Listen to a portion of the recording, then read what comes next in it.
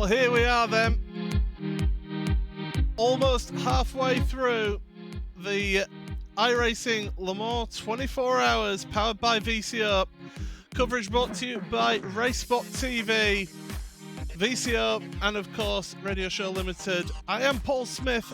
In the commentary booth here today for you all is David Haynes, Arjuna Kankapati, and making his RaceSpot TV debut is Chaz Draycott as well. But it's been a crazy race so far. Plenty of action being going on throughout the field. Right now we're at that stage of the race where everybody's in that routine and in that feel of that flow of how they're getting on. And these drivers, they've been pushing hard. But what we'll be able to do very shortly is give you the standings, and there we go, right on cue. These are your prototype LMP1 standings. Team Redline leading this one by 31 seconds over Burst Esports Sparta. Then Movano Sim Racing are in third place. They're the last team on the lead lap. Protocharge SimSport then fourth ahead of Team RSO. There's about a minute 50 between those two. Dutch Mountains Racing, Toucan, 19-20 seconds. It's sort of floating, you know, it's sort of between that, between them and Dutch Mountains Racing. RSR Esport by G Performance then are in 7th. They're only just ahead of Team Hostingveld in 8th place, so quite close for 7th and 8th place in your LMP1 category. And then in your LMP2s, it is Movano Sim Racing currently leading that one. 27 seconds ahead of Team Redline for that one, although Redline did have a pit stop about 6 laps ago. And Vanderbilt Sim Racing Yellow, 3rd place. Matika de Soja, they're about 56 seconds off of the Redline car. MSI Esports Blue, 4th with F4H Red Sonia. F4H is their final ever event here on iRacing and in the world of sim racing. Satellite Racing LMP2 are in 6th ahead of Movano Sim Racing LMP2 Gaello, although there's only 1.8 seconds between those two, so quite close for 6th place in that category. SDL Esports then by Logitech G are in 8th place in your prototypes. Then in GTE, we have got a change of the lead here because SimRC Charlie Collins is leading that one ahead of Beeler Racing Team, 2nd place. Mantini Racing Gold, 3rd ahead of AAA Esports White in 4th place. Then R8G Esports, the Roman Grosjean team, are in 5th with Mahal Racing Team 6th place. DV1 Triton Racing 7th, and then Porsche 24 driven by Redline, Larry Ten Vorder at the moment behind the wheel in 8th place. And hello to everyone listening on RS1. You are listening live to the iRacing 24 hours of Le Mans powered by VCO, and the next 6 hours you're going to have myself and David and Arjuna and Chaz, and we may even have a couple other guests as well throughout this part of the broadcast of the next 6 hours until John Hindhoff and the rest of the team from Radio Show Limited take over for the final 6 hours. But I will say hello to David Haynes then. David, we're on board with your new GTE leader, Charlie Collins in SimRC, and yeah, well, it's a good, I suppose it'll be a good afternoon to you down there in Australia. 6 minutes left of the morning for me, but about to be afternoon. You are so close, and yeah, I mean, we're looking at SimRC here because that change for the lead in GTE, it was covered in the last segment of the broadcast, the dramas for Beeler Racing Team. They've gotten to the end of their stint, so too did SimRC, and when they've come down onto the lane, it's tyres and potentially a bit of repairs for Beeler Racing Team. SimRC are following on with their regular strategy and left pit road in the lead of GTE. Yeah, so Biela Racing Team then, their last pit stop was 1 minute and 6 seconds actually in the pit box for them.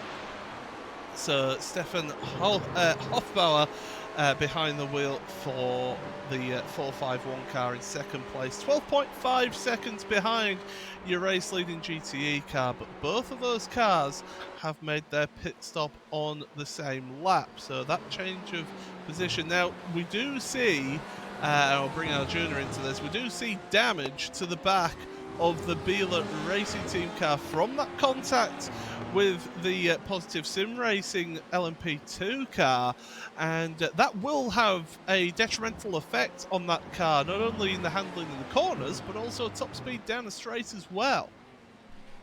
Yeah, hello everyone. Thank you for tuning in to the third segment of the Le Mans 24 Hours. And, you know, the GTE setups here, Paul, they're a big compromise.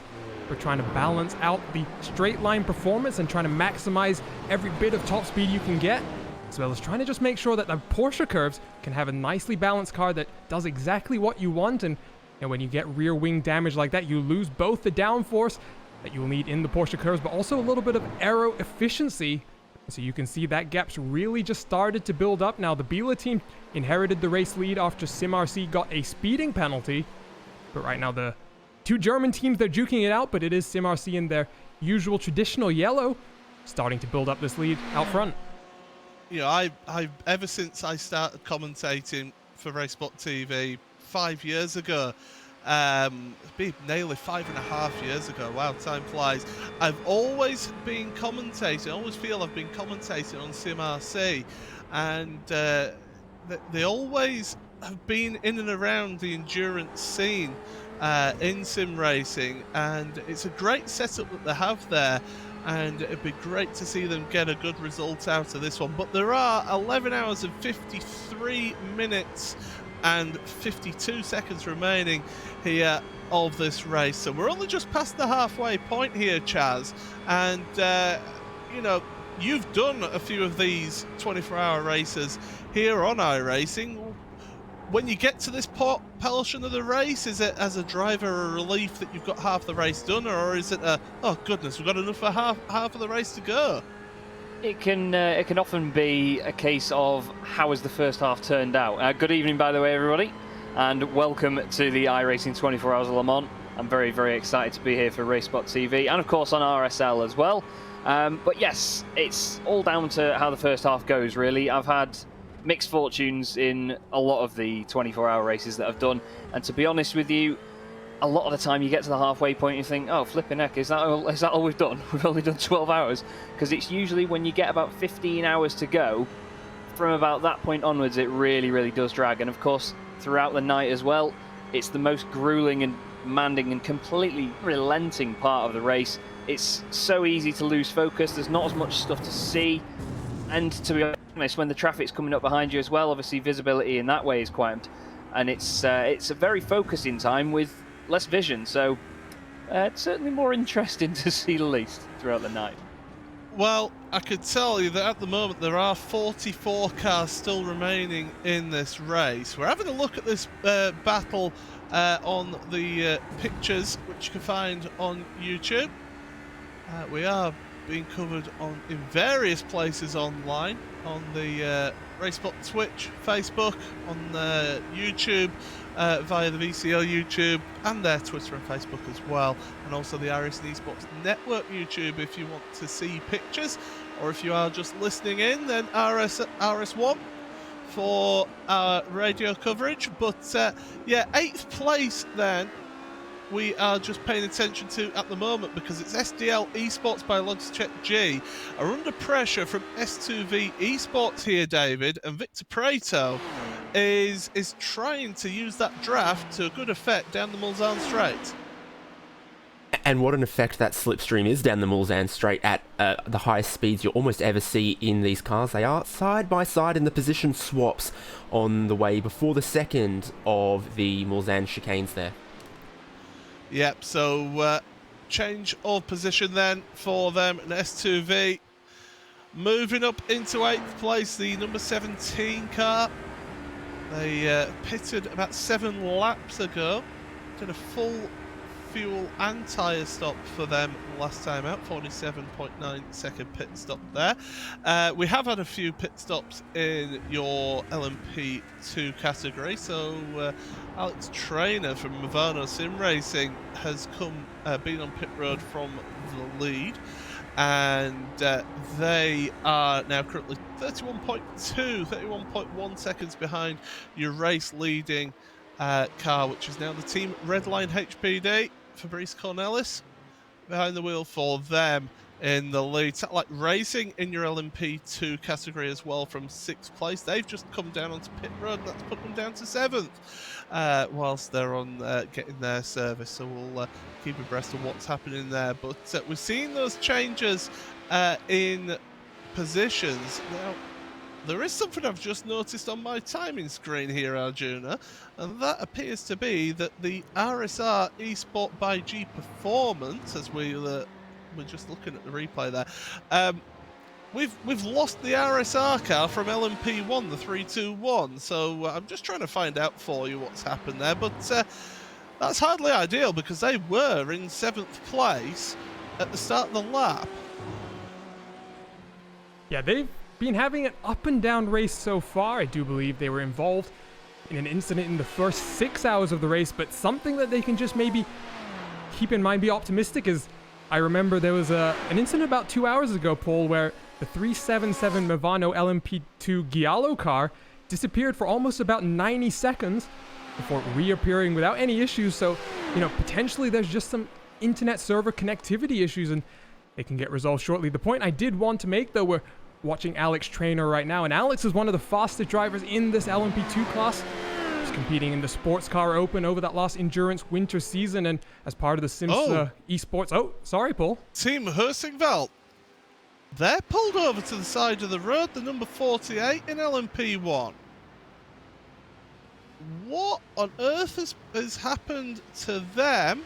It's in the exit the Ford chicane. They were just having a look at the replay on the screen, and they're getting back up and running there. That's a really bizarre thing to happen.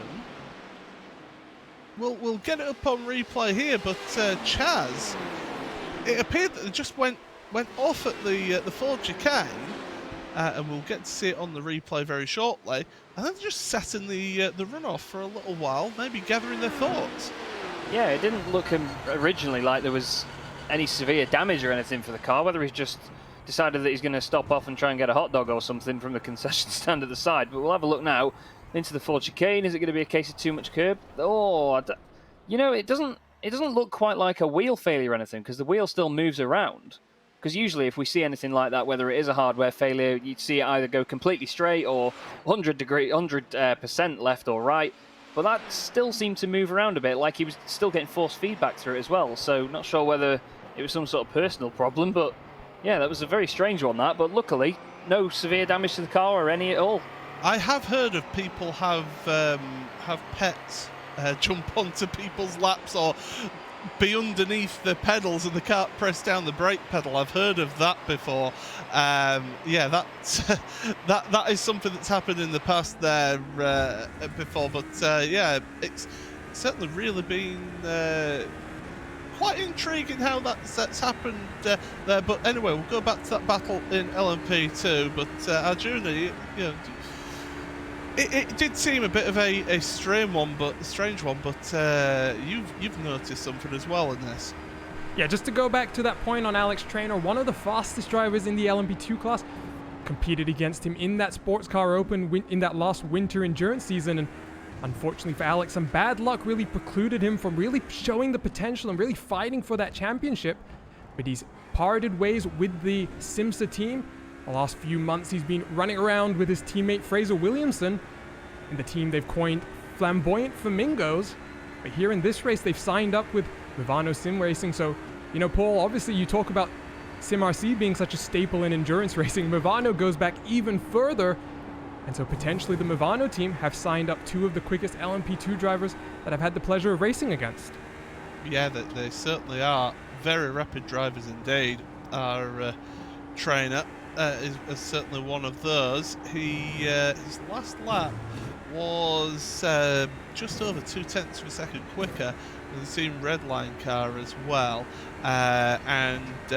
Yeah, we're just having a look at this battle for 8th place on the pictures between the SDL Esports by Logitech G and Satellite Racing for 8th and 9th in LMP2. And we do have somebody standing by from SimRC, Jürgen Frank. And David, why don't you take it away with Jürgen?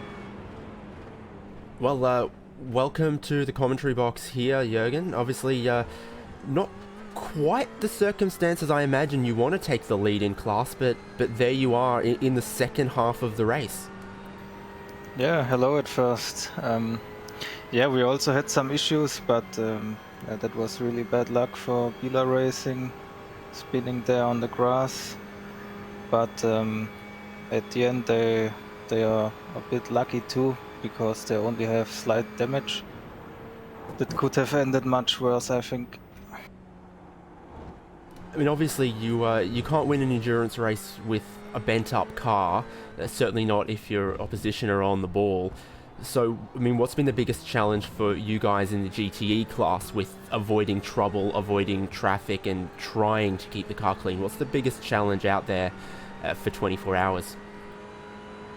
Yeah, I think the biggest thing you have to do is to stay clean in the race and don't make mistakes, and especially for Le Mans, don't take too many slowdowns. That's because some of them are really expensive. You lose like 2 seconds, and some of them you can take yeah, easier because they cost like 0.2 or something. But yeah, don't take too many of them is the key.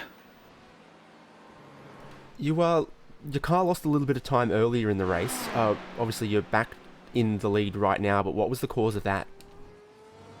Oh yeah, it was around midnight when the bad luck happened. We had an unsafe pit entry with a 40-second penalty in the pit lane. Yeah, and then I jumped into the car, and then the problems began again. For me, I had some pedal issues, and the driver who would take the car after me, Claudius Wheat, he had also issues with the pedals, and he will not drive now, sadly.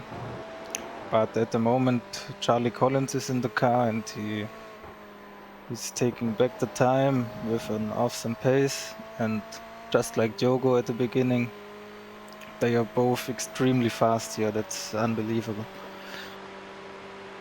Well, you guys have a choice on the iRacing platform and in this event for what manufacturer of GTE car you go with. You're in the Ferrari 488 GTE. Quite a lot of other teams are as well. Just talk us through the strengths of the Ferrari, why it's doing well for you guys, and why you settled with that manufacturer when there's really no penalty or cost to picking any of the options. Yeah, I think the Ferrari is the best compromise of all cars.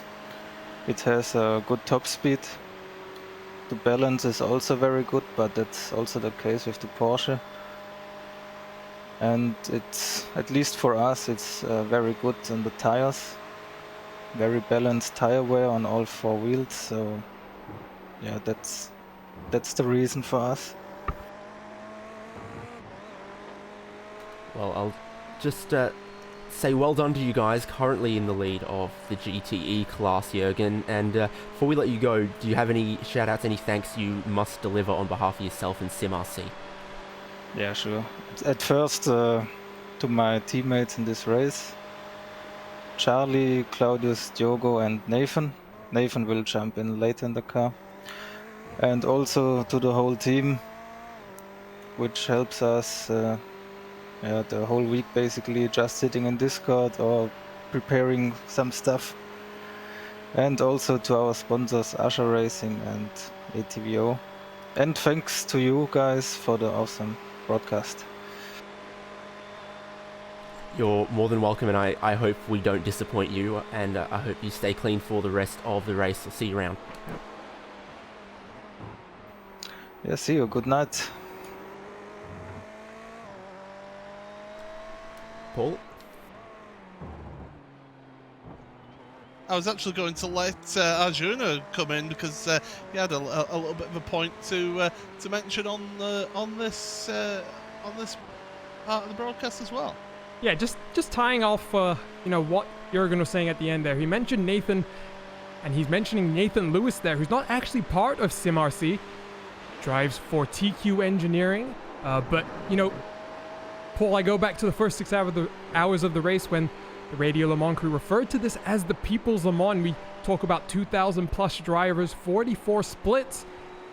This is a race that a lot of people really want to get into and compete. And Nathan Lewis is part of a team. TQ Engineering very strong at a particular type of circuit. I'm not trying to say anything that's going to get their team owner angry at me, but their favorite track is the Nordschleife. So obviously, it's a lot of difference between a circuit like that with 170 turns versus, this 3-minute lap. But Nathan wanted to drive so much in this race that he found a seat with SimRC, and here he is leading the race. 12 hours gone, and get back into the car, and hopefully you can have a good race here with hopefully some new friends, because ultimately that's what sim racing is really about. Yeah, that's it. You make a very good point. It was 2,420 teams, I think, was the actual official figure that was quoted earlier on in the first 6 hours of the broadcast. So you think of that the sheer number of drivers that are competing in this event here this weekend is just absolutely sensational here, Chaz. And it just goes to show that this is the biggest event in sim racing, certainly that I've ever been a part of. Yeah, definitely. And I mean, the numbers speak for themselves. We've seen in the last few years that these iRacing special events only get bigger and bigger because people that wouldn't normally get the opportunity to do something like this in such a serious way. I know that endurance racing is so widely loved all around the world because of the different challenges it faces to, say, your everyday sort of 20-minute sprint races. And to see that so many people jump on board with it every single time really does nail home how amazing sim racing has become and how much of a big thing it has become for everybody. So I think that it'll only continue to grow stronger and stronger each time we come back to this. But like you've been saying, the numbers are absolutely incredible. And I think that, to be honest, iRacing, as we see now, it always provides a good platform for us to do this on. Burst Esports, Sparta in your LMP1 category, they've just come onto pit road, a change of drivers. So Simeon Lynch has jumped out and Harrison Finch has jumped into that car for the number 4. So they'll be getting the full service of tyres and fuel, with it being a driver change there on pit road. So they've just gone over 30 seconds. You've got about 30 seconds for the driver change to successfully complete. But they'll have the fuel and tyres. Away they go then. 37.8 seconds in the box for them as they come out. Harrison jumping into that car. Simeon just having a look at what his laps were like for his stint. He was in for quite a while. I'd say that was he got into the car on lap 176 there, and that was 219. So, David, that looks to me like it was a triple stint there for Simeon. It's certainly a popular thing to do on these LMP1 cars. Obviously, they're massively quick race cars, not a huge fuel tank, and people are used to that from the real world of sports car racing as well, that they're only doing, closer to 35, 40-minute stints. So to triple stint a driver, to triple stint a set of tyres is quite normal, especially as we are right in the middle of the night right here. It is 2 minutes past 3 a.m. in the morning in session time, dark out on circuit. And of course, that doesn't sound like it's too different from what the real time is in the UK. Not quite the case for me, though. Absolutely. Your race leading LMP2 is onto pit road as well. That's the team Redline HPD. Fabrice Cornelis has pulled that car onto pit road, and he's been in that car for a little while as well, but it looks like he's going to be actually staying in that car as well, so it's going to be another long stint for him there. So as he just getting his service, seeing if he pops up onto the jacks or whether he stays down there just for fuel. And he pulls away, so just 32.1 seconds on pit road for Fabrice, and away he goes. And that team, of course, is the team that has got the rather fast sim racer in Maximilian Benecke, who was racing here earlier today in the Porsche Tag Heuer Esports Super Cup by iRacing at this very venue earlier yesterday afternoon, and provisionally, and we have to say that, provisionally, he won the feature race. So Chaz, it's a bit of a change, is that though, to go from the Porsche GT3 Cup car into an LMP2 prototype car with a lot more downforce and speed. Oh yeah, it's definitely an entire different kettle of fish. And to be honest, going from something that is as slippery as the Porsche, like you say, with the absolute heaven of downforce, which is an LMP car, it certainly will provide a bit of confidence into him as he jumps into this. But to be honest, a lot of the time, going from a car that handles well to a car that handles badly, or not badly as such, but in comparison, it can really, really make you focus that a little bit more on driving it to the absolute edge. With a car like this, sometimes, if you go from something that's not quite as responsive, not quite as flat through every corner, it can sometimes catch you a little bit off guard because you've sort of tuned yourself into turning in a bit earlier and getting ready for a bit more oversteer. But if you go into something like this, you go in early, you're going to be going over a curb really hard, you might get a slowdown penalty. You really have to completely change your mindset when you jump from one car to another like this, and a lot of people really underestimate how easy that change is. So there we go, we're on board then. Team Redline, second place at the moment in your LMP2s. 11 hours, 33 minutes remaining in this event here at Circuit de la Sarthe. And it certainly is a pleasure to bring you this coverage here live on YouTube, on Twitch, on Facebook, and right across the Radio Show Limited network of channels as well. Great to have you all along. Paul Smith here in the commentary box, Chas Draycott, David Haynes, and Arjuna Kankapati. I promised I would get his name wrong throughout this broadcast, and so far I've not done too bad, Arjuna, but I'm sure it'll get worse as we get later into the morning for me. Yeah, you've obviously not had any sleep so far, but that was pretty good. And I was talking in our RaceBot producers chat about some of the other names that I've been called on some of the other broadcasts. That's not necessarily meant to be repeated here on the iRacing Esports Network, but yeah, doing fairly well, I would say.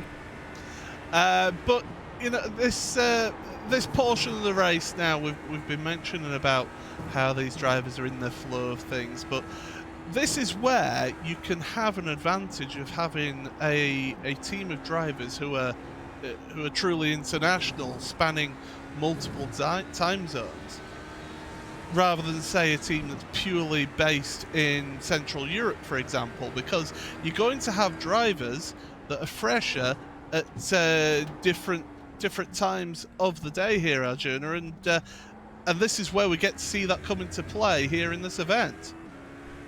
Yeah, I mean, just within this virtual commentary booth, I'm obviously on the west coast of the US. Paul and Chaz are in the UK, and then Dave is all the way down under, so we've got the full spectrum of time zones here, and maybe not the most optimal use of those time zones, Paul, when you talk about trying to get people to get their natural rest and things like that. But when you get to this level of competition, I think a lot of that goes out the window. You're talking about some of these really big blue chip companies, Williams Esports with all of their sponsors just springs to mind, and you jump into an event like this, and I think there's a lot of pressure to perform, and ultimately I think all of these drivers, it's a trait that you notice when you talk to them. They really do anything they can to win. Certainly do that. I always think of teams like Team Redline and those teams at Movano as well. they're always wanting to strive and be there up at the front and be pushing on. Van Devel Sim Racing Yellow, Matty Kaiser Soja, we're on board with at the moment on the pictures. He has just moved up to 3rd place because the F4H Red Sonja car of Dean Woods has headed onto pit road in your LMP2 category. So they are changing driver as well. So Chris McGrath is going to jump into that one there, but the Red Line HPD of Fabrice Cornelis is currently about a minute ahead of the Van Devel Sim Racing Yellow car here, David. And again, this is another team that we've commentated on for years, and they've just always been there or thereabouts at Van Devel. Yeah, I mean they've got some talent to back it up. There's quite a few, you know. Obviously, there's some new organisations on the scene and some existing teams that have, you know, shape-shifted into, you know, new organisations that were trying to join esports and sim racing. And then there is some of these just really long-standing community teams and organisations, like we've mentioned, Vendaval being one of them, SimRC, Movano, that maybe there's been a lot of change to the driver lineup, but the name on the door has stayed the same. Absolutely. As down in GTE category, the only Ford out there, I do believe it's the only Ford out there. Yes, it is. And that's the R8G esports car. Alexander Volters, who's currently looking on board, just goes under the Dunlop Bridge, heading in towards the S's there. The Bugatti layout running off to the right-hand side. But we're going to have a quick look then through each of the, give you the standings of each of the classes. We'll bring up the top 8 on the screen, but we'll actually give you all of the current standings in each of the categories. So we'll start off with LMP1 then. It is Team Redline. LMP1 currently leading that one. They're on lap 2 of their stint, having made a pit stop recently. Same as Burst Esports Sparta, who are in 2nd place, 45.9 behind your race leaders in LMP1. Movano Sim Racing LMP1 with Mike Partington, should I say, in 3rd place in that particular class. And then there's a lap between them and the 4th place car of Protocharge Sim Sport. Team RSO, 5th place for them, ahead of Team Hursingveld, 6th place. 7th place, which is Conrad Gaming. They're actually on pit road as I speak right now. In fact, they've moved down to 8th because Dutch Mountains Racing can't move up to 7th there. LOR Esports are... in fact, I've missed one out. RSR Esports by G Performance are in 9th. LOR Esports 10th, with Wild Animals in 11th. ANZ Motorsports 12th place. There are a couple of other runners in your LMP1 category, as we have got Pursuit Sim Racing and Race for Cat Motorsport, but we are going to have a look at a replay first of all. Arjuna, you're the one who's seen this. Yeah, it's the Porsche 24 driven by Redline. It's a Gianni Vecchio's car and Lanny Ten Vorder, the Porsche junior driver at the wheel, and we've seen that mistake happen a few times, Paul. Just drivers running a little bit too wide into that gravel, and the new tire model can really feel like ice, and unfortunately, one of the real drivers in this race getting caught out.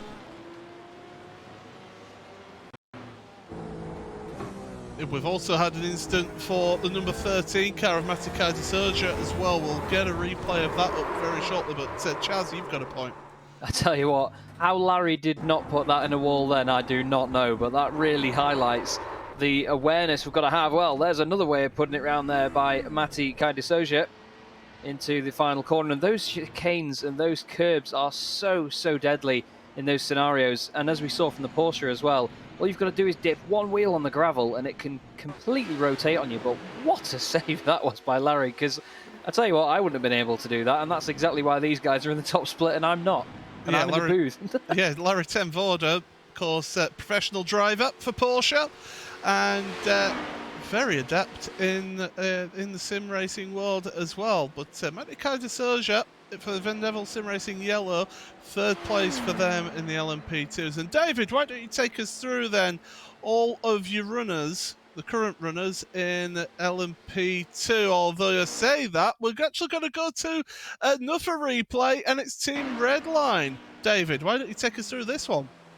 Yeah, so this is the car that's in second place. Fabrice Cornelis, we talked about his pit stop not too long ago. Fuel and no tyres, and that is coming into Mulsanne corner. He's lost the rear of the car right at the apex, gone for a half spin, stood on the brakes to lock all four up, and he's avoided going too far across the gravel. I think he's avoided any damage, but he's obviously maybe locked a rear brake coming into the corner, and the car has just half spun on him there. I'm not sure he needs to worry about the tyres being too hot in the middle of the night here, but that's certainly cost him a couple of seconds. And we know how critical a couple of seconds are when you are battling for the lead like that. So with that done, I think we're going to look at every single car in your LMP2 division here. The leader, Movano Sim Racing LMP2 Rosso, number 72 car. And it's 35 seconds back now to Team Redline HPD. We were just talking about there. A little whoopsie there for Fabrice Cornelis, but he picks himself up, dusts himself up, and is in second right now. Vanderval Sim Racing Yellow in third. MSI Esports Blue in fourth. It's F4H Red Sonia in fifth.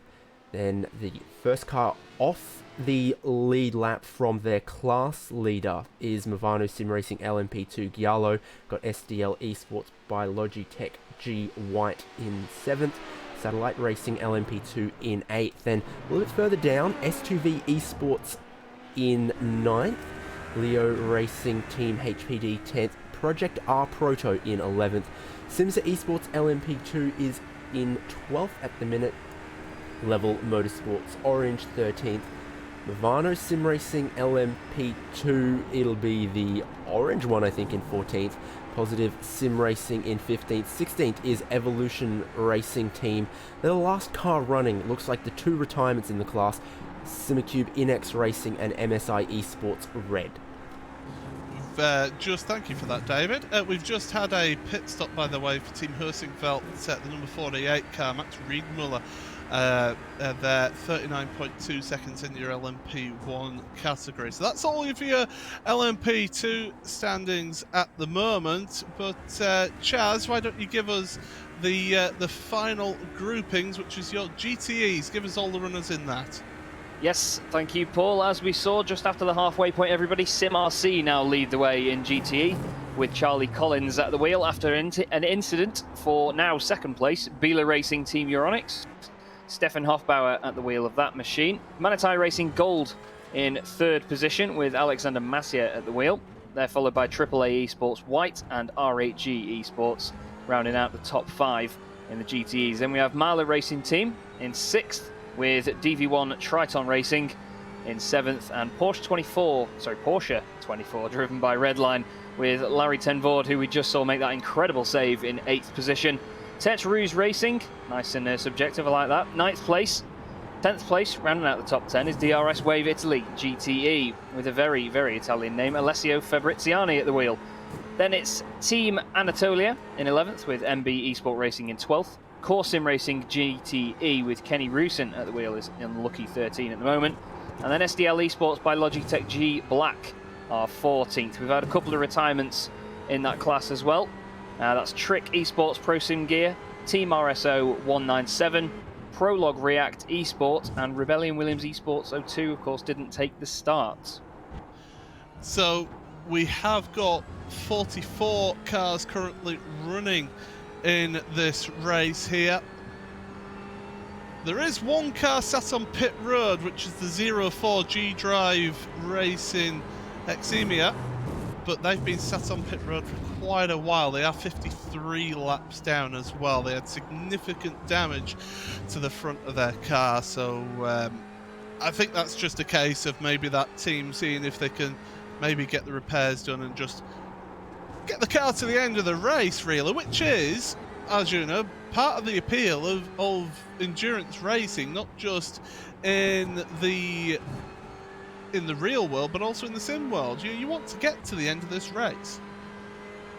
Yeah, and this goes back to, I briefly touched on it when I said friendships in sim racing are very important, and something I've noticed that a trend among a lot of these teams is, even though that each one of these drivers is a fierce competitor, they often have to find that kind of social connection with each other that really enables them to develop not only themselves but their teammates in the most optimal manner. And You also look at some of the smaller teams, you know, maybe just the community-based teams. You come into these big events and it's a real challenge. You know, 24 hours, even if you have people who all around the globe can cover different people when, you know, people need to sleep, just to get to the end of the race is very important. But obviously, Paul, if you think back about 6 weeks to the Nürburgring 24, when you still have about 44 cars out of the 55 that took the green flag still running. Obviously, Le Mans is a much easier race in some ways to complete, but we've seen on a number of occasions that traffic management, once again, the same story of the Nürburgring 24 is very important, and some of the drivers have been caught up in accidents, often not their fault because some of the other drivers being a little bit too aggressive. Yeah, there are portions of this track where you don't really try and make the move past people to make your moves past traffic. I'm certainly thinking of the start of the Porsche curves, the first right left, and then on the entry to the second left of Porsche curves. The prototypes generally have to stick behind there, David, in that portion of the track. Elsewhere on the track, really, it's the S's at the start of the lap before you head to Tête Rouge. That's another place where you don't really try and risk it, really. But other than that, there's quite a few places where these faster category of cars can work their way past each other.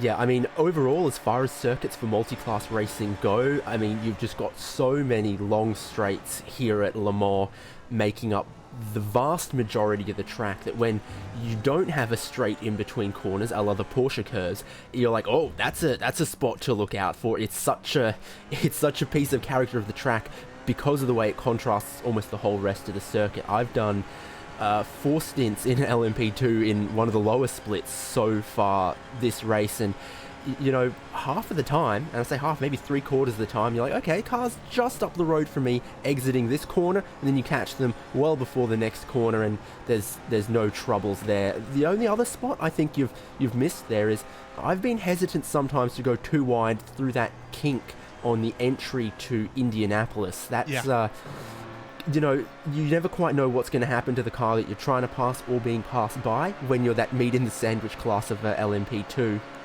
And there is, you know, just a bit of camber to the road there. It's a fast kink. There's a little bit of a bump or a crest, and it can upset the rear of the car sometimes. So that's one of those places where if it was the last lap or the last stint of the race and you're in a battle, you'd throw it around the outside of a GTE car there or whatever. But in race conditions, if you don't have to, you might think it's better to just wait here. Well, we have got a little bit of a battle, although it was bunching up because of traffic. However, since we crossed the start and finish line, Team RSO and your LMP2 have been able to just pull away. A little bit of a slowdown penalty for Dutch Mountains Racing Toucan. So they are in 6th place, 2.1 seconds behind. They're on lap 4 of their stint. They're on at least a double stint of tyres here because their last pit stop was only 22.6 seconds compared to Team RSO last pit stop of 37 seconds. So that, Arjuna tells me that it was a full service for them, tyres and fuel for Team RSO. So they will have the advantage in terms of the grip. Yeah, and we look in that LMP1 class. I was talking to Patrick Wolf, who drives for that Team Redline car, and he was saying expect quad stint at the very least. In the cool nighttime hours, watching a replay here of Mark DeHaro in his LMP1 Audi R18, and oh, that's a very odd incident to lose it almost mid-corner there in what's fundamentally a 4-wheel drive car. Yeah, it's almost, it looks like one of those cars where if you change down the gears too quick, you end up locking up the rear tyres, and that's almost what it looked like happened there for the race for Cat Motorsports LMP1 car. They are multiple laps down on the race leader, 28 laps down on your race leader, down in 30th place overall standings. But yeah, we've seen how things can ebb and flow in this race, and that battle for 5th place in LMP1 has calmed down again. 2.2 seconds between the two of them. But we've got Team Redline in LMP1 currently leading this 144 seconds ahead of Burst Esports Sparta.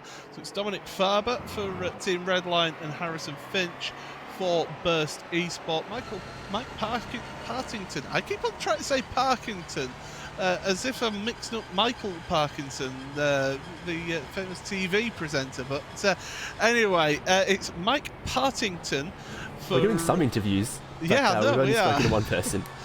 And Michael Parkinson is actually a Yorkshireman, so it's only appropriate that I mention him. But yes, Mike Partington then in third place for Movano Sim Racing. He's the last of the lead lap runners in your LMP1 category, but it's 2 minutes behind the Team Redline race leader here, Chaz. So what is that mentality when you're in that Movano Sim Racing car? Because you've got a lap behind you, you've got 1:17 to second place. How hard is it to keep that mentality and that focus up when you're in that sort of no man's land, really?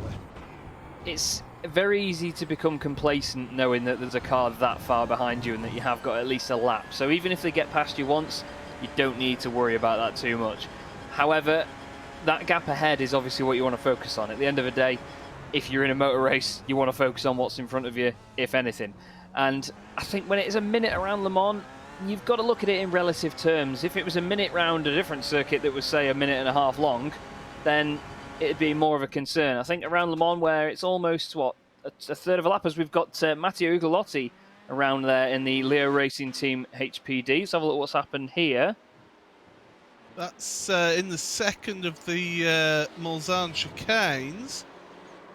Carrying too much speed into the right-hand portion of that and spinning round. You can see that the marbles on offline there as well on the pictures that you can see. Remember, you can catch us online on YouTube, Twitch, Facebook, VCO, Twitch and Facebook for that.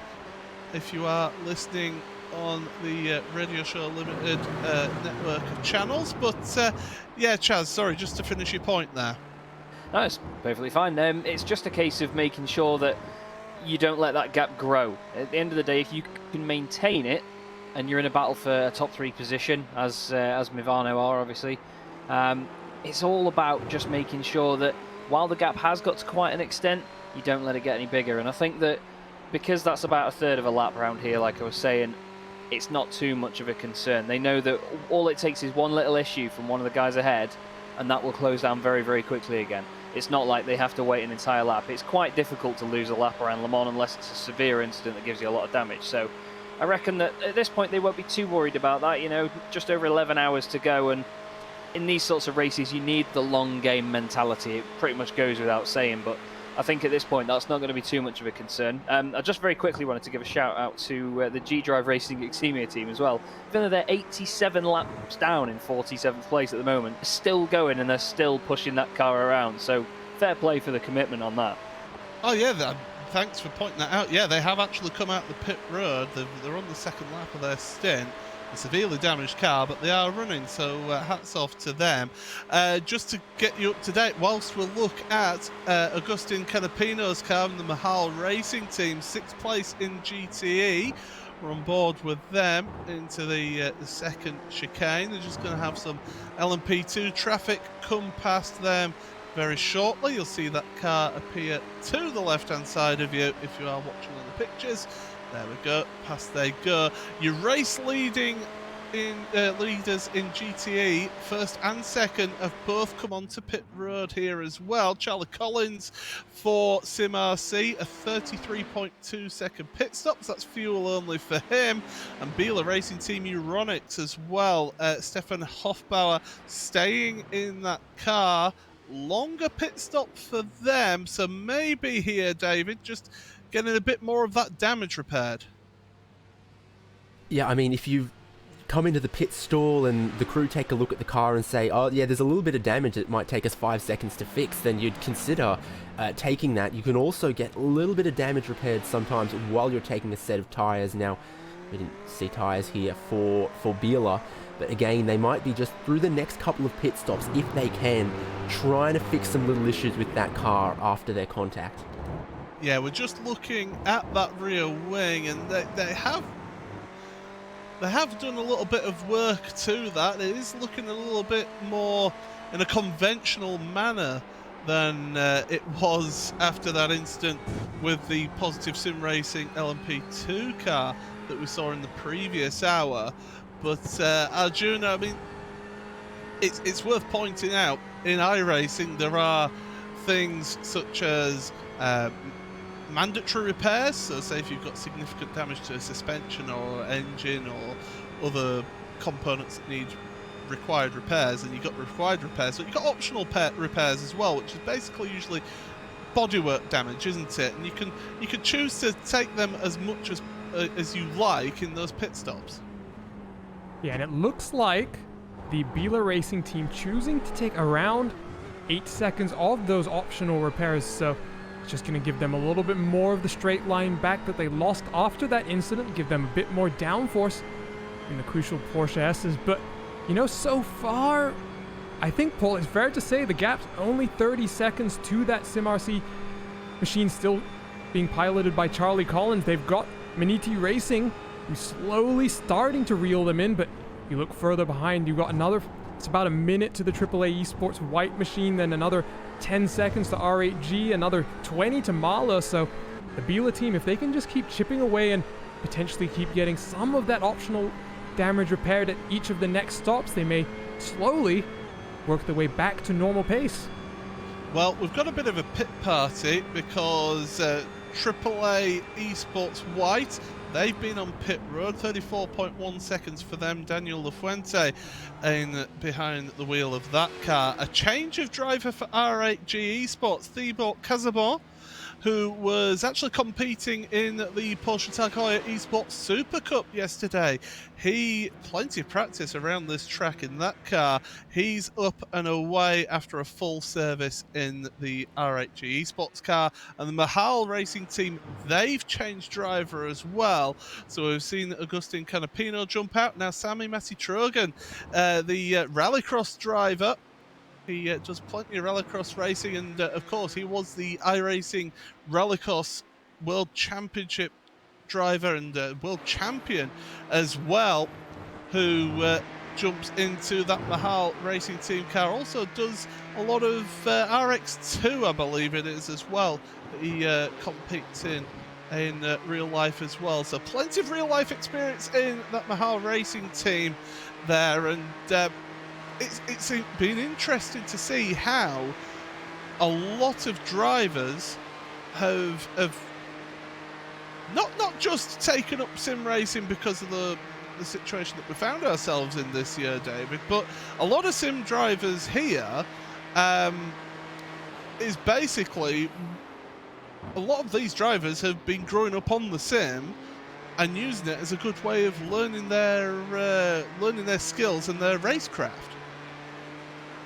Yeah, I mean, I won't name names this time, but there's a couple current Formula One drivers who were on iRacing before they were in Formula One, and that's certainly the case in all manner of categories. Is, you know, iRacing keeps improving. It's the best I think it's ever been, but it's been around a while, since 2007, so there are plenty of drivers who've done their time on iRacing, and because racing is their passion, and then found themselves in real-world motorsports as well. Yeah, I can think of plenty of people. I know the former British touring car champion Ashley Sutton, he's competing in this race in another split as well with his team. So he's competing there as well. I only know that because he used to be my team boss when I was racing for his team. So that's why I bring him up. Movano Sim Racing LMP2, Alex Trainer on pit road taking tyres. So that's going to be a fuel and tyres stop for them. And a driver swap. And a driver swap, yeah. So Dion Fowler jumping in. So full service for them. 47.1 seconds on the box, on the clock. Away they go, come out pit road, and once they get up to speed, we'll be able to tell you the gap between them and the race-leading LMP2 car of Team Redline. And they get up and away through the Dunlop chicane. and you're looking at around about 31.5 seconds here between them and the race leading Team Redline car with Fabrice Cornelis behind the wheel for them. So plenty going on. MSI Esports Blue actually in LMP2. They're onto the pit lane as well for a service. That's Alvaro Romero is on the road, and he has done, it looks like he's done 2 stints so far, so I would expect him to stay behind the wheel. You've also got Movano Sim Racing Marcus Hamilton on pit road as well from LMP1. So they have had a service of fuel and tyres, and he's back out and away. Third place in LMP1 are the Movano Sim Racing car, the 737. But yeah, I was right about the MSI Esports Blue car of Alvaro Romero. He's stayed in the car in LMP2 in third place.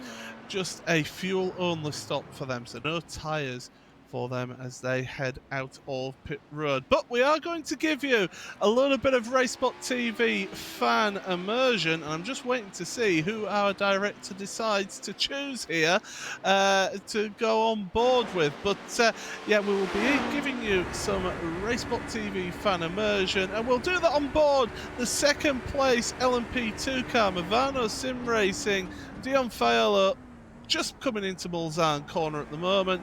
Have a little bit of a listen to the sounds of the sim, but you are currently on the iRacing 24 Hours of Le Mans, powered by VCO. Make sure you stick around because we're almost at the end of the hour.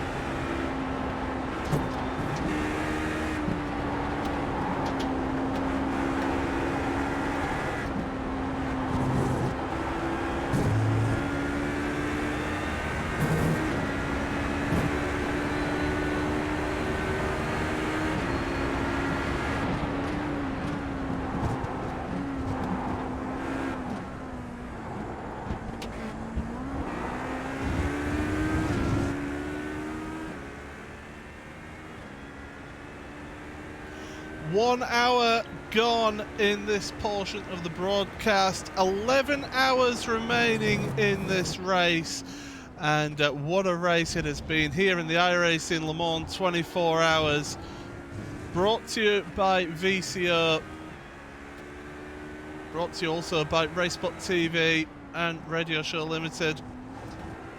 Broadcasting across the Radio Show Limited network of channels, also on the VCO, Facebook, Twitter, YouTube, and not Twitter, on Twitch, and also on the iRacing Esport Network. Paul Smith, David Haynes, Arjuna Kankapati, and Chaz Dracop. And a bit of an issue for one of your cars there. That is the 773, which is the, if my timing and scoring is Mivano correct, Sim Racing LMP2 Arancio. They were that's already the one. 12th or 13th or so. Had they run out of fuel? Where were they on track going That slowly looked there? like it was down the Mulsanne. Yeah, they were low on revs in 6th, sort of going along slowly. Not a lot of obvious damage on the outside of the car, but it's just reset as they left the pit lane now. But I'd seen they'd gone over 13 laps, potentially, on that stint. There is every possibility that they might have tried to do a 13-lap stint, as a lot of teams are doing, but requires a little bit of fuel management, and failing us hearing anything else or winding the tape back and seeing something else. It's a possibility that they might have run out of fuel and needed a tow truck to get back to pit lane. Yeah, I mean, there's one thing that I could tell you that the team that I normally race for, they've currently got the LMP2. They're racing that car, and they were saying to me earlier on that any form of floor damage at all to this LMP2 car, the HPD, it adversely affects it in a big way, and it stops you from doing the longer stints on the fuel, and maybe just catching across the curbs is causing them a little bit of floor damage. But yeah, definitely not good to see them having to take the tow back to the pit lane. But the back out there are the Mivano Sim Racing LMP2 Arancio car. 14th place for them in LMP2, but we'll give you the top 8 of your standings at the moment. In LMP1 then, it is Team Redline that lead that one. Matt Farrow currently behind the wheel. It's they've just had a pit stop, change of driver there. So Dominic Farber jumped out that car and Matt Farrow jumped in. So it was a stop for them. Only 28.4 second stops. I'm thinking there that they didn't actually take any tyres on that driver change. Harrison Finch for Burst Esports Sparta, second place in your standings in LMP1, 24.1 seconds behind. They made a pit stop at the same time as the Team Redline car, so they were actually about 5.5, 6 seconds quicker on the lane with that pit stop. Mivano Sim Racing third, Marcus Hamilton, but they are 2 minutes 3 behind your overall race leader there for them in third place. Protocharge SimSport fourth, ahead of Team RSO fifth. Sixth place is the Dutch Mountains Racing Toucan car. Now they're only 2.5, 2.6 seconds behind the Team RSO car in your LMP1. However, Dutch Mountains Racing Team, they're on lap 10 of their stint at the moment, so they'll be coming onto pit road in the next couple of laps or so. And Conrad Gaming LMP1 are in 7th place with Team Husingveld in 8th place. Top 8 of your LMP2s. Well, let's give that to Arjuna Kankapati. And still leading, that is Team Redline, Fabrice Cornelius at the wheel, but he's going to be coming down the pit lane in just a matter of laps, as we see a car having to take a little bit of a deviation there. Some of the other challengers, Mivano Sim Racing LMP2 Rosso, they're going to re-inherit the race lead after the pit strategy plays out, but then you got MSI Esports Blue, F48 Red Sonia in their last ever official race, then Vendaval Sim Racing Yellow, the last car in the lead lap. We look at 6th, 7th, 8th, it's Mivano Sim Racing LMP2 Giallo, then you got S2V Esports and SDL Esports by Logitech G White. They're in 8th position. And with your GTEs, David Haynes, top 8. Yep, leading right now, SimRC with Charlie Collins. Beulah Racing Team are in second, and they appear to have fixed a little bit of that damage. Their lap times have stabilised somewhat. They are 38 seconds off the class lead in second place right now. Maniti Racing Gold in third, not far behind them though, as it stands at the minute. Going to pit soon though. AAA Esports White is in fourth. R8G Esports in fifth. We talked about their pit stop. Thibaut Casabon driving there.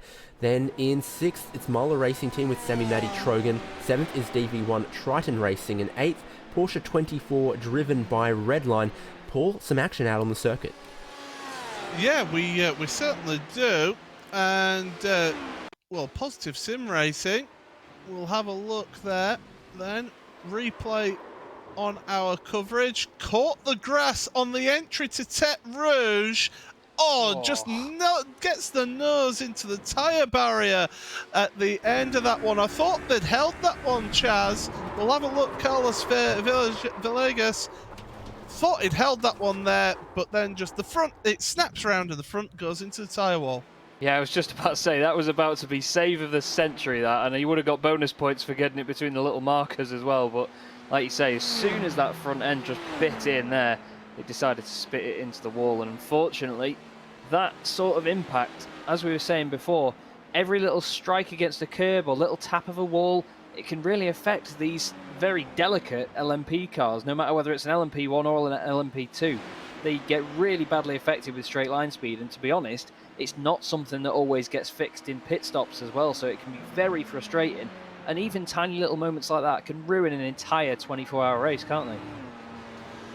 Certainly can affect you for the rest of the race, but they'll be hoping that everything is okay and able to carry on. They are, as I mentioned, down in 15th place in LMP2 at Positive Sim Racing, so they're a ways off. The Movano car ahead of them in 14th, so not going to be good for them. We're just having a look at the comparison between SimRC in your GTE, in the race leader GTE, and Beulah Racing Team Euronics in second place. And the last few laps, Beulah Racing Team dropping back 0.8 of a second on lap 198, lap 199. 2.8 seconds, that must be some traffic, and then another 6.5 tenths on lap 201.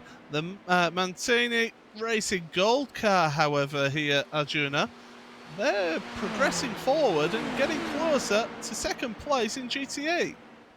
Yeah, I'm just going to quickly correct you there, Paul, because obviously I don't want to bring up any bad memories here, but you obviously competed in that 6 Hours of the Glen, the Club Sport edition, and you know I was on the broadcast for that race, and for 6 hours. Would you bring that up? Really? I know. Would you bring that up? I know, but I'm gonna get to a point that's going to make me feel bad as well. But for 6 hours, I sat there producing and commentating this broadcast, and I said that Maniti Racing Gold team name about every way you can, and for about 6 hours, the YouTube chat had fun teasing me about it. So I'm gonna try and help you out. So. Don't have to deal with that for 6 hours. Maniti. It's not Manatee or anything like that. Maniti. But yeah, like you say, they're definitely closing in very quickly here. And you said that Beulah car was getting a little bit of damage repaired, but there you can see on that lap time delta, Paul. I mean, 2 Ferraris, and until that incident with that Positive Sim Racing LMP2 car, the Beulah team is really setting the pace, and now you can see just how much they're getting reeled in from behind. Yeah, I'm going to blame the lack of sleep and being awake for over 19 hours on that particular thing. But yeah, Maniti Racing Gold, they are catching up, and catching up rather quickly as well. They're 14.7 seconds behind your second place GTE car. And that we're going to keep an eye on that battle, see whether that closes up more. Pit stops in your LMP1, by the way. Proto Charge Sim Sport, Daniel Boucher in for them. So they're in 4th place at the moment. Just a fuel stop for them. Also for Conrad Gaming as well. Full stop for them. Alex Bennett behind the wheel for them. 38.2 seconds pit stop for them. And your leading LMP2 car is onto pit road right on cue. Arjuna brings it up on screen. And Chaz, Fabrice Cornelis, he's been in that car a little while now. Is he going to be getting out of that car? Because he's been in that car since lap 169. You never know with Fabrice. I've commentated on him in a couple of endurance series. He races in the Virtual Bell Car E-Series as well, and he's last of the field in that with Thomas Stockman's. And honestly, the stints that this guy can pull out and the length of them is just absolutely crazy. But there is going to be a change then. Patrick Schneider gets in the car then. And they obviously lose that lead now to Mivano Sim Racing LMP2 Rosso with Dion Fiallo at the wheel. Well, I'll tell you what though, it's been a sturdy performance by Fabrice Cornelis, and to be honest, we don't expect anything else, do we really? He's always very consistent in these sorts of events. Yeah, absolutely. He's such a top driver and keeps a good pace there. But Patrick Schneider, I mean, that's not a bad driver to have coming into the car there in the number 71. So they've had their fuel and tyre stop and driver change, full service for them. So they are out after 49.3 seconds in the pit box. That just means that Mivano Sim Racing with Dion Fiallo to the front of LMP2. They're on lap 5 of their stint, so a little bit out of sequence there. So obviously some teams able to manage their fuel better here, Arjuna. Yeah, well, I was actually just remembering we've jumped into this broadcast just an hour ago, and Dion Fiallo, he's also just jumped into his 72 Mivano Sim Racing Rosso LMP2 cars. So what we have now, Paul, is two drivers who are hopefully relatively rested, and now we're going to get to see just how much of a pace difference these two cars have, because this is the only class out of the three that is really in some ways a spec series, of course, because we only have the HPD ARX 01C, the one model in this class. So the main difference is obviously the setups that each of these teams have developed, and then of course the human element, the driver as well. Yeah, they of course driving style. Certain drivers will prefer this car and it'll suit them better than others, so definitely you see drivers prefer to drive, say, this car or the GTE or LMP1 depending on how they feel, but it is always a compromise in these types of races. Team Hursingveld in LMP1, by the way, have had a pit stop. They have just done fuel only for them. And F4H Red Sonja from LMP2, they're on pit road at the moment. A change of driver, Jesse Stevens jumping into that one. So it was only a single stint for Chris McGrath behind the wheel for the F4H Red Sonja car, David. So obviously wanting to give their drivers a bit of a run out, and Chris McGrath did a couple of stints, double stint earlier on in the race, the first time he jumped in, but this time just a single stint. Yeah, I mean, like you mentioned, a bit of a swan song here for F4H, and of course we're in that weird time in the race where a lot of the American and European-based teams are maybe struggling with who's actually available to hop in the car. So at some point, even at this level, that can kind of dictate the strategy and the driver stints. I mean, you never hear of any drivers like Tom Christensen at Le Mans, getting in the car, putting in some hero stints, having to get out of the car and then go pick up their kids from soccer practice and then jump back in the prototype car later on. But that's what some of our drivers here have to do. It's it is a different world, and your driver stint scheduling is probably trickier on the sim than it would be if you've got a bunch of drivers sitting around in the pit lane in the paddock with their driver suit on. Yeah, absolutely. We are at about 6 minutes to 4 o'clock in the morning in sim. So we're getting closer and closer to the sunrise, and this, of course, the date in sim is the 20th of September. So pretty much when the Le Mans 24 Hours will be happening in real life. or we're hoping will happen in real life, of course, subject to any changes. It's getting closer and closer to sunrise, and that's where you're going to see the conditions start changing again. I can tell you that we've got a clear sky at the moment. Air temperature is 18 degrees Celsius, track temperature 19 degrees Celsius, so ideal conditions really out there, Chaz, for these drivers to be able to look after their tyres and to triple stint or even quadruple stint the tyres. Yeah, definitely, and as we all know, they call it happy hour when the sun properly rises. You get all the visibility that you didn't have at night time, but you still have a cool track and really optimal conditions for some proper feisty lap times. And I'm really excited that we get to cover that part of the race as well and see these guys really come alive once the nighttime has finally gone away. As I said before, it just feels like it lasts forever when you're out there on track, and especially down the long straights of Circuit de la Sarthe. It just really feels like there's no end to it. And these are the sort of drivers that you really want in your team, the ones that can just go out there in such a demanding time like this and just put in lap after lap after lap and be consistent and quick as well. And just touching on what you said before about the confidence and obviously the car matching people's driving styles, that also installs a bit of confidence for people when they're in traffic as well. If they need to make sudden movements to go round one car or adapt their racing line based on going out around the outside of someone, down the inside, they have that little extra confidence over some of their competitors, for example, where they just make up the odd tenth or even a second in certain places. So if you lose time in something like the Porsche curves, you're going to lose a bucket load of time compared to someone that's just managed to sneak down the inside of a lap car, for example. And it's those little moves that overall could end up changing the course of the race. Absolutely. Now, our stats man right here, Arjuna Kankapati, he is our producer as well. And he's got some. He's been doing a bit of research about the changes in the dates here. So why don't you take this one away? This is your field of expertise here. Well, okay. In the interest of full disclosure, I have to be honest. These statistics are not actually found by myself, but the wonderful search engine that is Reddit. So thank you to the r/WEC subreddit for helping to find these. But we obviously talk about the Le Mans race moving to September, and that does mean that obviously the sun and the amount of light that the track will see is going to change.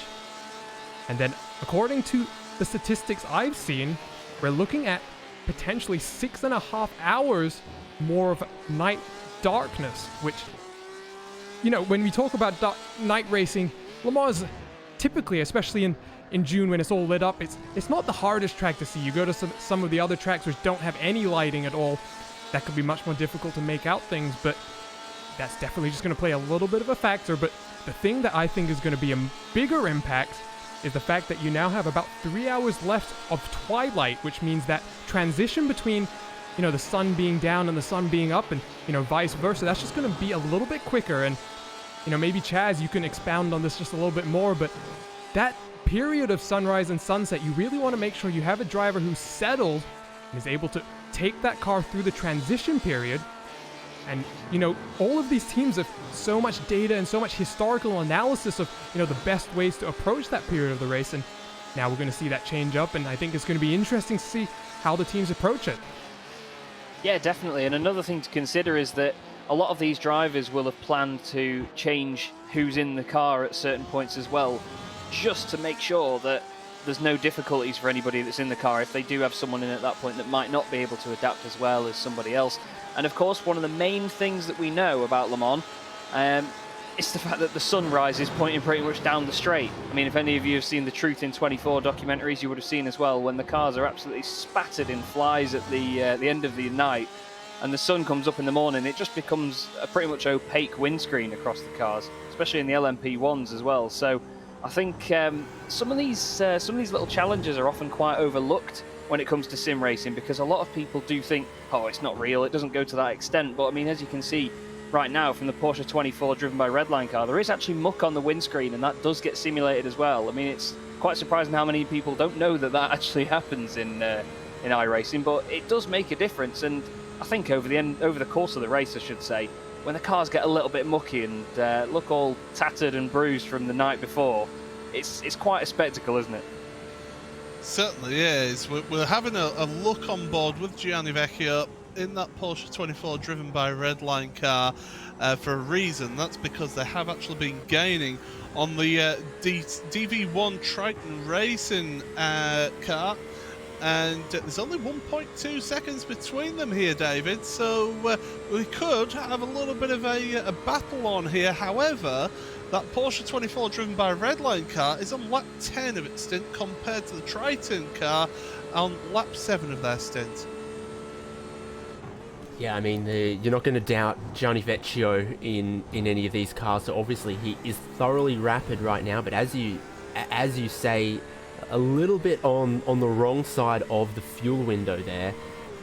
You just got to hope that that 3-lap difference between you and your competitor isn't when the checkered flag falls at the end. And with 10 hours, 38 minutes still to go, you know that a lot of these teams are still looking at, okay, if we stay on schedule, how many pit stops is it from here until the end? And how many is it for some of the opposition around us?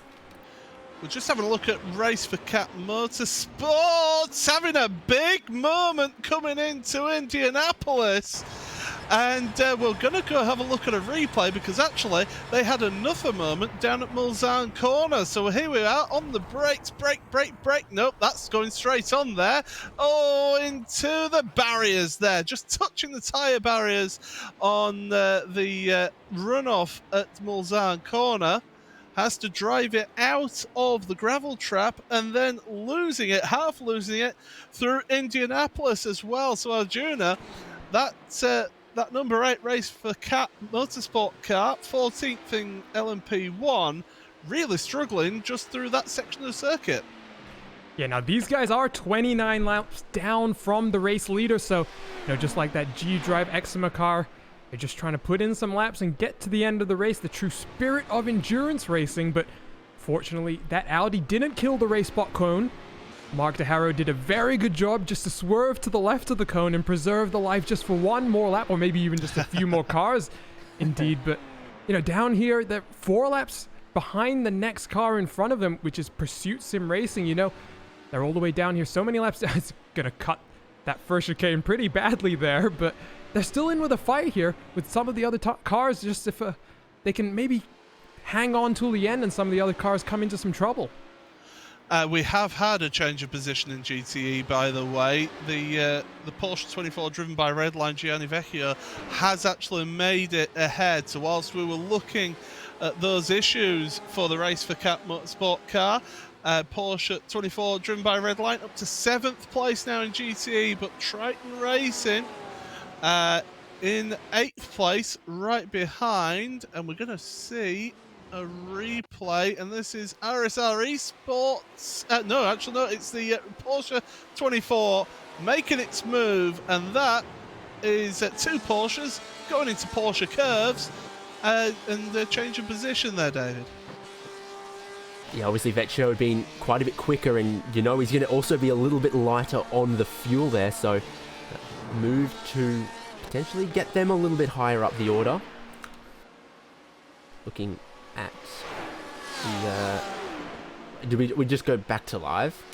Yeah, back to live pictures there. So we saw the move get done. They're heading down the Mulsanne straight, and yeah, that's what's happening there. But it's interesting to see the 911, the Porsche 24 driven by Redline car, getting lapped by some LMP2 traffic and then immediately pulling in behind the LMP2 traffic to try and get as much of the slipstream effect down the Mulsanne straight. And it's taken me about an hour and a half to bring up my stat about the Mulsanne straight, and I do this every year on our live coverage of the iRacing 24 Hours of Le Mans.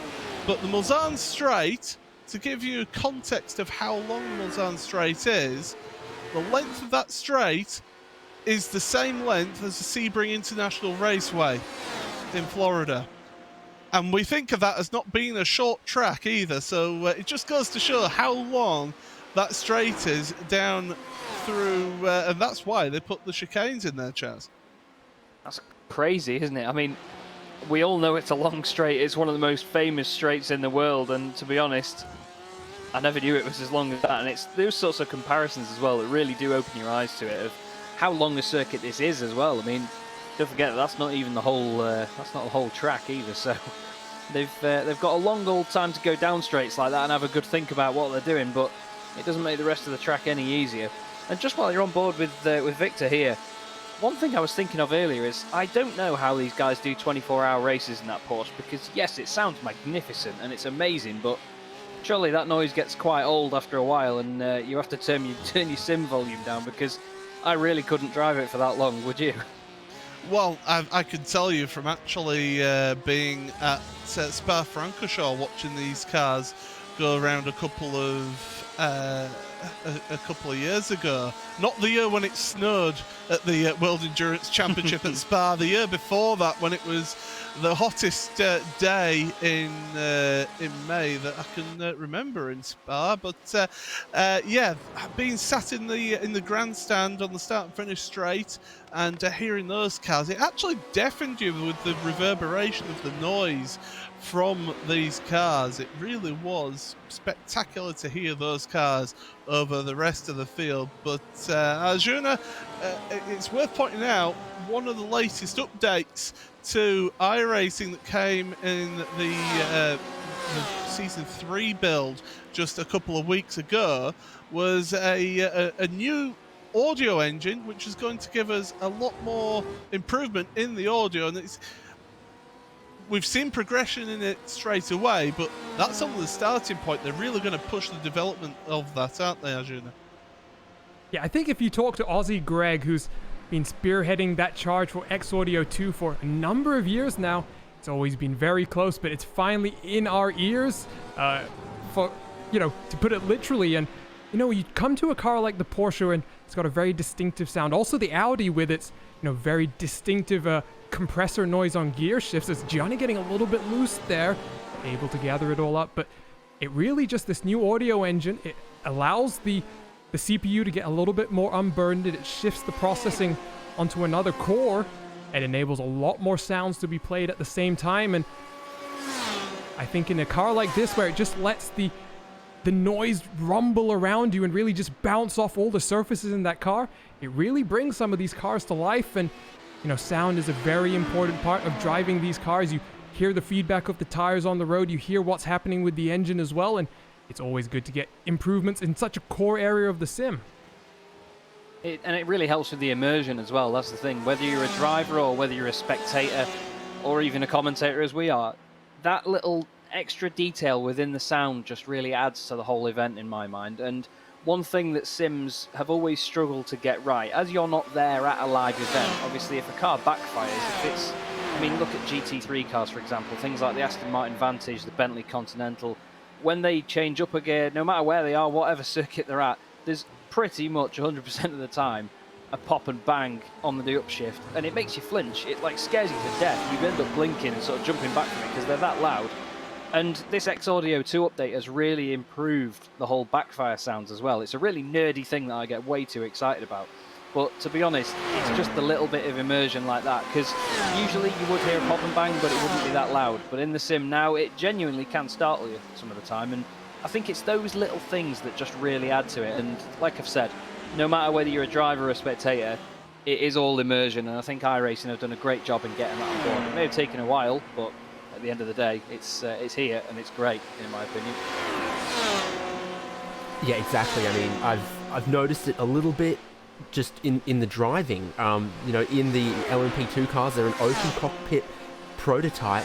When I'm driving past some of these Porsches, which is probably the car with the most noticeable engine note. I mean, you then, the way it's calculating the sound and, like you say, bouncing off objects, bouncing off cars, you really feel it around you like you would at a real event. So the difference in the sound from the open cockpit, the closed cockpit cars is a massive improvement. And I was at Bathurst for the 12-hour earlier this year, and part of the experience sometimes is how the cars sound. I was seated at the top of the mountain, right where a lot of the cars were shifting from second into third gear, and that rev cut, that pop under full throttle, I mean, it's it's something you hear, you notice, you feel it bouncing off the concrete and off the road surface, and the closer we get to that, it just adds that extra layer of enjoyment, of immersion.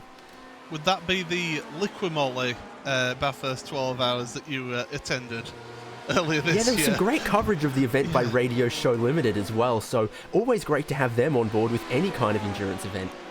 Yeah. Smooth? Was it smooth? Yeah, I think you need to do a little bit more buttering up before you get a full-time gig. But I can tell you, on pit road at the moment, Marcus Hamilton in LMP1 on to the pit lane for Movano Sim Racing, LMP1 from third place. They are the last of your LMP1s on the lead lap, and it's going to be Marcus staying in that car for the time being, so he's just going to be getting some fuel. I would imagine that we're also not going to see any tyres taken on that car. We'll wait and see while they get that service there. Away we go then, 22.6 seconds on the clock, and out of pit road he goes. So that's a fuel-only stop there from third place. We are expecting a couple of pit stops coming up shortly in your LMP2 category as well. Because Movano Sim Racing in the lead at the moment. They have got 10 laps on their stint so far. MSI Esports Blue, again, they're in a form with 10 laps on their stint. And SDL Esports by Logitech G, 11 laps on their stint here. So we'll expect them. And also some GTE pit stops will be coming shortly. In fact, one car is Gianni Vecchio in the Porsche 24 driven by Redline. So we expected them to pit before DV1 Triton Racing, and that's exactly what's happened there. So Gianni staying behind the wheel. 1 minute 1 though, if I'm correct there, Arjuna, that's a full pit stop of tyres and fuel. Yeah, so maybe Gianni, he did a lot of driving at the start of the race here. Maybe he's got something in mind. Maybe he's just done a double stint, looking to do another double. There is also the potential though, talking to some of the GTE teams just a little bit earlier in the week, there is the possibility for triple stinting here across these night hours, and I think the important thing is Gianni's also not really stretching that fuel as much as I think the potential is. He's doing 13 lap stints as opposed to 14, so, you know, here is where you can try and make up some of that time that's been lost. We saw Larry Ten Voorde facing the wrong way on that pit straight. It's been an up and down race for the Porsche 24 car. They started quite high up the field, but they dropped almost like a stone through those first 2 hours, unfortunately. But here in 8th place, they're going to try and climb their way back, and Gianni's really putting the pedal to the metal now. Absolutely, and away he goes then, out of the pits down the Mulsanne straight, getting back up to speed. But we are 10 hours and 26 minutes remaining in this iRacing Le Mans 24 hours, powered by VCO. Coverage brought to you by RaceSpot TV and Radio Show Limited. And as we're on the half hour, we'll give you a run through of all the standings then in each category, starting off with your LMP1s. And in the lead of your LMP1s, right when I bring it up on the screen. So that's Team Redline, LMP1 then, in the lead of that category, 27 seconds ahead of Burst Esports Sparta. Now, Burst Esports actually on the last lap were a little bit quicker, 7/10 of a second quicker on their last lap. So they're both on lap 10 of their stint. Movano Sim Racing we saw on pit road, they're in third place. So they just had a fresh pit stop for them. Proto Charge Sim Sport, 1 lap down on third. They are in fourth place. 2 minutes 33 ahead of Team RSO. So quite a considerable gap for them to be trying to gain up on there.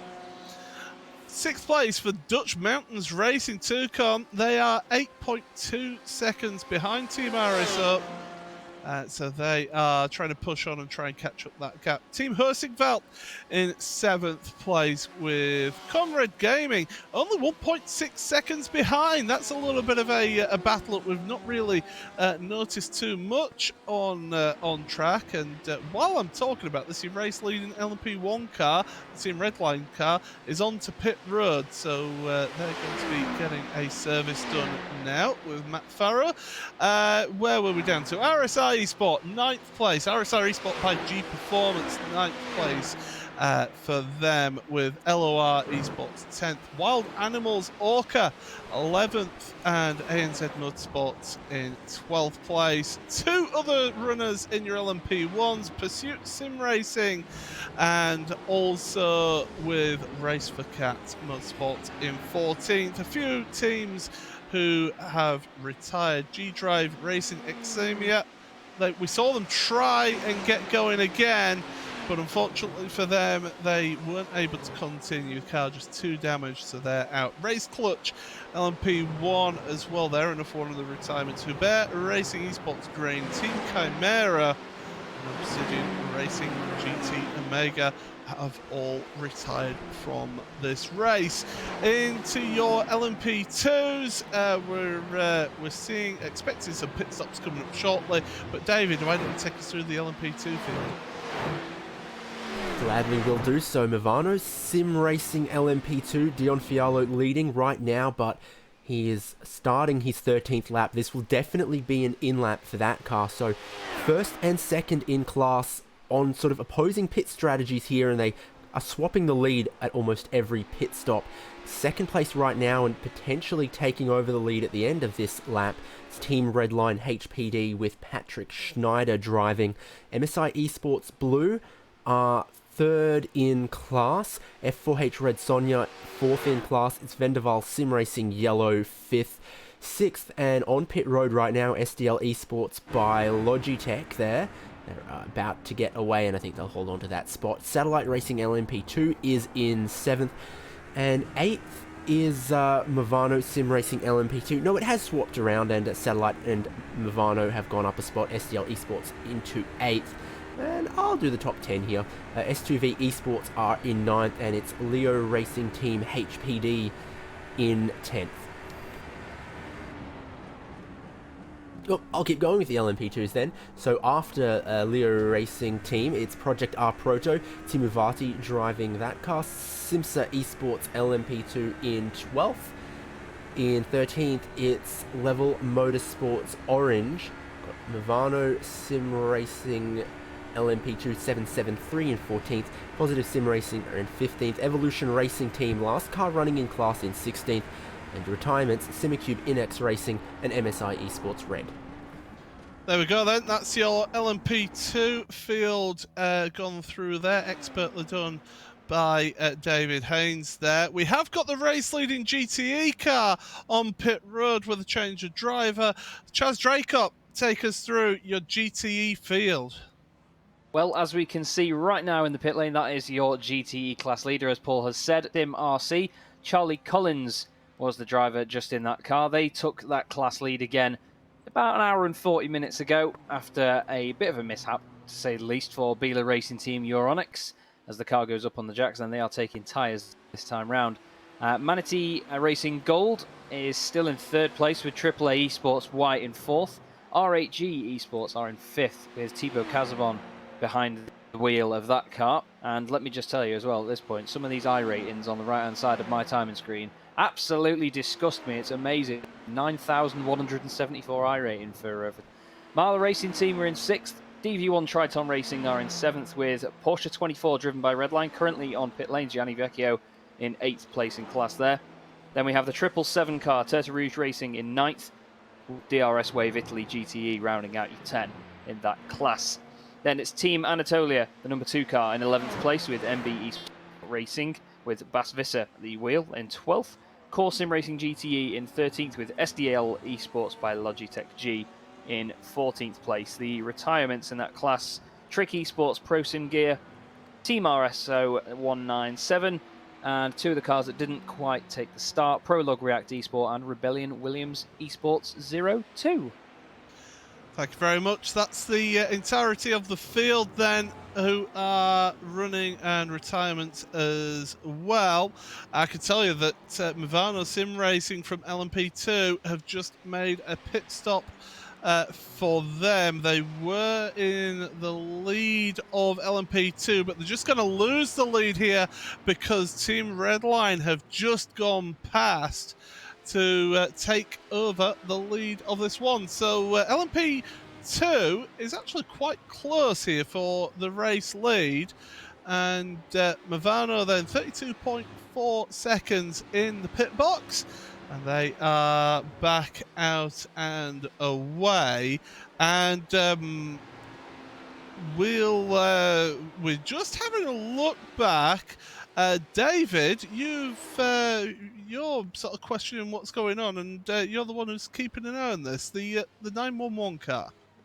Yeah, I mean, we were showing them in a battle. Car was going well. They'd moved themselves up into 7th. Then we saw it was time for Gianni Vecchio's pit stop. Brought the car in on the lane. He's gone out from that pit stop, done one lap, and then brought it back into the lane under its own power. I don't see a huge amount of damage on the car. It hasn't needed the tow truck, but after one lap, it's come back on pit road. It's been sitting there with Vecchio behind the wheel for about 5 minutes now, which would suggest a quite significant problem, but I haven't been able to find any external reason for it. Yeah, that is bizarre that they would do that. I mean, the only thing I could think of is maybe... Oh, as we've got drama.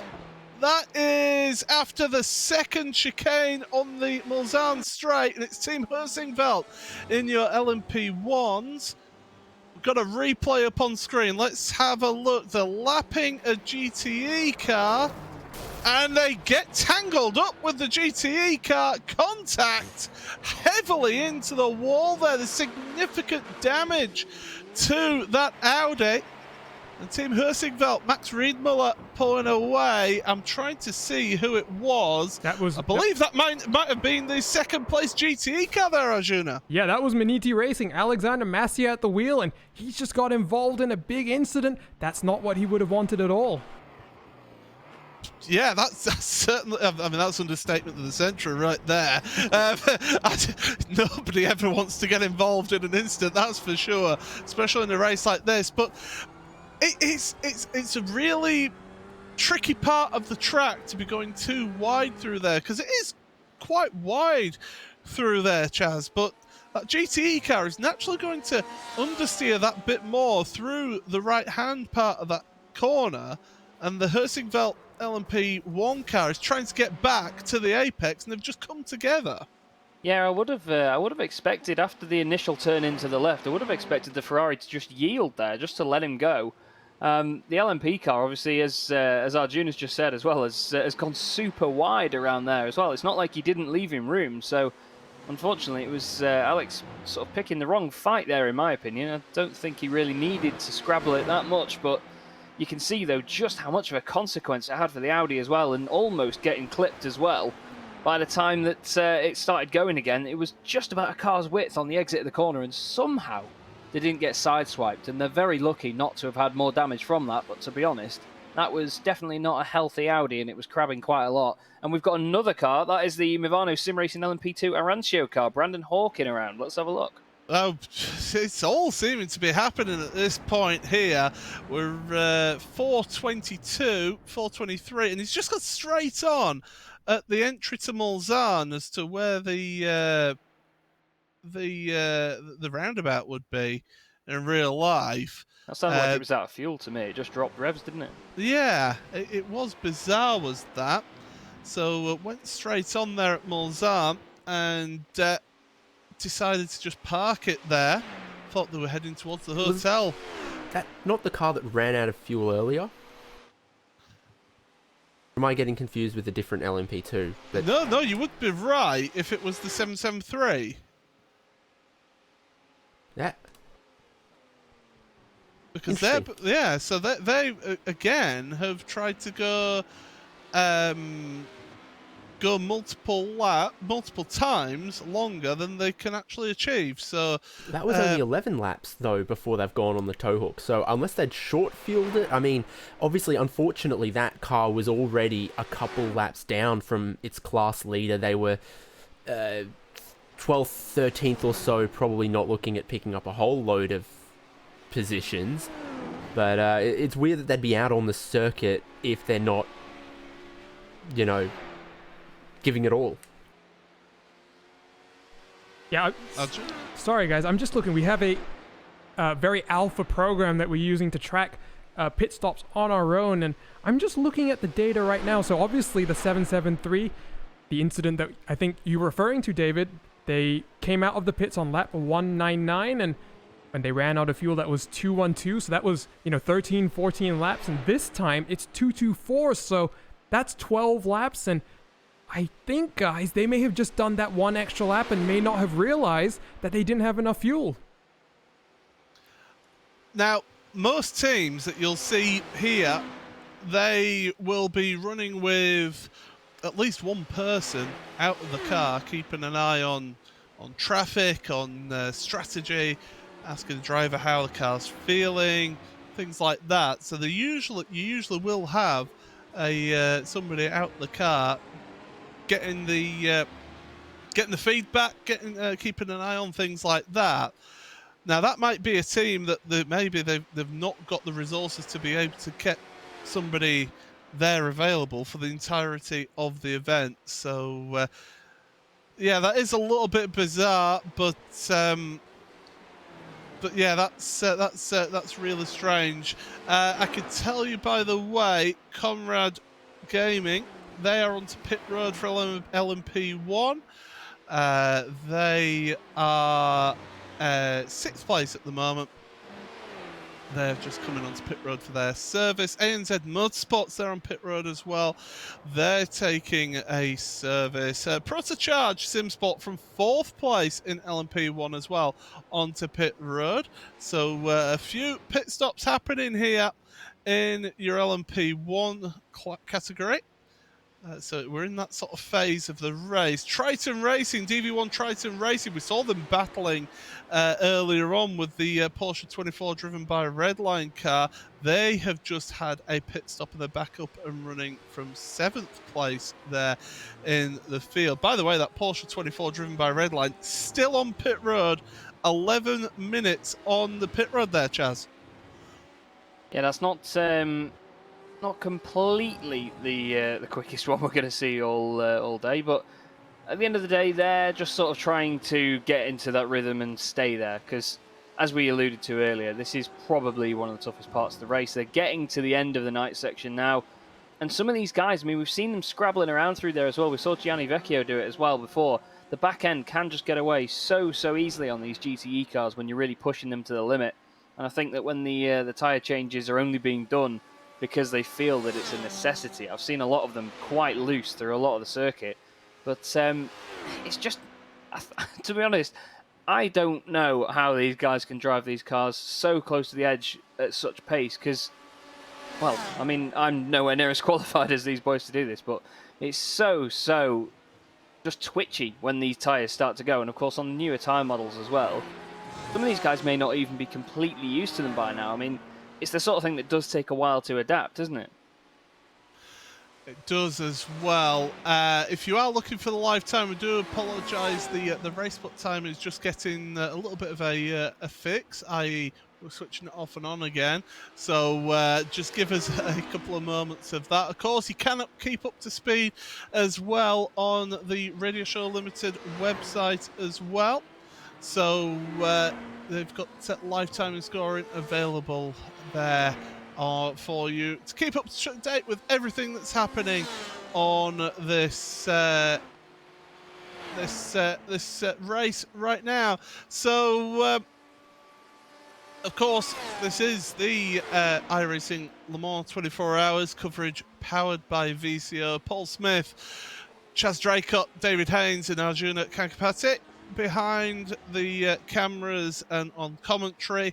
This is also going out on the VCO Facebook, Twitch, on the Racebots Facebook and Twitch channels, also on the iRacing Esports Network, and right across the Radio Show Limited network of channels. Hope you're all enjoying this one, because we're certainly enjoying this event as well in the commentary box.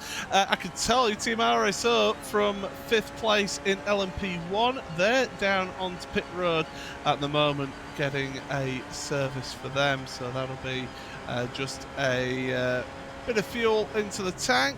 Enrico De Loreto behind the wheel, he's going to stay there as well, and they'll be back up and running for them. But we have got a little bit of a close battle out there on track here, David, and that is the Dutch Mountains Racing 2 Comp. They are let's have a look here. They are on lap 1 of theirs, after the 1 lap out the pits, whereas Comrade Gaming in front of them, David, they've just on their out lap now. 2.3 seconds between the two of them.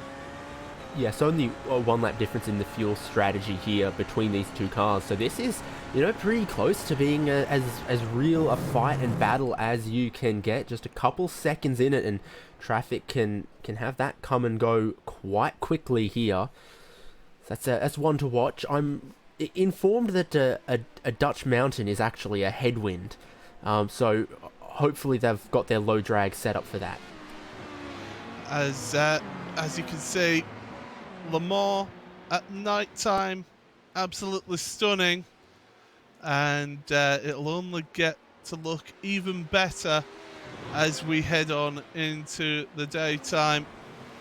Absolutely great pictures as always, and Arjuna Kankapati doing a fantastic job behind the scenes in the production of this, and just see how the headlights light up the way for those drivers out there on track. You can also see the amount of debris and tyre rubber offline, and that's going to become more and more of a problem, Chaz, for these drivers out there on track, because if you're, say, the leading LMP1 car and you're coming up to lap traffic and you make a move through the Porsche curves, you're going out onto that discarded rubber, and it's going to affect your grip.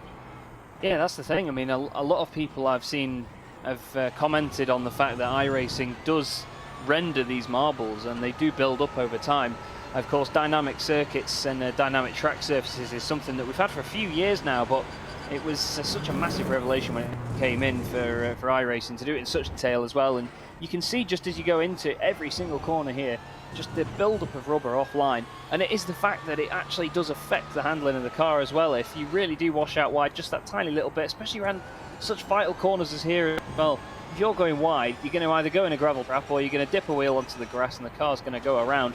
And it really does feel like you've just sort of washed that wide onto a sheet of ice when you hit them. It's quite crazy how, over the course of a long race like this, when it does build up a lot, how much grip you lose. It's just, it's indescribable. You just think, oh, it's only marbles, it's not that bad. But honestly, once you've experienced it once, you don't want to experience it again. Yeah, you certainly, once you get out there one time, it just it affects you greatly, and you don't realise just how bad it can be. So yeah, definitely not great to get out there onto the dirt, onto the marbles, and to affect your times out there as well as your race effort. But we are heading towards the hour here in this race. We're on board here with, I'm trying to figure this one out. I believe this is going to be your race leader of Matt Farrow that we're on board with. Yes, it is. And let's have a look here. So they are 26.2 seconds ahead of Burst Esports Sparta. So Team Redline leading this LMP1 field in towards Mulsanne, getting caught up behind the Core Sim Racing GTE car, the 109.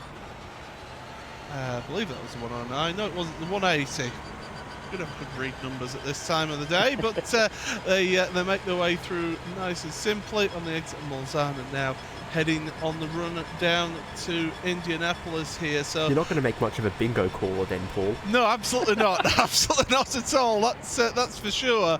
But what we'll do actually is, whilst we're on board with your race leader, let's give you a little bit of RaceSpot TV fan immersion then. Just out of Arnage, this is Team Redline LMP1. Matt Farrow behind the wheel of that car. We're coming up towards the end of another hour here.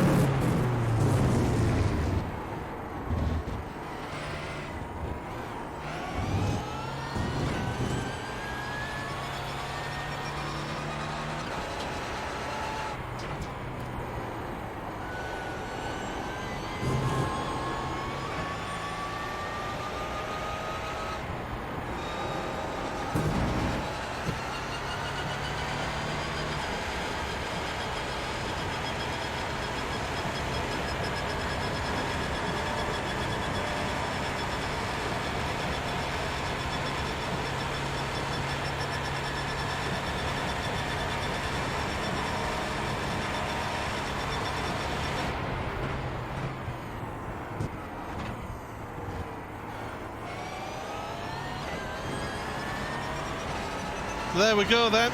A little bit of Racebot TV fan immersion on board the Team Redline LMP1 car, the race leading LMP1 car. And Matt Farrow was your guide, but there has been drama, David, for the other Team Redline car in LMP2.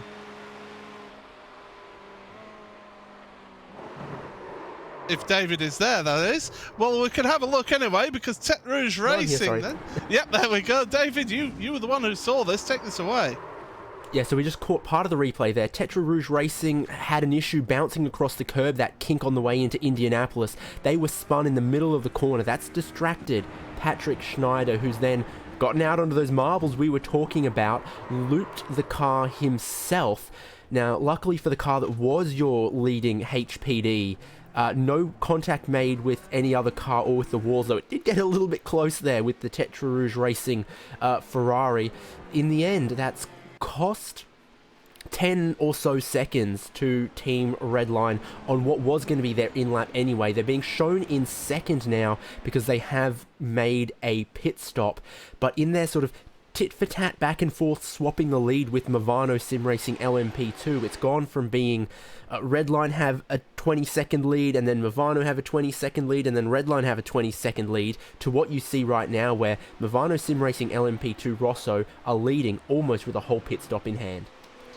Well, certainly it has been high drama then for that Team Redline LMP2 car, but we are into another hour of this race. 9 hours 58 minutes remaining in this event, and we are going to run you through your field, but it is myself, Paul Smith, Chaz Draycott, David Haynes and Arjuna Kankapati behind the microphones, and on production there is Arjuna as well. Here, live coverage of the iRacing Le Mans 24 hours, powered by VCO. Here, coverage brought to you by Racebot TV and also by Radio Show Limited, across the Radio Show Limited network of channels, and online on YouTube, Twitch and Facebook with VCO and Racebot TV. But we'll give you a rundown of the top 8 of each of the categories, starting with LMP1, and it is Team Redline leading that one at the moment with what is it, a 25.8 second lead over Burst Esports Sparta in second place. Third place for Movano Sim Racing with Marcus Hamilton behind the wheel. We'll just have a look at a replay here whilst we're discussing this. This is through the S's towards Tete Rouge, and it's on board with the Team Redline LMP2 car, dipping a wheel onto the grass at Tete Rouge. The entry at Tete Rouge, able to keep it out the walls, but got it all the way down to first gear. So massive instant there. That's another instant for that LMP2 car.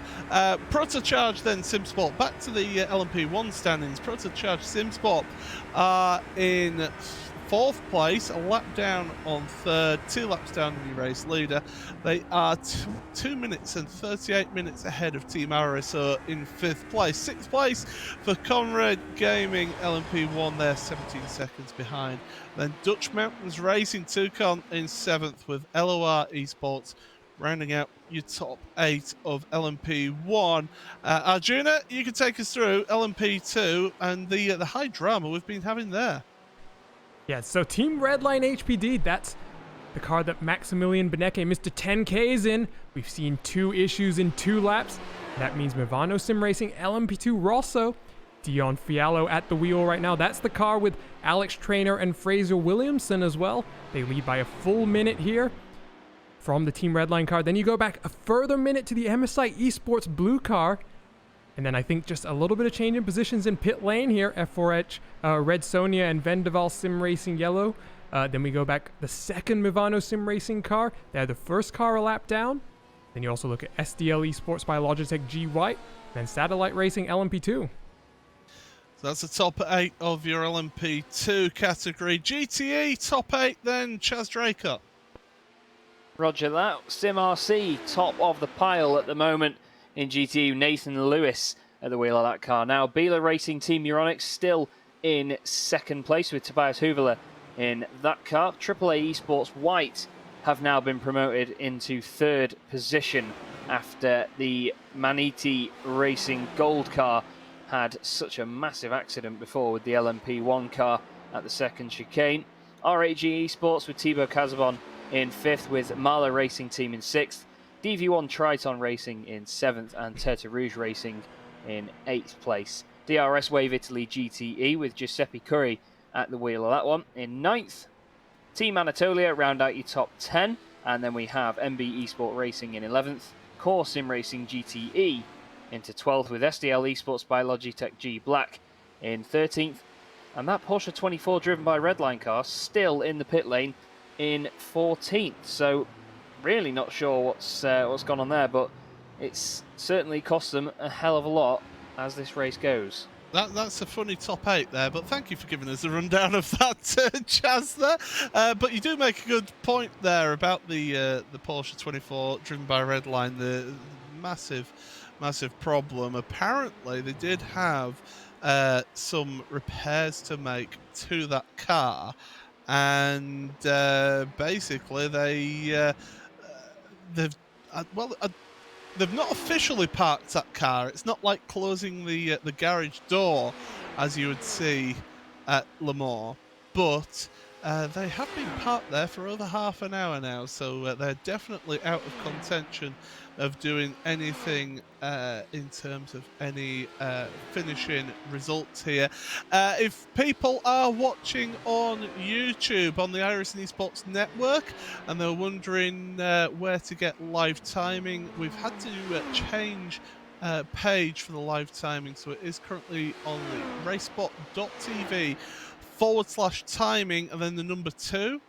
So that's racebot.tv/timing2 to keep up to date with everything happening in that one. Of course, there is live timing as well on the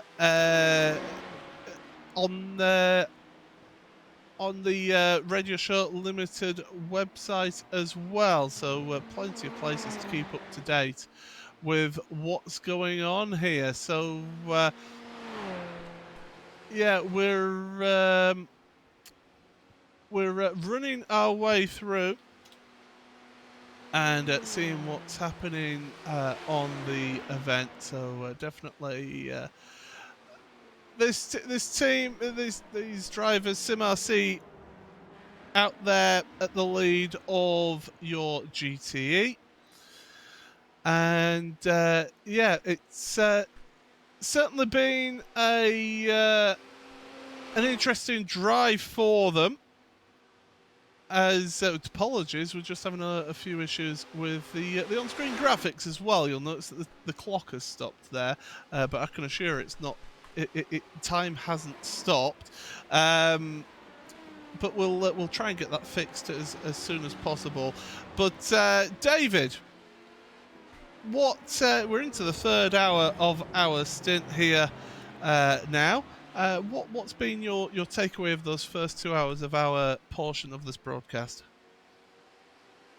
I mean, it's Le Mans is one of those events where you're battling against the track and survival as much as the other cars. We've seen teams now in some good positions have, the issues with traffic, issues just putting 2 tires on the grass, lapse of concentration, just being in the wrong place by 5-10 centimeters and that costing them a bunch of time. So really, I mean, sure, you can look at what your competition is doing and try to react to their strategy and their lap times, but real success at Le Mans kind of happens when you ignore everyone else and just battle the track, try to stay clean and keep the car facing the correct way. And that's how we see this Sim RC car is in the lead with 52 seconds or so, because simple mistake for Tobias Huvela and Beeler Racing Team, 2 tires on the grass turning into Tetra Rouge.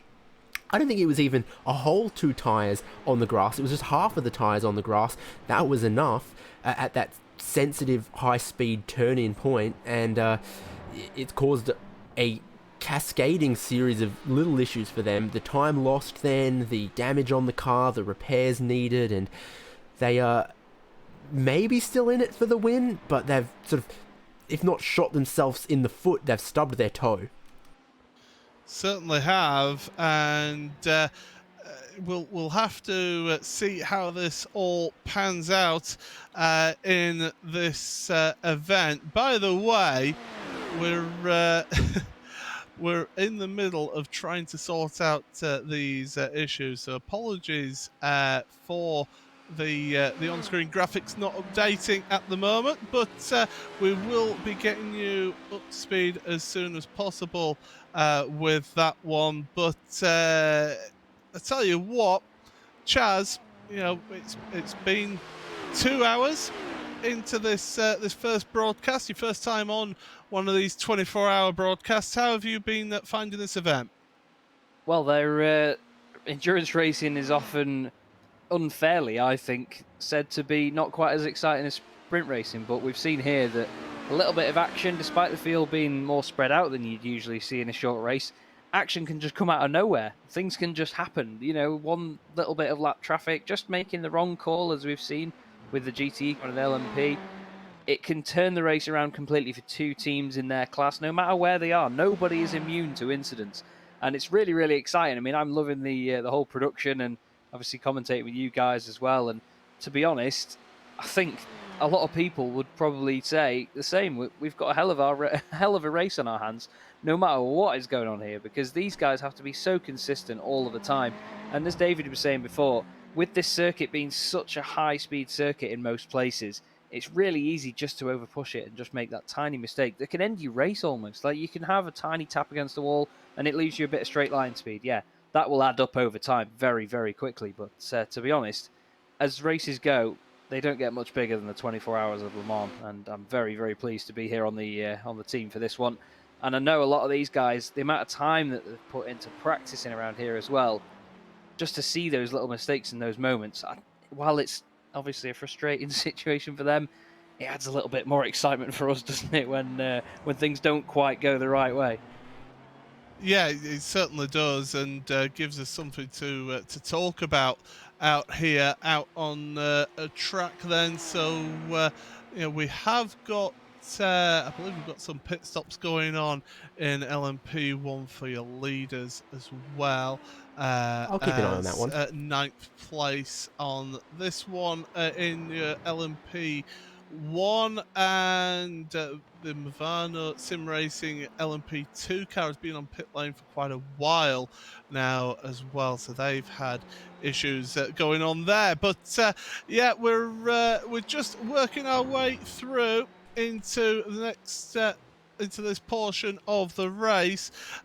Great action so far. Great to have you all along here as well. I hope you've all been enjoying the action here. We're getting towards the sunrise hours in this one, and this is the point of the race. It's the sort of dozy hours, isn't it, David, where drivers seem to make mistakes out there and end up just.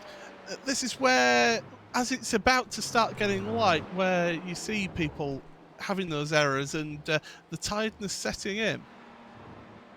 Yeah, I mean, I know it's late for anyone based in Europe. It's starting to get late for anyone based on the US East Coast as well. So this is certainly the time where it's tough to find a fresh driver to put in your car, and you've really got to avoid making any mistakes. Weird things happen in the night, and like we've talked about with more the change of date, we've got more running in the night. That just means more room for weird things to happen.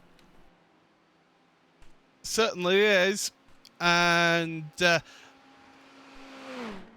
let's have a look then. So yeah, we're going to be running through very shortly with 9 hours and 45 minutes remaining in this race then, and we've got some LMP2s onto pit road as well, with Positive Sim Racing, the Evolution Racing team further down in that order.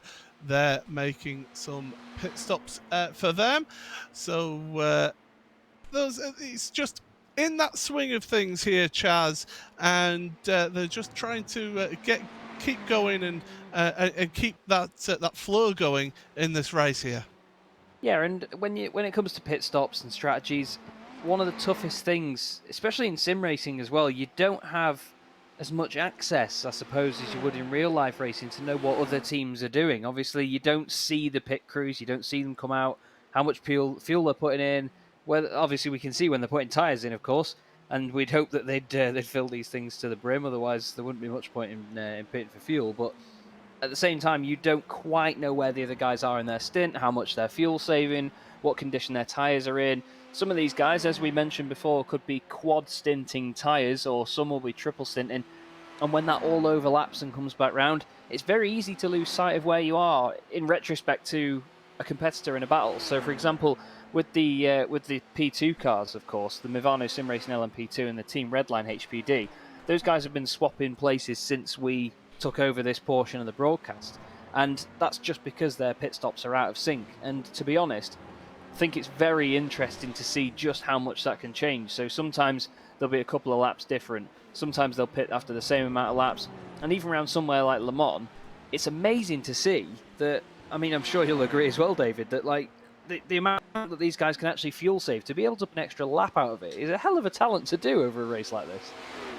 Yeah, I mean, we've got the whole suite of endurance races on iRacing. It wasn't that long ago that we were doing the 24 hours of the Nürburgring, and again, that's an endurance race with a very long lap. The difference between, you know, going one lap longer or one lap shorter on the fuel tank is massive compared to more Grand Prix style circuits. So exactly as you say, you know, if you're, for example, in LMP2, a team doing 12 lap stints and everyone else is doing 13 lap stints, very quickly you will find yourself on the back foot having to make extra pit stops. So the drivers who are able to massage the fuel a little bit, hit the numbers, are certainly a strength to have in the team compared to just maybe a qualifying specialist. One lap pace, not necessarily everything. And talking about that sort of full suite of, you know, endurance races we've got going on, powered by VCO, who we were awesomely happy to have support the Nürburgring 24 hours, again powered by VCO here at Le Mans, and we've heard for the Spa 24 and Petit Le Mans later in the year also going to have their support and hopefully be on the Radio Show Limited channels again. That one thing that I've thought about, you know, the different cars we use in these different races. At the Nürburgring, we had cars that went a little bit longer on the fuel. The GT4 cars were looking at sort of 1 hour 40-minute stints. GT3 cars go a little bit longer than these prototypes do. Here at Le Mans, we don't have a single class of car that is doing longer than 1 hour on a stint. So there is lots of pit stops, which means lots of room for that strategy, and the difference between who can go that lap longer, it shows up just so much earlier in the race, has a stronger effect, Chaz. Yeah, for sure. It's crazy how different it can be from car to car as well. And like you say, across all the different events, that's what keeps it really interesting as well. It's not like we keep having the same cars on the same circuits. You go to a completely different environment, and every track has its own little quirks and charms that the guys have to just get over and just really knuckle down. And I think that having the different cars as well means that it's not just a runaway winner each time, and because of how long the race is, so many more things can happen. It's the beauty of endurance racing. So much can happen that can just shape a race in a matter of seconds, millisecond, like split-second decisions can just change so much in this. And just coming back to what you're saying about strategies as well, it's the fact that, I mean, I alluded to it before, that you don't really know what your competitors are doing, and it's not until the end of the race, into like the last hour and a half maybe, or even hour and 40 as you get with the GT4 cars, that in all honesty, to sound blunt, it doesn't really matter, because you're not going to know, and at the end of the day, all you can do is just keep pushing and pushing and pushing as hard as you can, and just go as quick as you can, because you can't really do anything about what they're doing at that point, can you? You can't sort of change your strategy and just go, oh yeah, we may as well just do another pit stop, because if you don't need to, there's no point in doing it. Yeah, indeed. And then another one of those sort of key endurance race things is, you know, you can have all of the talent and all of the heroes you want. Any single driver can end the race for your team every single team, and we know a lot of these teams using 3, 4, in some cases even 5 drivers. Every team is only as strong as their sort of weakest driver, only as reliable as their least reliable driver, sort of only as strong as the weakest link in the chain. And we've seen that for some of these teams at some of the points where you can have 2 absolute gun drivers, but your weakest driver is the weakest point in the team. So, right, so do apologise, everybody. We're just going to have to quickly resolve these technical issues, which just means having to switch producer. So all of a sudden I'm having to get my producer's hat on here just for momentarily. Hopefully we can get this all sorted for you. But we'll get this sorted as quickly as we can. Radio Show Limited network, you will carry on uninterrupted. So if you want to get the radio show of this, then make sure you check that out at RSL online on their website. So that will be uninterrupted. But on YouTube and on the stream right now, we're just going to quickly change directors there. So make sure you head on over there now.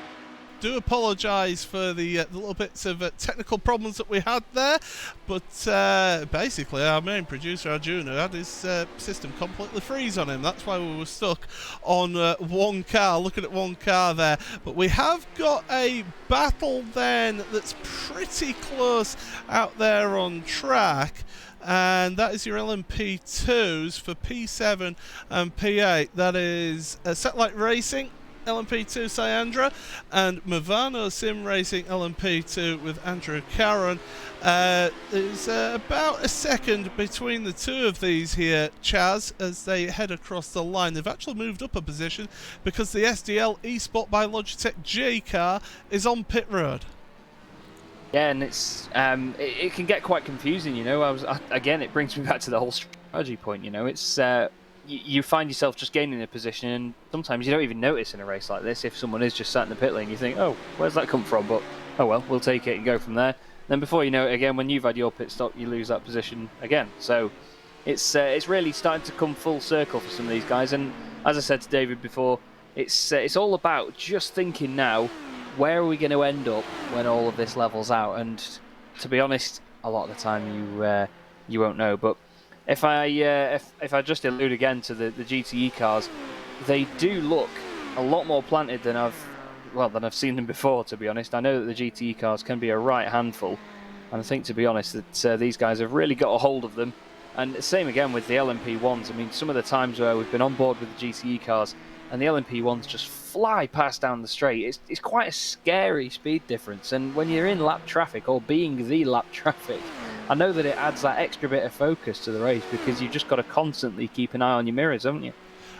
I'll tell you something from experience. The first ever time that I experienced the hybrid cars with the LMP1s was at Silverstone for the World Endurance Championship, when you had both the it was the Toyota and the Porsche, I do believe it was at that time, and standing on the exit of Luffield Corner, you know, the GTE cars are quick cars, that's for sure.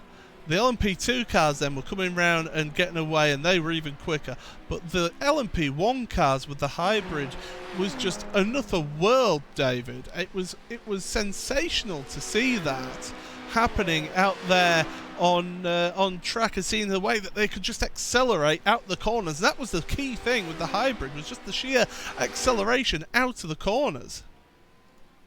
Yeah, that peak power for a couple seconds, the four-wheel drive, the combustion motor in harmony with the electric motors and the battery is the key defining feature sort of this era of LMP1 machines. Like I said, I've been driving one of the HPDs in one of the lower splits earlier today, and you know, at the top end of the straight line speed, on the brakes, into the corners, LMP2 is not that much slower than the LMP1, but it's coming out of the corners where they just have torque and acceleration like you would not believe, and that's where they make a lot of that time, is just the acceleration from, you know, 120 kilometers an hour up to 250.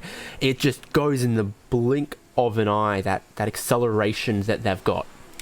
Yeah, so Movano from LMP2 lead, making a pit stop, 31.9 seconds for them in the pit stall, and the back up and running, so fuel only for them as they come back out onto the road. So everything's all a bit spread out at the moment, and it's all not exactly how, you know, it's in that period of time in an endurance race where you do get that little bit of separation, a little bit of the field spread there, and really we're seeing that at this moment right now. The closest battle that I can see is still between that Satellite Racing and Movano Racing LMP2 battle, but that's growing as that. It's 2.7 seconds now as that one, so 6th and 7th place in LMP2 seems to be solid at the moment. But this is coverage of the iRacing Le Mans 24 hours on the online, on YouTube, on Twitch, on Facebook with VCO, because this is powered by VCO, is this event and this coverage, and it is RaceSpot TV bringing you all the action. Myself, Paul Smith, on commentary, along with David Haynes, Chaz Draycott, Arjuna Kankapati at the moment is just off whilst we sort out a few of the technical problems that we had, and we should be getting back to the full coverage on RS1 with audio from the sim as well as ourselves on commentary. So apologies for that, but we should get that to you very shortly indeed. But right now, action out on track is a little bit sparse here at the moment, but you mentioned, David, about going to the Luca Bathurst 12 hours earlier on this year. Is that your only experience with endurance racing, or have you had plenty of other experience of real life endurance racing as SimRC come onto pit road at the moment? Thank you for the segue. Yes, I was fortunate enough to drive in 2 10-hour races at Indianapolis last year.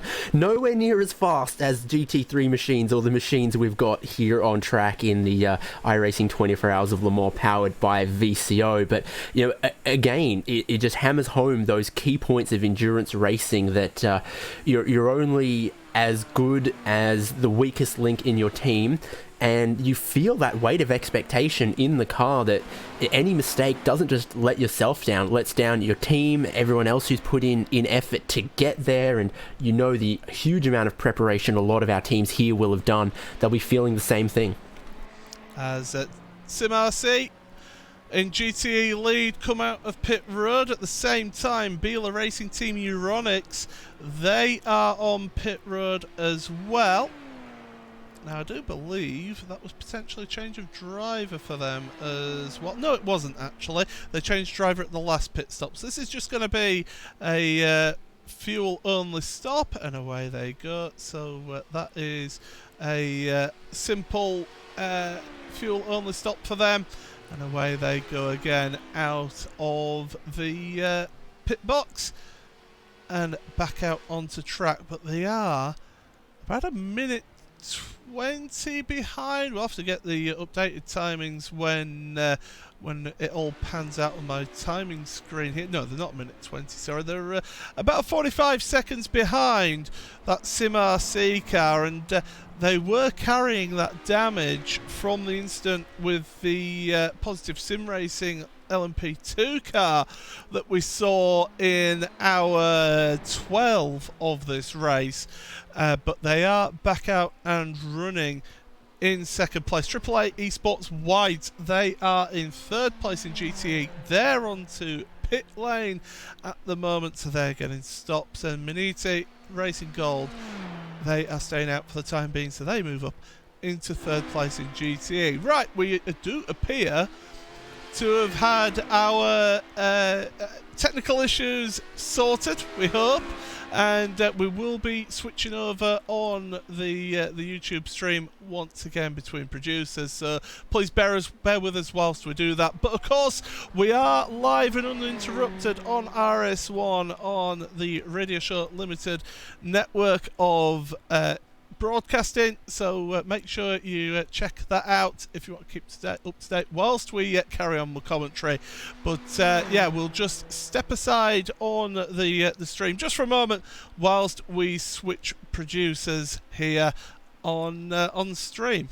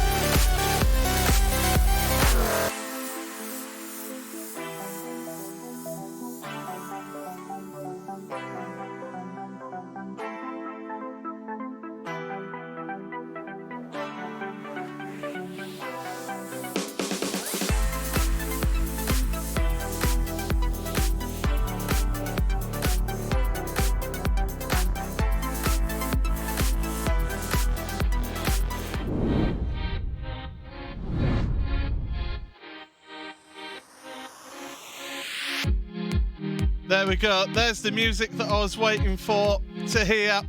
It's good to have that music going again because we're 9 hours 23 remaining in this Le Mans, iRacing Le Mans 24 hours.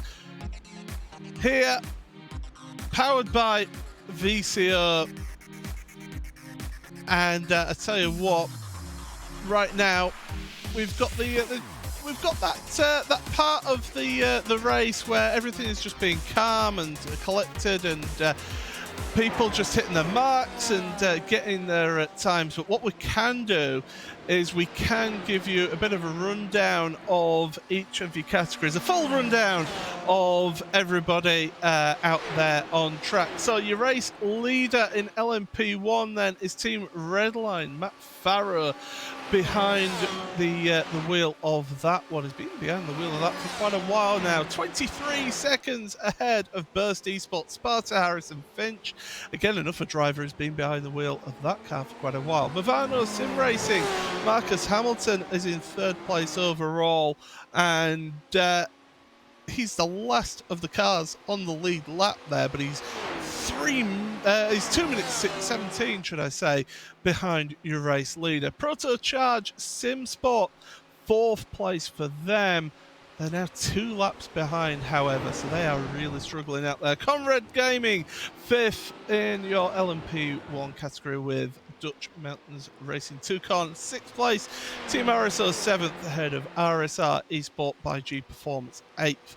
LOR Esports, ninth, with Wild Animals Orca, 10th. ANZ Motorsports, 11th place. And then 12th place in your LMP1 is Pursuit Sim Racing, and Race for Cat Motorsports are 13th place. Retirements from this race: Team Heusenfeld, Race Clutch, G-Drive Racing Eximia, Hubert Racing Esports Green, Team Chimera and Obsidian Racing GT Omega, all out of this race. In your LMP1 category. LMP2, well, why don't you take that away, David? More than happy to, Paul. It's Movano Sim Racing LMP2 Rosso leading right now. That gap is 1.8 seconds. Very, very slim margin ahead of Team Redline HPD.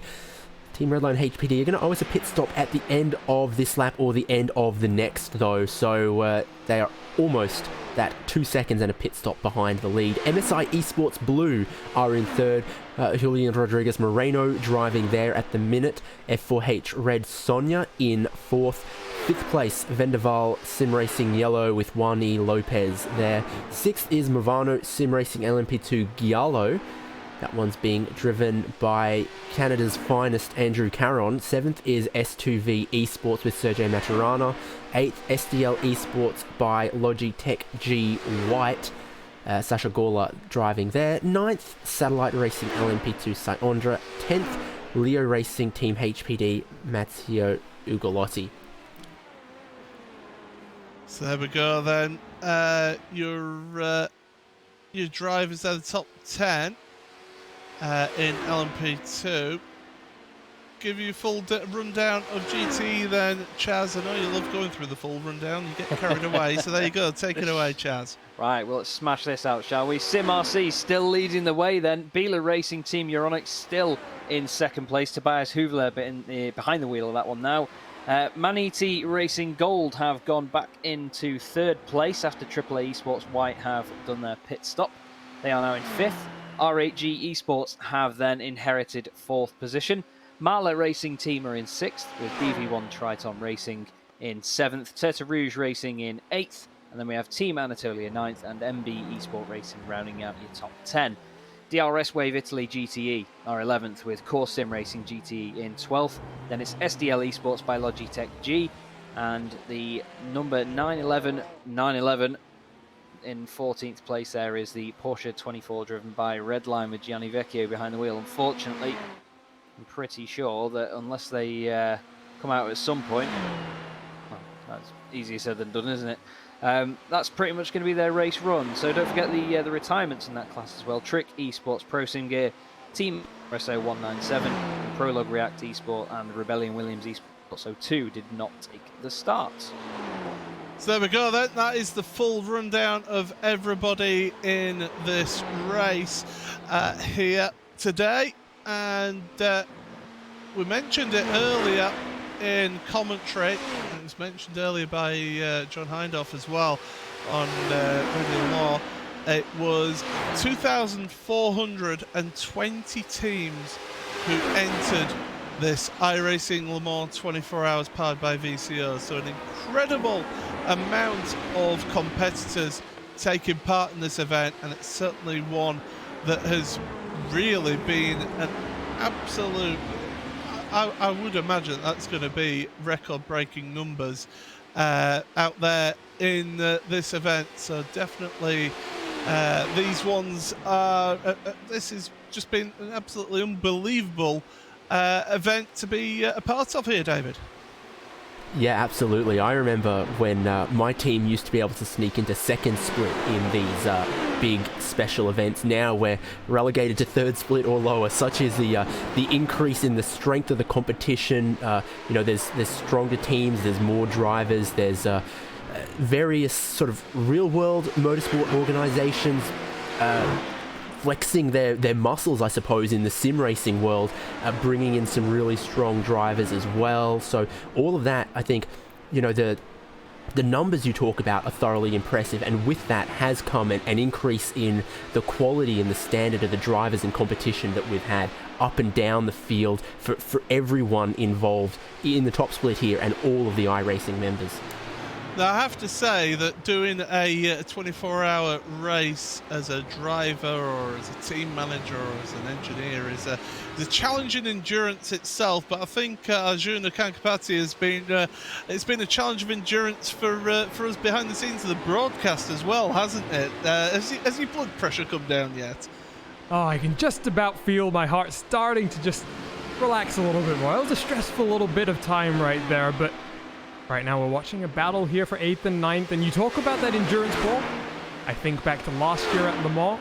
David, you're in split 3 this year. Last year I was in that same split, the HPD class, and actually won my class that year. I stayed up the entire 24 hours, and you know, after 24 hours of hard racing, I can tell you one thing. It's nice to have a nice little lie-in the next day, and you just think about that 24 hours. We talked about a bit earlier as well, just that feeling of accomplishment of getting to the end, and I think it becomes even more special, Paul, when you're doing it with your friends, which is, you know, something that I'm very lucky that's what my sim racing team is. You know, they're some of my closest friends in the world.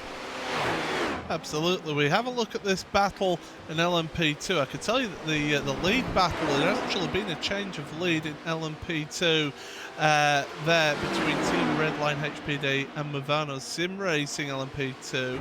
So change of lead in LMP2. Now do remember, of course, that Team Redline had those couple of issues at the end of their previous stint and the start of this one as well. So they are actually a bit out of a sequence, and right there, come onto pit road. So they jump to the lead, but they won't be actually classed as leader across the line. So they won't count as a leader of the lap for LMP2 there. But just goes to show that, yes, they got close there, but that's because they were due a pit stop there, David. Yeah, and Arjuna will testify to this as well, but these LMP2 cars, this HPD ARX 01C, they're not super sensitive to the fuel load, but they definitely get quicker as the stint goes on and the fuel burns away. The fuel load has a bigger effect on performance than the tyre wear does. So what you might have seen there is that Patrick Schneider had a very, very light car, just running it on the remainder of the fumes in the tank, whereas Dion Fialo carrying just a little bit more fuel on board.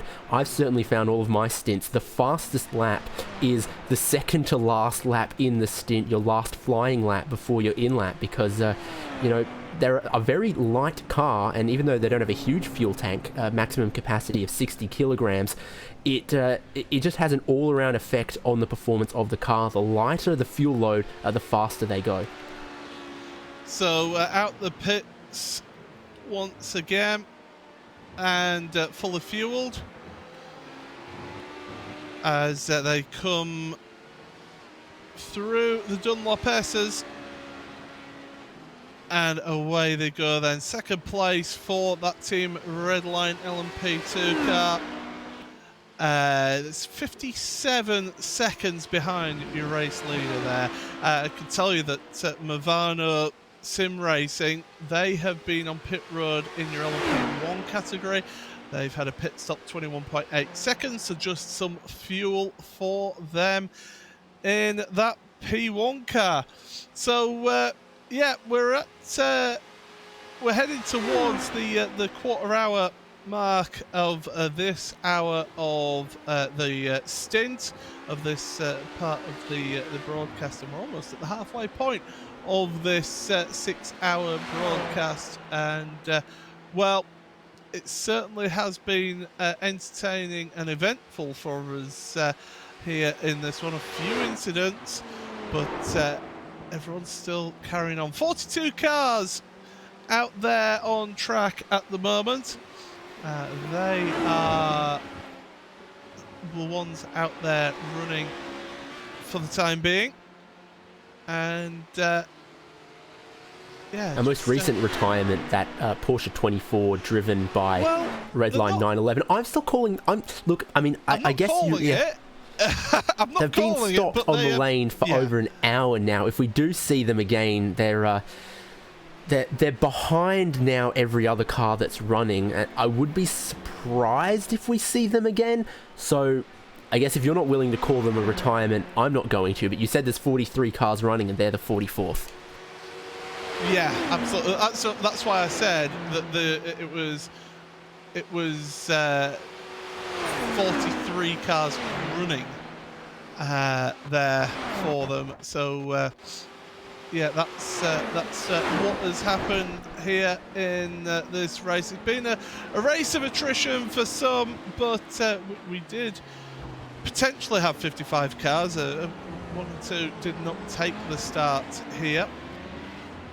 But they are out there running right now. So I always think back to the classic moments that 24 hours of Le Mans can give you, and I will say that one of the most heartbreaking moments in motorsport, Chaz, in my opinion, was when the Delta Wing, when they had the Nissan Delta Wing here, and the car got hit and it had damage, and they tried as they may at the side of the track to get it running. It just would not get running. They eventually had to retire the car, but there's the video that was shot of them trying to get that car working again to get it back to the pits, and everything that they tried there just would not happen. It was just utter. It was showing the desperation that this race can give you to get a car to the end. Yeah, that's it, and it also showed the spirit of the team that they didn't want to give up, and especially in sim racing as well, it's very easy to just have an incident and just think, oh, well, that's it, you know, it's all over. We may as well not carry on because we're so many laps down, for example. And unfortunately, I think the G-Drive car has properly retired now. They were 87 laps down before, but they were still going, and that was another show of that spirit that the Le Mans 24-hour brings out in these teams. We've got race leader Matt Farrow on pit lane at the moment. Then he's just about to come into their box and stop what I think is actually quite a beautiful car, the Audi R18. A lot of people say it's a very Marmite machine, but I'm a huge fan of how that car looks. I prefer the 2014 one, but to be honest, I still think it's quite an evil looking machine, and especially around here tonight, it's going very, very well indeed. We will have the sunlight up soon, so you can all make your minds up on whether it's ugly or not. And look at that, just as they get going, second place Burst Esports Sparta, Harrison Finch stops his car in the pit lane just behind as well, and now gives up his seat to Kazuki Umeshima, who I've seen can be a very, very quick driver indeed, very entertaining to watch. So I'm hoping this is going to be one hell of a stint for the Burst Esports driver. I'm with you, Chaz. I think the R18 is very, very purposeful. I think you like it so long as it's not your job to have to paint all of its weird, disparate and convex surfaces. Oh, don't get me started. I spent so long painting that with a jigsaw camo livery as well a few years ago, and never again, ever again. But yeah, I agree. It's function over form, I think. That's one way of putting it. That's for sure. But away goes Kazuki. Now Kazuki Umeshima is somebody who I've watched for years. I remember commentating on him in the old Grand Prix series, Pro series, so the Road to Pro series that we used to have quite a few years ago, and he was always spectacular to watch out there was Kazuki. So I'm glad to see him out here giving us some action out on track for us to see, because he is a spectacular driver to watch. He's not one shy to make a move, that's for sure, but he is also a really rapid driver, is Kazuki. So we'll keep an eye out on the times for Burst Esports Sparta to see whether they do look to reel in a little bit of that gap to Team Redline in the lead of LMP1. 9 hours and 7 minutes remaining in this race. Time of day right now in the sim is 5:31 in the morning. So we're getting ever closer to sunrise here for us here at Circuit de la Sarthe. Paul Smith, Chance Draycott, David Haynes, Arjuna Kankapati on commentary and in charge of production. And yeah, this is the broadcast here of the iRacing Le Mans 24 hours powered by VCO here on all the VCO channels and on the radio show network of channels, as well as on YouTube on the iRacing Esports Network. I knew I'd get them all out eventually, but we got there in the end.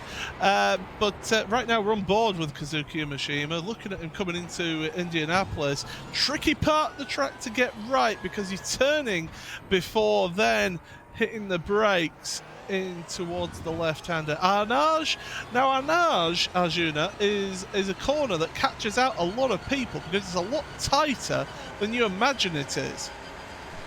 Yeah, and I don't actually know if this is the case, but it definitely feels as though that corner is a little bit off camber, because you try to turn the car in, just slow the car down as much as you can. It's the slowest point of the track, and you turn the car right, and it doesn't want to turn as much as you want, so it's caught quite a few drivers out so far in this race so far. And, you know, in this LMP1 car pool where you have that understeer that comes out when you apply the power, and all that extra juice gets, you know, pushed to those front wheels, can be just a little bit more tricky. And I've seen, I think, about 3 cars so far, Paul, have been caught out there.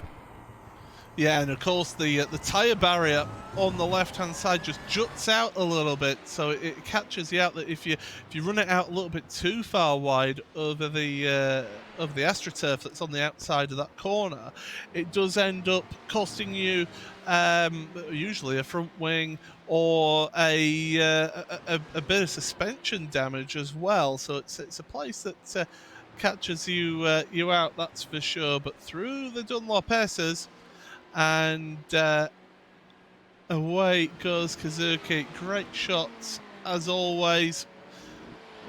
The circuit will look spectacular as the sun rises soon enough, and we're looking forward to that, because it looked spectacular when all the sun was setting here, David, and that's down really to the HDR graphics here in iRacing implemented. It was quite a few builds ago now that they implemented those HDR graphics, but it certainly did bring an added extra bit of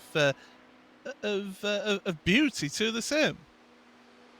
Yeah, I mean, there's a couple of little things that have all come into effect over time that have made the sunsets and the sunrises so beautiful. I did see the sunset for this race earlier, and my goodness, it was lovely. I mean, you talk about those HDR lighting effects. There's also the haze lighting effects. Then they've improved how the sky lighting plays with the textures of the horizon, and all of it together. You get this beautiful orange glow over all of the cars, and it was lovely.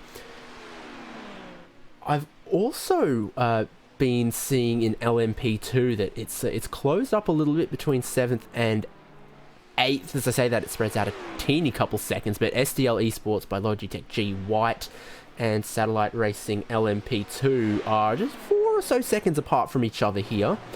And Syondra is rapidly quick as a driver, so maybe he can do something about this here. Well, yeah, we'll have to see what he does to Sai, because he is again enough a rapid driver as Syandra, somebody that we've seen throughout the years on Racebot TV in events, and he's somebody that who again is somebody who's not shying moving forward here, Arjuna, because he is somebody who's quite forceful on occasion. Yeah, and Sai is actually more of a regular in the LMP1 car. He was racing in the Majors 2.4, which I think, Paul, you were a part of, but yeah, here he is in the LMP2 machine. And, you know, I think it's fair to say, Paul, that the rumors of a new LMP2 car arriving potentially before the next 24 hours of Le Mans has attracted quite a lot of interest to this HPD class. We see, obviously, Satellite Racing here, but then some of the other entries, you got Movano Sim Racing entering 3 LMP2 cars. And you got the Team Redline HPD with Mr. 10K, Max Beneke. So, you know, always exciting to see Max jump into a car that he's not really that familiar with. He did race it, you know, quite a few years ago when it was the main class in the Neo Endurance series. But obviously this morning he was racing in the Tag Heuer Porsche Esports Super Cup. So I think it's been pretty cool, Paul, that so many teams are showing up for what might be a last hurrah for this HPD ARX 01C. Yeah, so those drivers who took part in that, you know, I've got a lot of admiration for them taking part in the Porsche Tag Heuer Esports Super Cup by iRacing. To be able to then back it up with efforts in this iRacing Le Mans 24-hour powered by VCO. So, you know, these drivers, they really do put themselves through a lot, but they are some of the best drivers in the world here, Arjuna, and really they've got to push themselves to the limit. Yeah, well, it's kind of a split strategy here, because we see obviously Max Beneke, he has raced, but you know, then Gianno Vecchio, who's in that Porsche 24 driven by Redline, I don't believe, Paul, he was competing in the Porsche Esports Super Cup, so someone who, you know, maybe split the attention slightly differently. And then you've got the likes of Coanda, SimSport VRS Coanda, and then the Apex Racing team, both of whom did not enter any cars into this race because, you know, they wanted to focus all of that attention on what has proven to be a fairly controversial sprint race at Le Mans. I won't get into that now, but I do believe we're still actually awaiting official results on that, and I think that's going to be investigated for quite a while before a decision is made about that. But so all we could do is just say provisionally that that sprint race in the Porsche Tag Heuer Esports Super Cup was won by Kevin Ellis Jr. in the Apex Racing team. And Apex Racing team is one of the teams that actually we would normally see out here in this event here, and they chose to decide to focus purely on this effort to try and do well in that series rather than be in this 24-hour race, Chaz. Yeah, and it shows as well just how much preparation goes into it. The fact that they can commit to a series such as that, but still they're that committed to it that they, not that they don't want to put the time into this, because I know that while these guys are very, very competitive in this field, a lot of them, they do this at the end of the day because they enjoy it and they're good at it. And I know that the guys at the Apex Racing team, I worked with them for quite a while, they are so enthusiastic about what they do, and it just shows you how important these Porsche Esports Super Cups are to them, because like I mean both series as well, it's gone absolutely massive and it's great to see, but at the same time, you know, they would love to obviously win Le Mans. I mean, who wouldn't? But it is interesting that they would sort of go for one and not the other. But at the end of the day, as a team, it's a good decision, I think, because if you've got something that's one race, yeah, it may be one big race, But I tell you what, if you've got a series to chase, then you wouldn't want to let your guard slip at all, would you, when it comes to that? Now, we're just having a look at the SDL Esports by Logitech G. Apparently, David, you've spotted something happened to them earlier with a replay here. Yeah, this is earlier on this very same lap. So Sasha Gola is has a bit of a wiggle coming into the Dunlop chicane there, who's battling for position with Andrew Caron in the Movano Sim Racing LMP2 377, the Giallo car.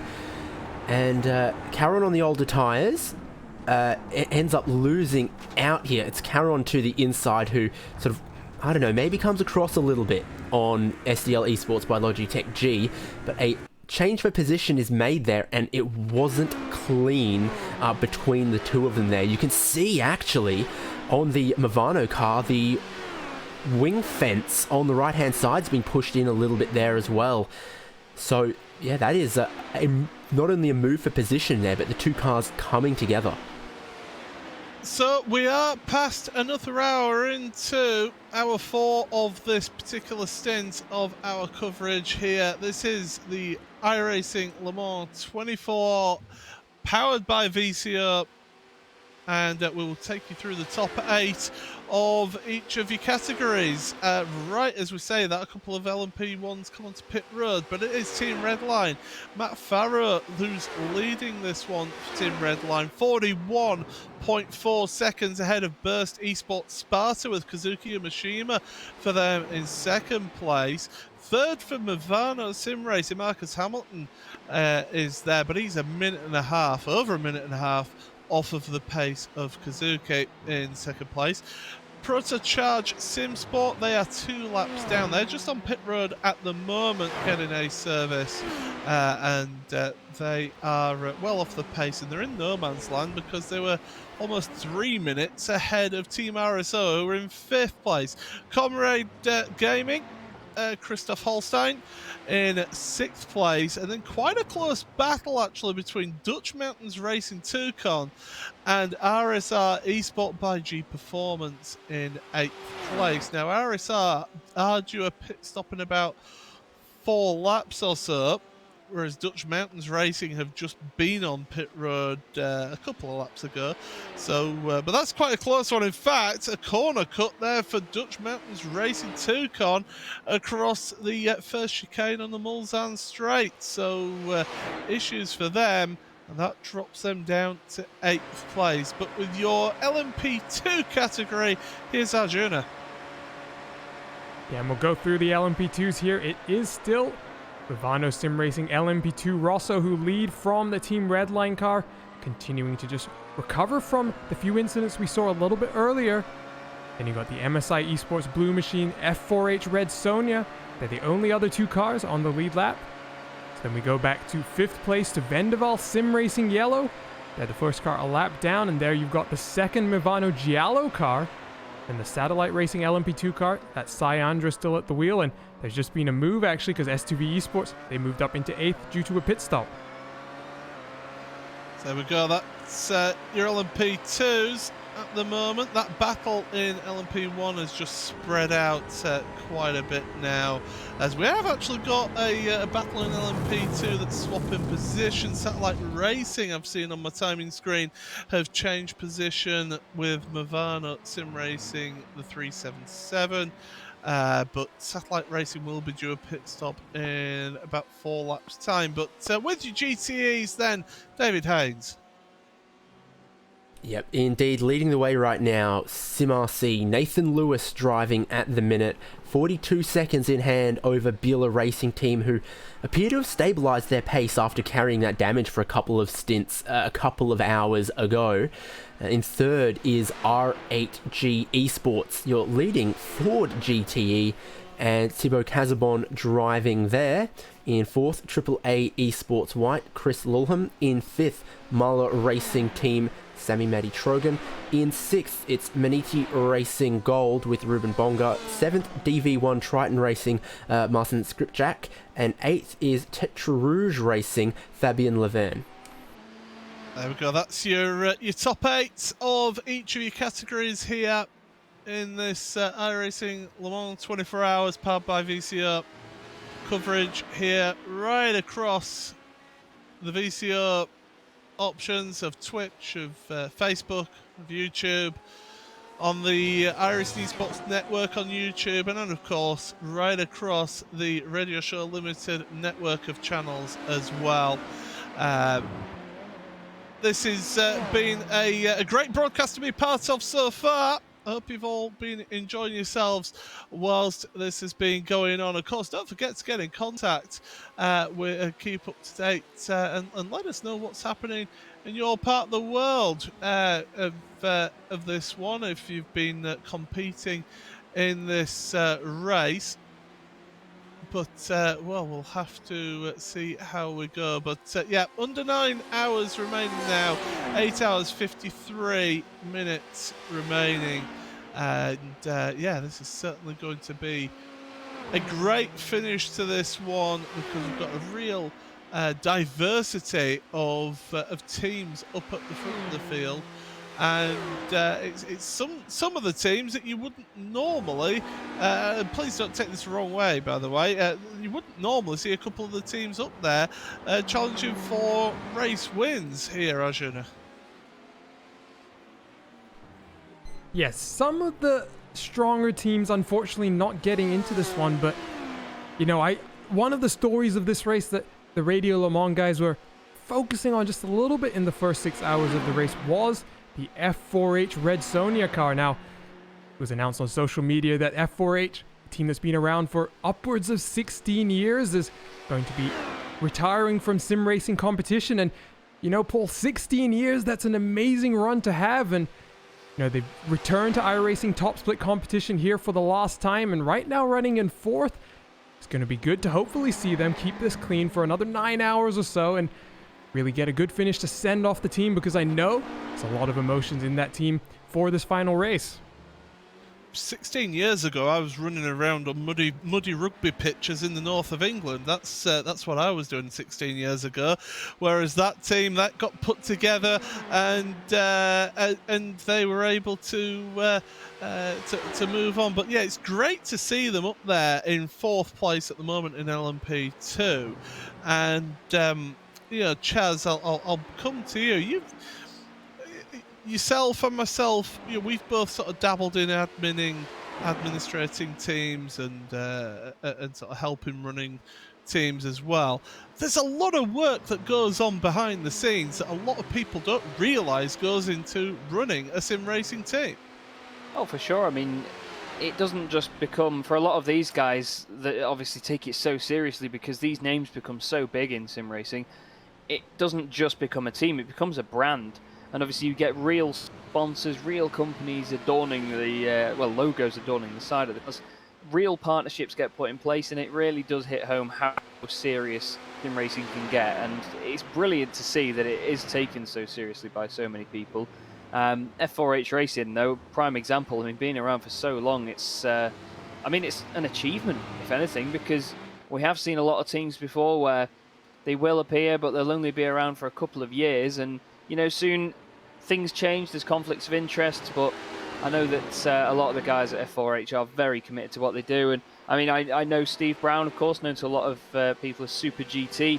He was hoping to be racing in the iRacing 24 Hours Le Mans, but unfortunately due to a foot injury, and I think he's got tinnitus in his other foot as well, he couldn't do so, which is a massive shame. But I'm really hoping, I'm not in a biased way or any sort of negative intention towards the top 3, but I really hope they at least get a podium to see out their team's legacy in this race. Yeah, it certainly would be a fairy tale way to send off that team, that's for sure. But David, you're another person who's involved in team racing. You actually compete. We won't mention the team name because I've been holding back from saying my team name as well that I race for. But you know, you've competed in these events, but it's not just these. It's not just the actual day itself of the event. It's all the testing that you're doing beforehand, and it's almost like herding cats, trying to get a team together and seeing who can do what stints when.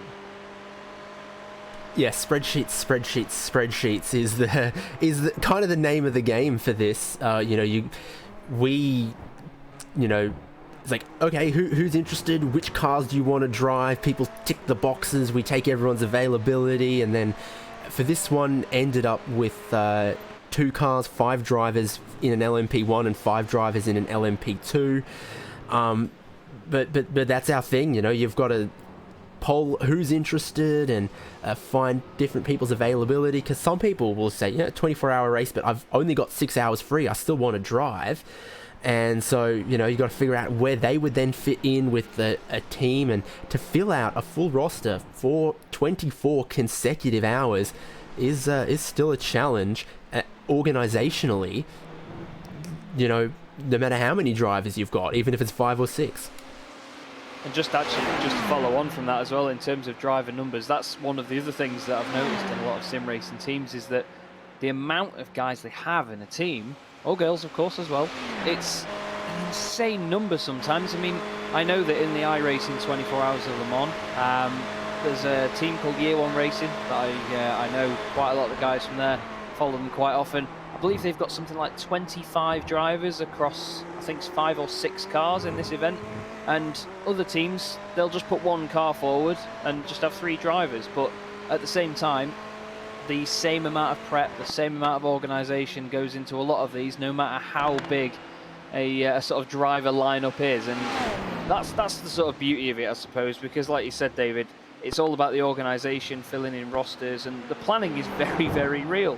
And to be honest, so's the racing as well. It's quite remarkable to see it all come together in the end, and obviously the emotions run high to go with that as well, because I mean, there's a lot of people posting, of course, that they do a lot of practice for these events and then get caught up in incidents, but that's racing, and it happens to the best of them, doesn't it? I will say one thing that happened once at the Spa 24 Hours, and it was somebody who I know very well, and I know that Chaz, you know him very well, David Baker. He was racing for the CQR team, the Close Quarters Racing team, at the time, and he was driving along. He had the as they call it, the graveyard shift. Had to drive overnight, and his teammate, who was meant to take over, and I will name names, and that is, of course, that was Jamie Rushworth. He ended up sleeping through his alarm. So David, rather than just doing a double stint, ended up doing a quadruple stint in that one. So you need to plan. You need to plan for those sorts of eventualities, and that's why a lot of teams, not just the top teams, but quite a lot of the teams will have a policy, David, of having a second driver on standby, 1 to act as a spotter to look out for traffic coming through, 2 to keep an eye on fuel and strategy, but also 3 to be there just in case something does happen, either internet outages or power outages or people sleeping through their alarms. At least then there's somebody always there to take over if they need to.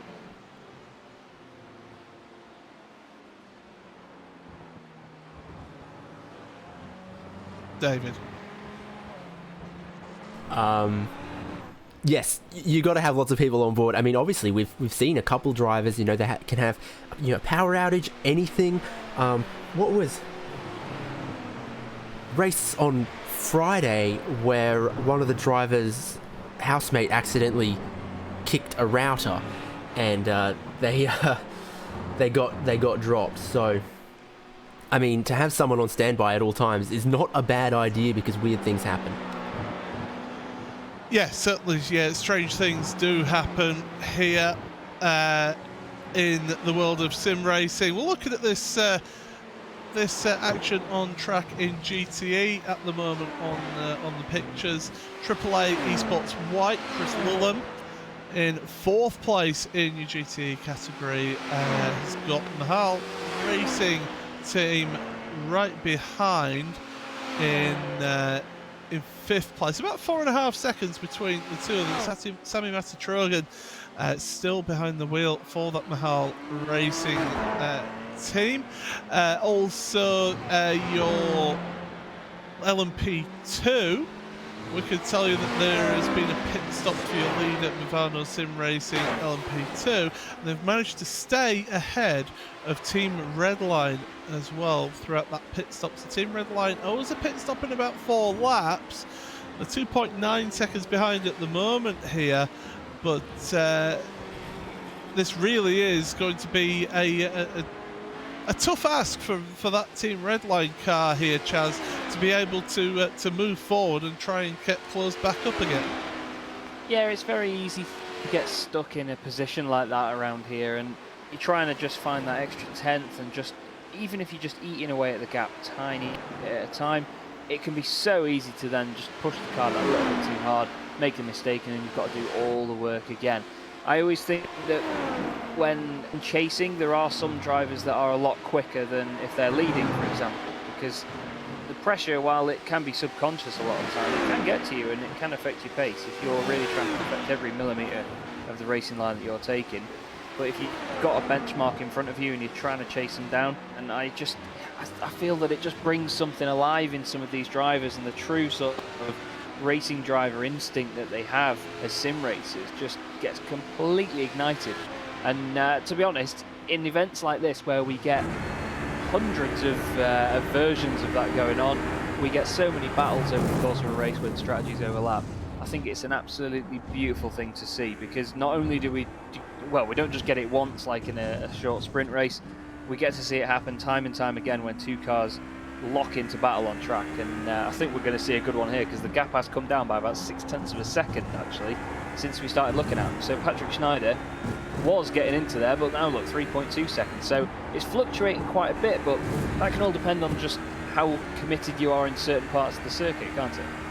It certainly can. It also fluctuates on traffic as well, so that can have a huge impact on how you run. I can tell you LMP2, Satellite Racing, have just come onto pit road and they've got a change of driver. So Alexis Federer is jumping into that car. They're currently P7 in your LMP2 category. So they're getting a full service, tyres and fuel, and a change of driver for them. And we can see them on pit road with that that Porsche 24 driven by Redline car still on pit road, still not moving anywhere, and probably won't move anywhere for the rest of this race. One team that I have noticed drop off of our timings and appear to have retired from this race is the Leo Racing team here, Arjuna. They've I know they've been out for a while now, because they spent like 3 minutes on pit road before they decided to leave. But yeah, that's a team, Massimo Ugolotti. That's that team with that driver of Ugolotti. That is somebody who is a quality driver. Alessandro Bicco as well. Dino Lombardi was in that team as well. They'll be really disappointed to have not got anywhere in this race and ended up having to retire.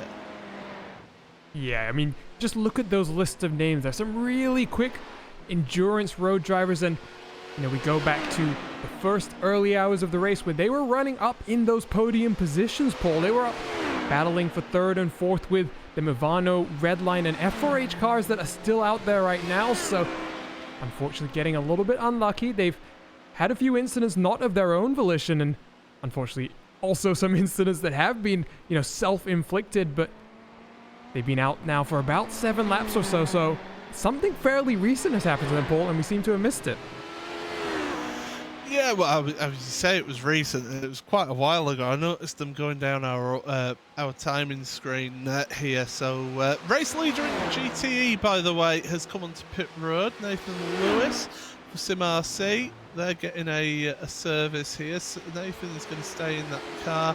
Also, Biela Racing Team Euronics, Tobias Hula is coming onto pit road as well from second place in GTE. So they are getting a service as well in that Biela Racing Team Euronics car.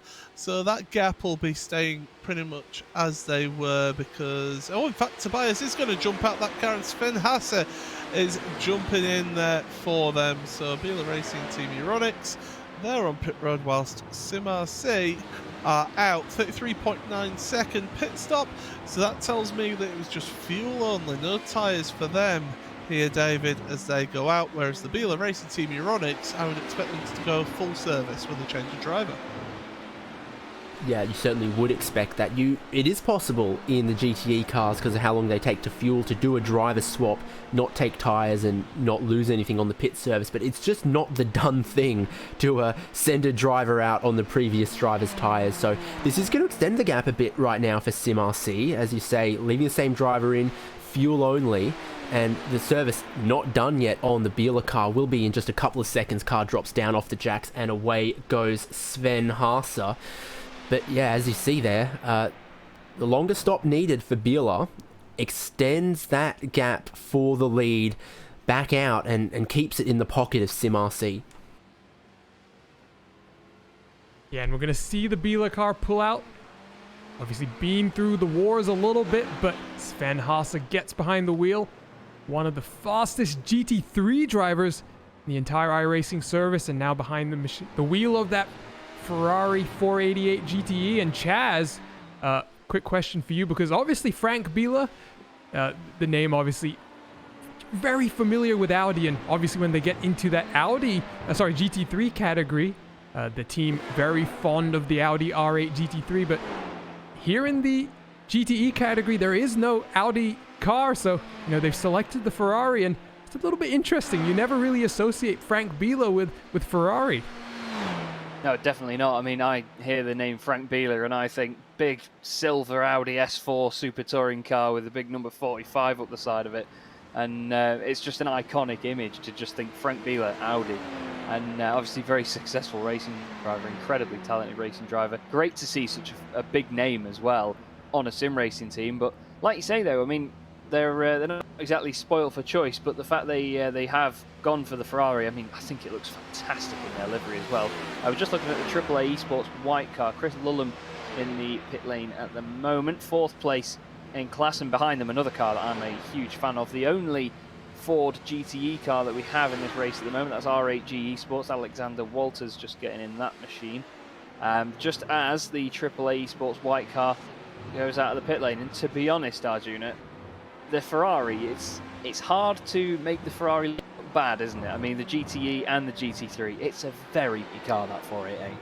It is a wonderful car, and it's interesting here. You can see the AAA Esports machine, Chris Lulham at the wheel, and I think if some people aren't aware, AAA Esports is actually part of the partnership with Romain Grosjean that forms this R8G Esports machine. Alexander Walters, I believe, has just taken over the wheel of that machine, and the only Ford in the field. And the one thing I really love about this car, guys, is that blue light just emanating from the door sills, and especially at night, it just illuminates the entire track at sometimes. Definitely, and to be honest, there are so many liveries that guys have done out there all over trading paints, all over the iRacing service that really complement those lights as well.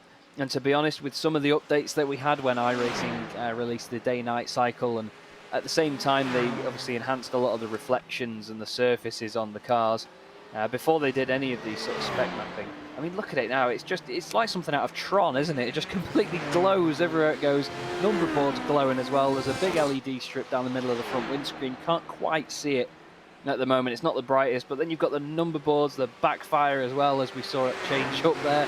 It's just it's a proper party piece, isn't it, that Ford GT? I love it. It's a shame there's not more of them in the field.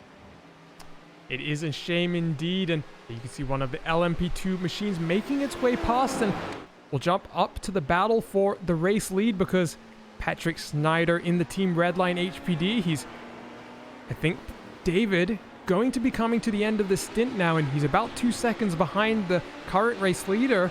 And after that pit stop cycle plays out, he's going to drop a minute behind as well.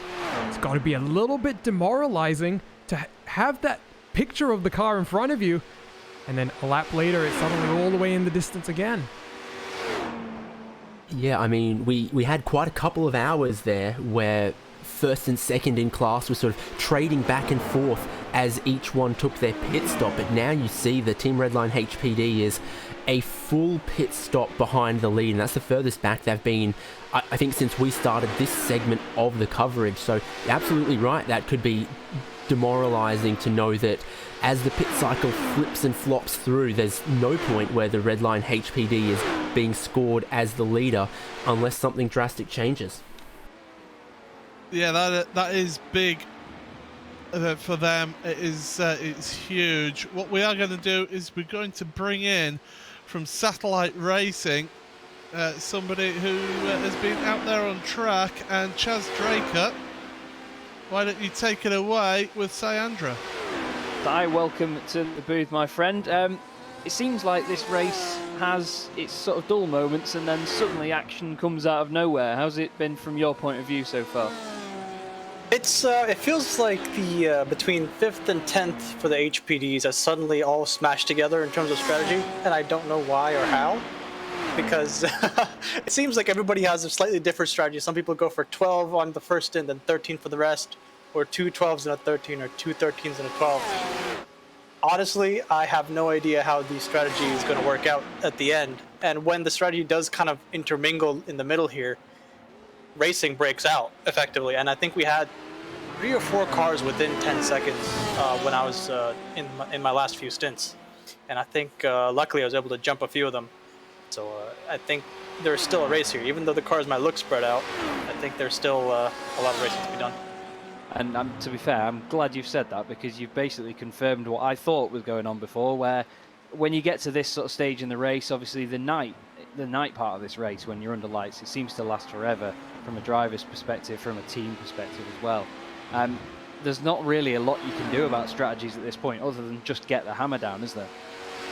Exactly. I mean, you kind of stuck to your strategy. There's not a lot of wiggle room to change at this point. You're kind of committed, and that's one of the hard things at the beginning of the race is, what will the track be like? What will the fall off be like on the tires? Should we go for 3 stints? Should we go for 4 stints?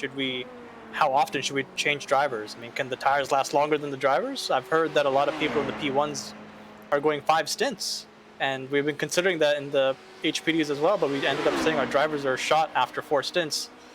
We're probably going to run off the road, so it's best safer you just stay in 4. So all those things come into play. And honestly, my fingers are burning after that. After those 4 stints I just did. I'm not surprised, to be honest. I mean, 2 stints alone is usually too much hard work for some as well. And like you say, to get the drivers, the human aspect of it, really, you have to be so careful about that, because you could just push one driver and just say, go on, just do the extra stint, just drag it out that little bit more. You've got good pace, and that extra bit of push with a bit of tiredness, it can end races. You know, it's so fickle how quickly it can turn around. It doesn't forgive anyone, and it doesn't wait. When the sun comes back up, though, I mean, have you got a plan in mind in terms of changing drivers, or is it just stick to the plan as you started out and just see what comes? Well, right now, I think we have our driver schedule set. I think Alexi's back in the car right now. Unfortunately, Eric, one of our fastest drivers, had a hardware issue. Luckily, it wasn't while he was in the car, but it does mean he can't drive anymore, so there's more driving for me and Alexi. Funnily that you brought up the fatigue issue. I just ran the 4 stints now, and I had run 4 stints about 6 hours ago. My first 4 were a lot cleaner than my last 4, because I think I had many more slowdown penalties than the last 4. And I think in general my consistency was a little bit more variable, let's say, than the first 4 stints. Do you think that is down to just driver fatigue, or do you think conditions also add to that then? I think conditions too. I've never been a very good nighttime driver. I was originally scheduled to be daytime only, so to speak. So being thrown into the night was a bit of a shock. It took me about a stint to figure things out. It was okay. Like, I really appreciated the headlight update that iRacing did about a season or 2 ago. That really helped with visibility at night. And honestly, the track Well, I'll tell you one thing. In the Porsche curves, when you have to go offline to pass GTEs, that is terrifying because there is a strip of rubber down there that if you touch it, you'll just shoot off the track. And if you go wide near that that first left, you're going straight into the wall. I've had to lift all the way out of the throttle before, and if you're not ready for it, it will catch you out. So you might want to keep an eye out for that. Yeah, definitely, and we all know the well, probably too well, the big blue wall on the right hand side of the Porsche curves. It may be painted bright blue, but it doesn't make it any softer if you hit it, doesn't it? But to be honest with you, it's exciting to see how the race develops, how you guys get on as well. It's a shame about Eric with his hardware issue as well. I've actually commentated on him before on a different sim actually, a 2-hour endurance race, which he actually won on there. So I know that he's a very, very talented guy. So hopefully he can get some laps in for you guys as well. What does it feel like when you're overtaking the GTE traffic? Because over the course of the race, we've seen them sit in the middle, the very middle of the straight, because there is a slight advantage to it. Do you find that to be a bit of a nuisance with them sort of moving in the braking zone to get the optimum line in the chicanes, or is it just something you get used to and just sort of becomes second nature? It's scariest when you are in an HPD passing a GTE being passed by a P1. That's when it's scariest because you're not entirely sure if the GTE is going to stay in the middle, if he's going to move off to the side and squeeze you to let the P1 by, or any other combination. And it's a kind of shut your eyes and hold your line and hope for the best and hope everything sorts itself out. I've had a couple of close calls, but luckily the P1 drivers in this split are very skilled so far, especially the people that lap me the most.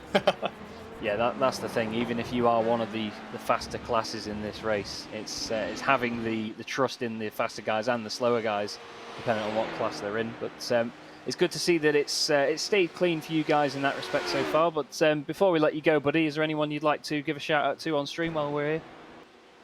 As always, thanks to my teammates, Alexi, Nick, Lee. I mean, everybody on the team who helped build the setup as well. Justin, Lucas, and all those guys. They're not here, unfortunately, but they're with us in spirit, so to speak. Brilliant stuff. Well, good luck for the rest of it then, Si, and thank you very much for jumping in with us. Not a problem. I'll see you later. Cheers.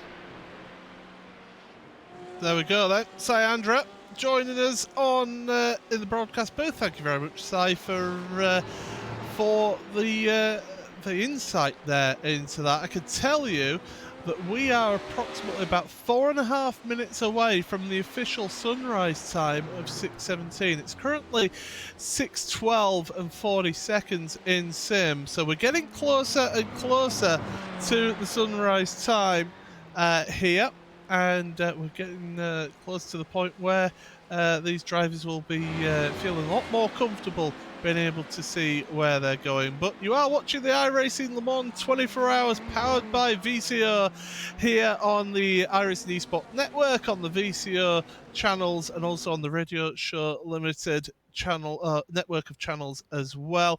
Paul Smith here alongside me is David Haynes, Arjuna Kankapati, and also Chaz Draycott as well.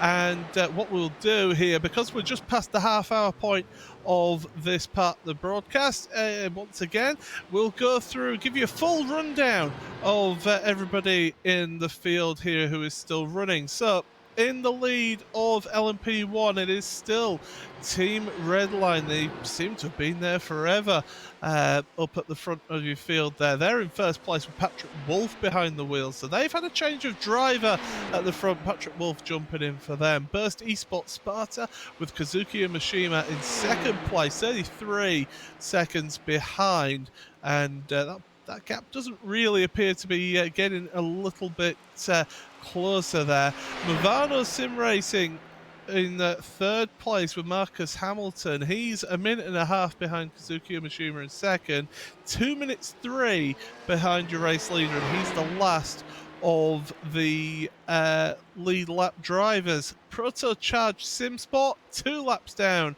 in fourth place, and they've got a 2.5 minute gap over them and Comrade Gaming, who are in fifth place. Dutch Mountains Racing Toucan are in sixth place. They're only 10 seconds behind Comrade Gaming, so It's worth keeping an eye on how they get on. Team RSO, 7th place in your LMP1s. RSR Esport by G Performance, they're in 8th place in your top category, with LOR Esports 9th. Wild Animals Orca, 10th place, 5 laps down on your race leader, with ANZ Motorsports in 11th. 12th in class is Pursuit Sim Racing, however they are 23rd overall, 20 laps down on your race leader, with Race for Cat Motorsport still out there as well, 13th place in class, 28th overall, 31 laps down. The rest of your LMP1s have retired officially. Team Hosingveld, Race Clutch, G-Drive Racing Exemia, Hubert Racing Esports Green, Team Chimera and Obsidian Racing GT Omega all out of this race. With your LMP2s now, it's going to be David Haynes. Indeed it is. In LMP2, your middle child division in this race, Vano Sim Racing LMP2 are leading. Team Redline HPD are in second, about a minute back, about a pit stop in hand for your leader in that class. MSI Esports Blue are in third. In fourth place is the Vendaval Sim Racing Yellow. F4H Red Sonia just pitted from third. That's put them back into fifth, but some positions are definitely trading third, fourth and fifth in that class. We'll keep an eye on it. In sixth is the Movano Sim Racing LMP2 Giallo, and S2V Esports in seventh have just left the lane. Satellite Racing have taken their 7th place spot from them, putting S2V back into 8th. A bit further down, SDL Esports had some damage, some long repairs. They're back into 9th place after running a little bit higher up than that, but they are going and appear to be at full racing speed once again after those couple minutes of repairs. In 10th, Project R Pro2 with Timu Vati. 11th, Simza Esports LMP2, Tyler Havias driving. In 12th is Level Motorsports Orange. 13th, Positive Sim Racing. At 14th, Leo Racing have returned to the circuit after 19 minutes 20 seconds of repairs. We thought maybe they were done, but they are back out there. 15th and running is Evolution Racing Team, and everyone else in retirement. The Movano Sim Racing LMP2 773, the Simicube Inex Racing Car, and MSI Esports Red. While we were running down that, I was aware there was a battle and potential move for position in GTE here though, Paul. Or not Paul, but as we move over to the next complete rundown. Yeah, I was just about to say, the 773 Movano Sim Racing is actually still running. They haven't retired, they are actually back out there. They're 31 laps down overall, but yeah, they have actually got back up and running again. So Brandon Hawkin will be ruining you saying that they're out, but there you go, they're out on track. That's the main thing. It's been a long broadcast for us all. Let's be honest. Yeah, it's a live broadcast. Things are going to happen here, but yeah, GTE then we'll give you the full rundown, and Arjuna, why don't you take us through that? Sure, so we were just following the battle for P10. That was MB Esport Racing who passed. That was the Core Sim Racing GTE who came down into pit lane, but still leading this one. It is CMRC. Nathan Lewis making a guest appearance for the team. Leads by a full minute over Bila Racing, trying to recover from that little bit of damage, and at this point they appear to have that all repaired, and they appear to have found the pace just a little bit, because you have to go back a further 50 seconds to Maniti Racing Gold, and then AAA Esports White and R8G Esports, the two affiliated teams. They're running around 7 seconds separated on the track. The last car on the lead lap, that is Mala Racing, and Augustin Canapino, the driver who seems to have all of his fans appear in the YouTube chat whenever he appears on stream. He's behind the wheel of that car, and then DV1 Trident Racing, they're the only car 1 lap down. And you've got Tetra Rouge Racing there 2 laps down, and then Team Anatolia, MB Esport Racing, DRS Wave Italy GT, and then Core Sim Racing GTE Yannick Hiru, who just got into that car. And then SDL Esports by Logitech G Black, that's the last car still running, because that 911 Porsche 24 driven by Redline, guess what? It's still on the lane, just sitting there, and you know, Gianni maybe has gone and got a little bit of a coffee or something, because he seems to be willing to leave that car out there all night. Well, I don't think it's coffee. I think he's gone to bed. Is what's happened there. I think he's parked it and gone, right, I've had enough, boys. I'm heading to bed. Yeah. So, but that's certainly what's happened there. Pro Tour Charge SimSport are on pit road at the moment from LMP1 4th place. They're on the run there. 22.2 seconds on the pit box. That means just fuel only for them as they head on back out. Now I've just noticed from my point of view that there has been your race leader in LMP2 has had an incident, and I believe this is down at Indianapolis. It is. He's heading into Arnage now. That is your Movano Sim Racing LMP2 race leader. Has had an issue, has had a spin, and hopefully, when we get the chance, oh, here we go. Here's the replay. I just caught it. I've got an instance in the sim running as well. So I just caught that at the corner of my eye whilst we were on here. So this is heading down to Indianapolis. You've got the sweep round to the right. Get onto the brakes for the left-hander and watch what happens here. Onto the brakes, into the left-hander, clips the curb, up over the dirt, and nose first into the Armco barrier there. That's going to potentially cause them some damage. Oh, he gave it a little kiss on the way back round as well. But, David, that could be affecting their aerodynamics and the top speed. And in fact, they're heading down pit road now, only on lap 7 of their stint. So they're feeling the need that they have to come down to pit road. Yeah, even in the dark, you can see that the headlight on the front left has been knocked out of place. There's also going to be damage in other places. I think what they're lucky with, though, is that it has just gone in nose first. It's about 30 seconds. You can do a full front clip replacement on these cars. So I don't think Movano Sim Racing LMP2 are out of this. It doesn't look like they've damaged any of the suspension or anything, but definitely this is put them off their cycle. It might cost them about 30 seconds of repairs on the lane, but I do believe they should be able to repair that car as if it was just about brand new. They should be able to get a new front clip on that, but they have changed drive. Alex Trainer jumping in to the car now, so that's going to allow Team Redline then up into the lead of your LMP2. So just because they had a comfortable lead of about about a minute between themselves and Team Redline, doesn't mean that you can relax. It's a 24-hour race. You've got to keep on it and you've got to keep pushing. But they were pushing a little bit too hard there. But Alex Trainer back out and change of driver. Away they go then. And it does appear that they've fixed that damage to the front clip. And away they go there. By the way, in-sim time is currently 6:22, 6:23. It's about to tick over. So the sky will slowly be getting lighter from now on, and we will be getting a better view of these cars and of the track and as we go on in this. But 8 hours, 15 minutes and 46 seconds remaining in this race here, and certainly this whole period of time has flown by for myself here on commentary. I don't know what it's been like for you guys. Arjuna, I think, has had it a little bit more stressful than most of us here. But it's certainly been an eventful time for us here on this portion of the broadcast.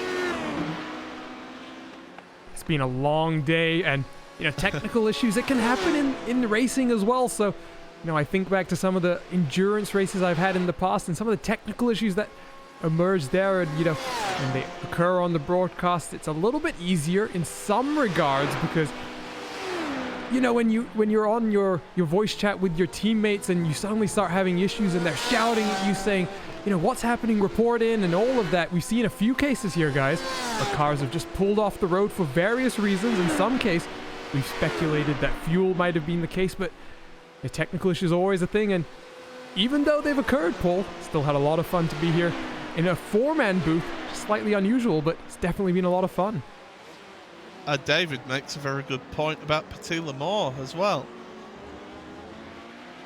Yeah, I mean, I think I remember the other year they, for a short portion of the broadcast, maybe even it was in qualifying, I don't remember, but they were missing some of the cameras they would have typically had because, you know, there's all sorts of fiber links and whatnot that go from the cameras out on circuit to the broadcast truck or trailer or whatever the setup is, and they were missing some of the cameras they would have otherwise liked to have had until that was rectified. So, I mean, you always strive to put together the cleanest, best broadcast you can. Occasionally, things get in the way and you make do with what you have and try to put out the best show you can.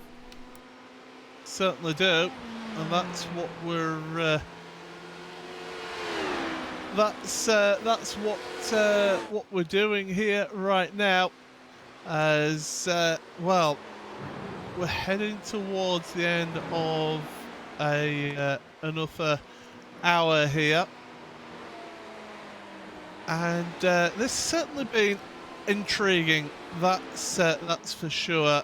Just to explain to everyone who is watching, we are currently in sim on the 20th of September, so it's a little bit longer night time than we normally have here at Le Mans, and that means we've had those longer nighttime hours.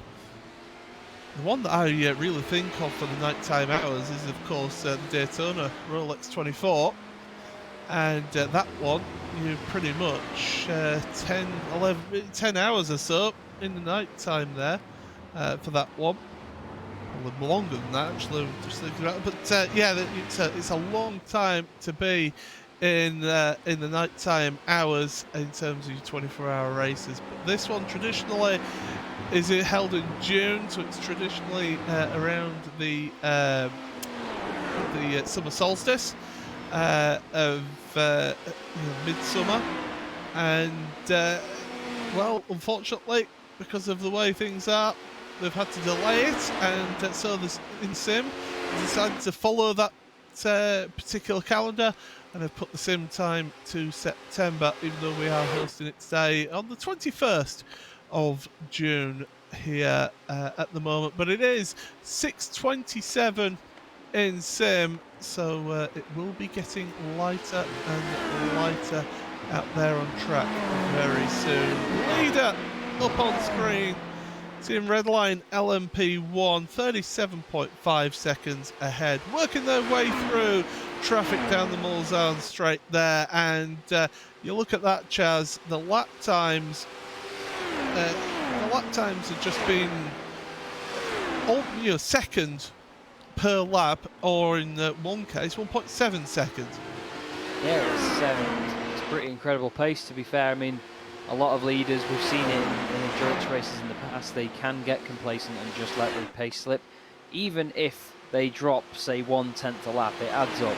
But to be honest, Patrick Wolff at the moment, well, Kazuki Umishima's got no answer for it, I'm afraid.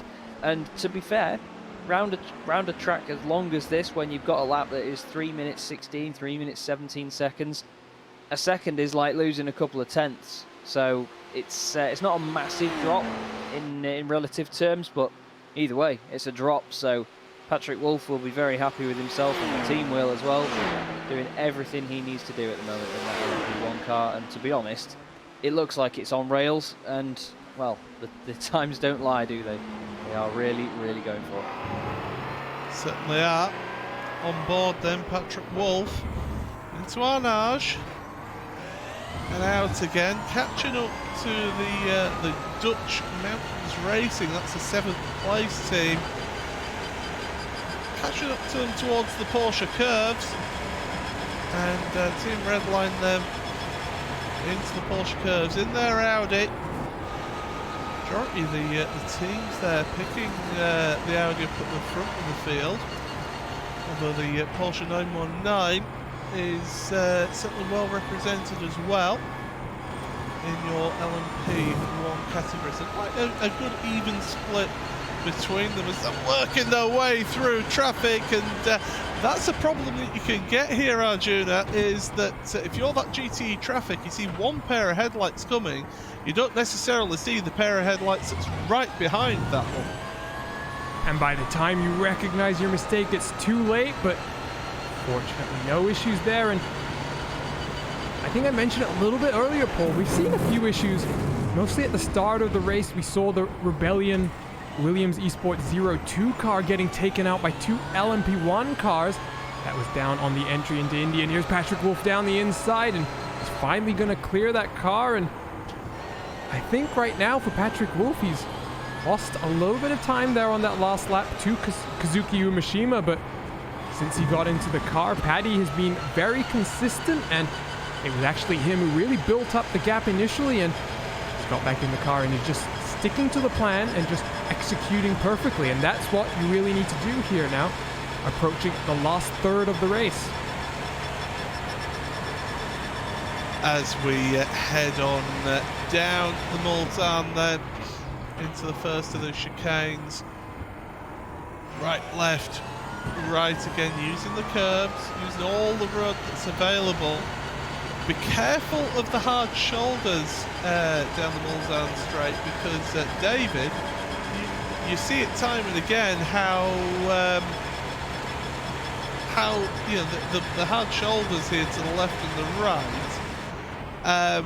It causes issues. It's bumpier out there, and we've seen it catch out a few of these prototype cars in this race as well. Yeah, I mean, you get the public road sections of this course, which is still the majority of this course. They're different to a normal racetrack. You've got the center 2 lanes, which is where you normally want to be. Then you have got those sort of standing shoulders there, which you can use to get past another car. You can use them to track out of a corner if you want, but they are bumpier, less grippy, and you don't want to use them except when you have to. So it's like a 2.5 lane road kind of thing. You have them there for passing. They're fair game. They're a fair part of the circuit. There's no penalty in most places for using them. They're considered part of the racetrack if you want to use them, but they aren't as grippy, they aren't as smooth, and just not as polished as the center 2 lanes of what is most weekends of the year a public road. As they are heading down once again towards the Porsche curves. Through they go into the right. Very tricky section of track.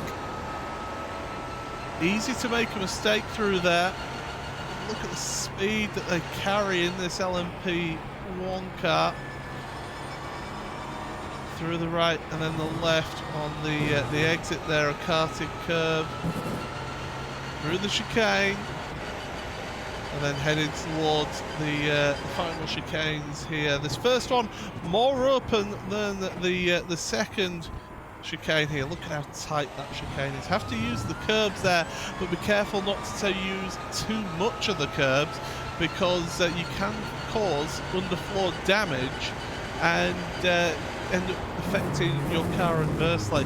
Heading in towards the first chicane once again. Left, right, don't run out too wide or else you will get a slow down penalty. And down through the Dunlop S's once again. Fantastic view, looking from above at that car. Race leader overall in LMP1 is your Team Redline car.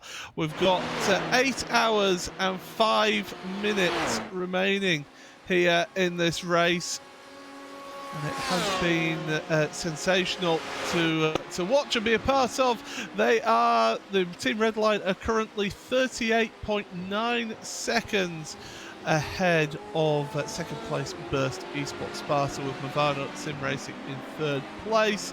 And Team Redline HPD are now 23.5 seconds ahead of Movano Sim Racing second place, with MSI Esports Blue in third. And in your GTEs, you have got SimRC leading by a minute over Beeler Racing Team Euronics with AAA Esports White. But what we'll do is that we will take you with a little bit of Racebot TV fan immersion, get it turned up to hear the natural sounds and noises of the cars. We're going to go on board with Augustine Canapino of Mahal Racing Team. This is your Racebot TV fan immersion.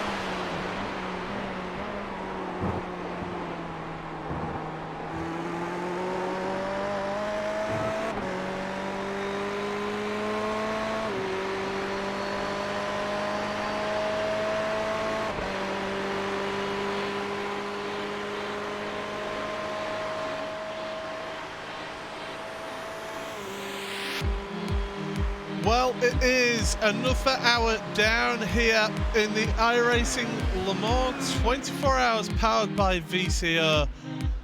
Coverage brought to you by RaceSpot TV and Radio Show Limited.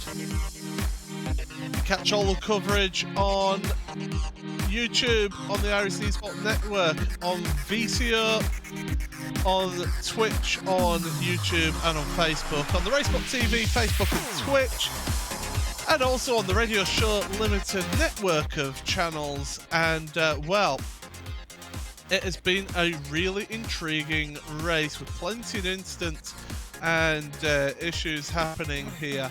And well, let's have a look at the top 8 of each of your categories then. And in LMP1, it is Team Redline. Patrick Wolf behind the wheel, leading that one. He is 38.6 seconds ahead of Burst Esports Sparta with Kazuki Mishima, the pilot of that car. Tomasa Carla has jumped into the Movano Sim Racing LMP1 car in third place. That's the 737 car. They're in third place, but in fact they're close to actually getting lapped by the leader. Proto Charge Sim Sport in fourth place ahead of Conrad Gaming. It's a big gap between those two. Dutch Mountains Racing Tucon are in sixth place with Team RSO 7th. RSR Esport by G Performance round out the top 8 of LMP1. LMP2 will be gone through by Chaz Draco. Thank you very much, Paul. We have Team Redline HPD leading the class at the moment. Patrick Schneider behind the wheel of that one. Movano Sim Racing LMP2 Rosso with Alex Trainer in that car, just 23 seconds back. And after, well, a hell of a long time, that's quite amazing, to be honest, that there's still such a close battle for the lead, in all fairness.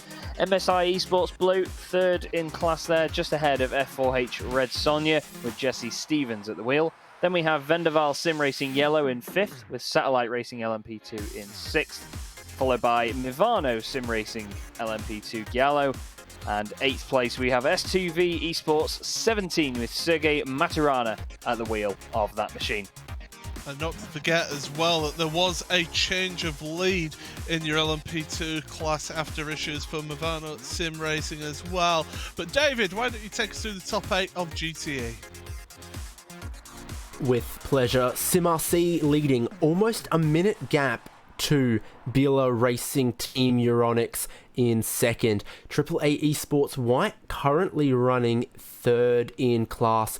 R8G Esports are in fourth, and it's Marla Racing Team in fifth. We rode on board with Augustin Canapino for a little bit there. He's still involved in potentially a little bit of a battle with Maniti Racing Gold, who are in sixth there. Just a second and a half or so to separate those two cars in GTE after more than 16 hours of racing. Seventh in class is DV1 Triton Racing, the predominantly Polish team, and Marcin Skripczak driving that car. In eighth, it's Tetra Rouge Racing in their Ferrari, and sort of spin for them a couple hours ago, but they've picked themselves up, dusted themselves off, and they are still solidly inside your top 8 in the GTE division here at Le Mans. Yeah, as your overall race leader comes onto pit road, Team Redline, Patrick Wolf right on schedule for their pit stop there. Junior, you've a little bit of an update for the Movano Rosso car. Yeah, so actually Dion Fiallo has reached out to us on Twitter, and just a reminder, we do encourage all participants to either do that or even jump into TeamSpeak with us and have a quick chat. But we saw that little incident that Dion had coming through Indy, just knocked the front alignment out a little bit, 10 seconds of optional repairs. They're back out strong. Alex Trainer putting in some good laps, but the concern for that team is that the change in pit strategy, obviously having to come down a few laps earlier, is going to hurt them a little bit more at the end of the race. Time in sim is 6:43 a.m. and conditions still pretty cool out there, clear skies, and the track temperature only a degree hotter than the air temperature. I think we've been given some duff information, by the way, here in the commentary. we got told that the sunrise time would be at 6:17 a.m. Well, we're currently at 6:43, and really we've not seen the sunrise come up yet. So I think we've been given some wrong information there, David. Maybe we got given a time that wasn't daylight savings adjusted. Any number of things possible there. I've been looking at some of these cameras, and normally before the sunrise, you start to get a tinge of orange near the horizon, you get a bit more glow in the sky, and we haven't really quite gotten that yet. So I have to say, just sort of looking out the window of the commentary box, as it were, I would definitely still say at least half an hour at a minimum until sunrise proper. Absolutely. Don't forget that the in-sim date is for September. So that's possibly where the little bit of issues have been happening there. A bit of a confusion going on. But we've been keeping an eye on that battle between the Mahal Racing team and the Maniti team, as well, the Racing Gold team in GTE. But look at the race leader, number 17 red line car, Patrick Wolf, working his way through your field, putting laps on people. And I can tell you that he's actually, looking at this on my end, he's getting closer and closer to putting a lap on Movano. So Movano, if they're not careful, they will end up a lap down here, Chaz. They've got about they've got a decent size, because your leader is just coming through towards the Porsche curves, whereas Movano right now coming into the Dunlop chicane at turn 1. Well, we've seen bigger gaps disappear quickly over the course of the race, so there's no reason that Movano couldn't go a lap down now. Tommaso Carla in the car at the moment, and well, I mean, it may have the number 737 on the side of it, but it certainly doesn't look like it's handling like one. It's flying around there, and now through Tertre Rouge onto the straight. Look at these P1 cars, they're just frighteningly planted to the road. And as Sai was saying earlier in his interview, the fact that some of their drivers are shot after a 4-stint run, some of these guys doing 5 runs in an LMP1 car, I don't know how their brains keep up with it, because I can barely keep up with it watching it. I'm glad I'm sat here and not in the car, let me tell you that. Yeah, absolutely. And we're currently bringing you all the action. We've got live timing available, raceport.tv/timing2. We have had a couple of technical issues on today's on this part of the broadcast, should I say. So, we do apologise about that, but raceport.tv/timing2 for live timing and scoring, or of course on the Radio Le Mans website and Radio Show Limited website, they have got a live timing available on there as well. We are getting closer to the pit stops for GTE, Arjuna, and your race leaders, first and second, they've got almost a minute between them, but they're due on the same lap. But it's that battle then for third, for third, fourth, and also fifth, sixth as well. That's going to be intriguing. Yeah, we saw all of those cars coming to the pit lane together the last time. There you can see the race leader. He's on his 12th lap of the race, so expect him to come down potentially at the end of this lap along with the Biela Racing Ferrari. Then you look back at AAA Esports and R8G Esports, one more lap, and unfortunately, Paul, at this stage of the race, it's a bit too late to really try and make, your strategy really work even more so. Those two cars, the AAA Esports and the R8G Esports, they're about 2.5 minutes behind the race leader, and they've got a lot of time to make up. And it's 8 hours maybe sounds like a lot, but that's a very large gap to just try and claw away at lap by lap. But the thing is, you've got to remember as well, with it being 7 hours and 50 minutes remaining in this race, you've only got to claw back, say, 3-4 tenths a lap for the rest of that time, and you're there and you passed. So it's not the end of the world if you're only a few tenths off of the team that you're in pursuit of, if you're the pursuer. But if you're the team in front, you've got to keep an eye on that. It's got one of the nuances of endurance racing, Chaz, is it's easy to just have, not quite sort of keep an eye on something before you know it. You suddenly realise, oh boy, we're under pressure here. Oh yeah, definitely, and it can very, very quickly creep up on you, like you say. All it takes, like I was saying before, is for one of your rival teams in the race to just eke out a couple of tenths a lap, and before you know it, they're in your mirrors, and you're thinking, okay, so there's genuinely a battle on here. With it being a long lap, obviously over 3 minutes for the P1 cars, the GTEs, for example, if they're thinking, oh, someone's only a minute behind, that can very, very quickly disappear. So we're just looking now at the GTE class leader, SimRC. That is Nathan Lewis bringing the car in. Nathan's been very consistent so far for these guys since they took the lead in class. And it's been an incredible performance.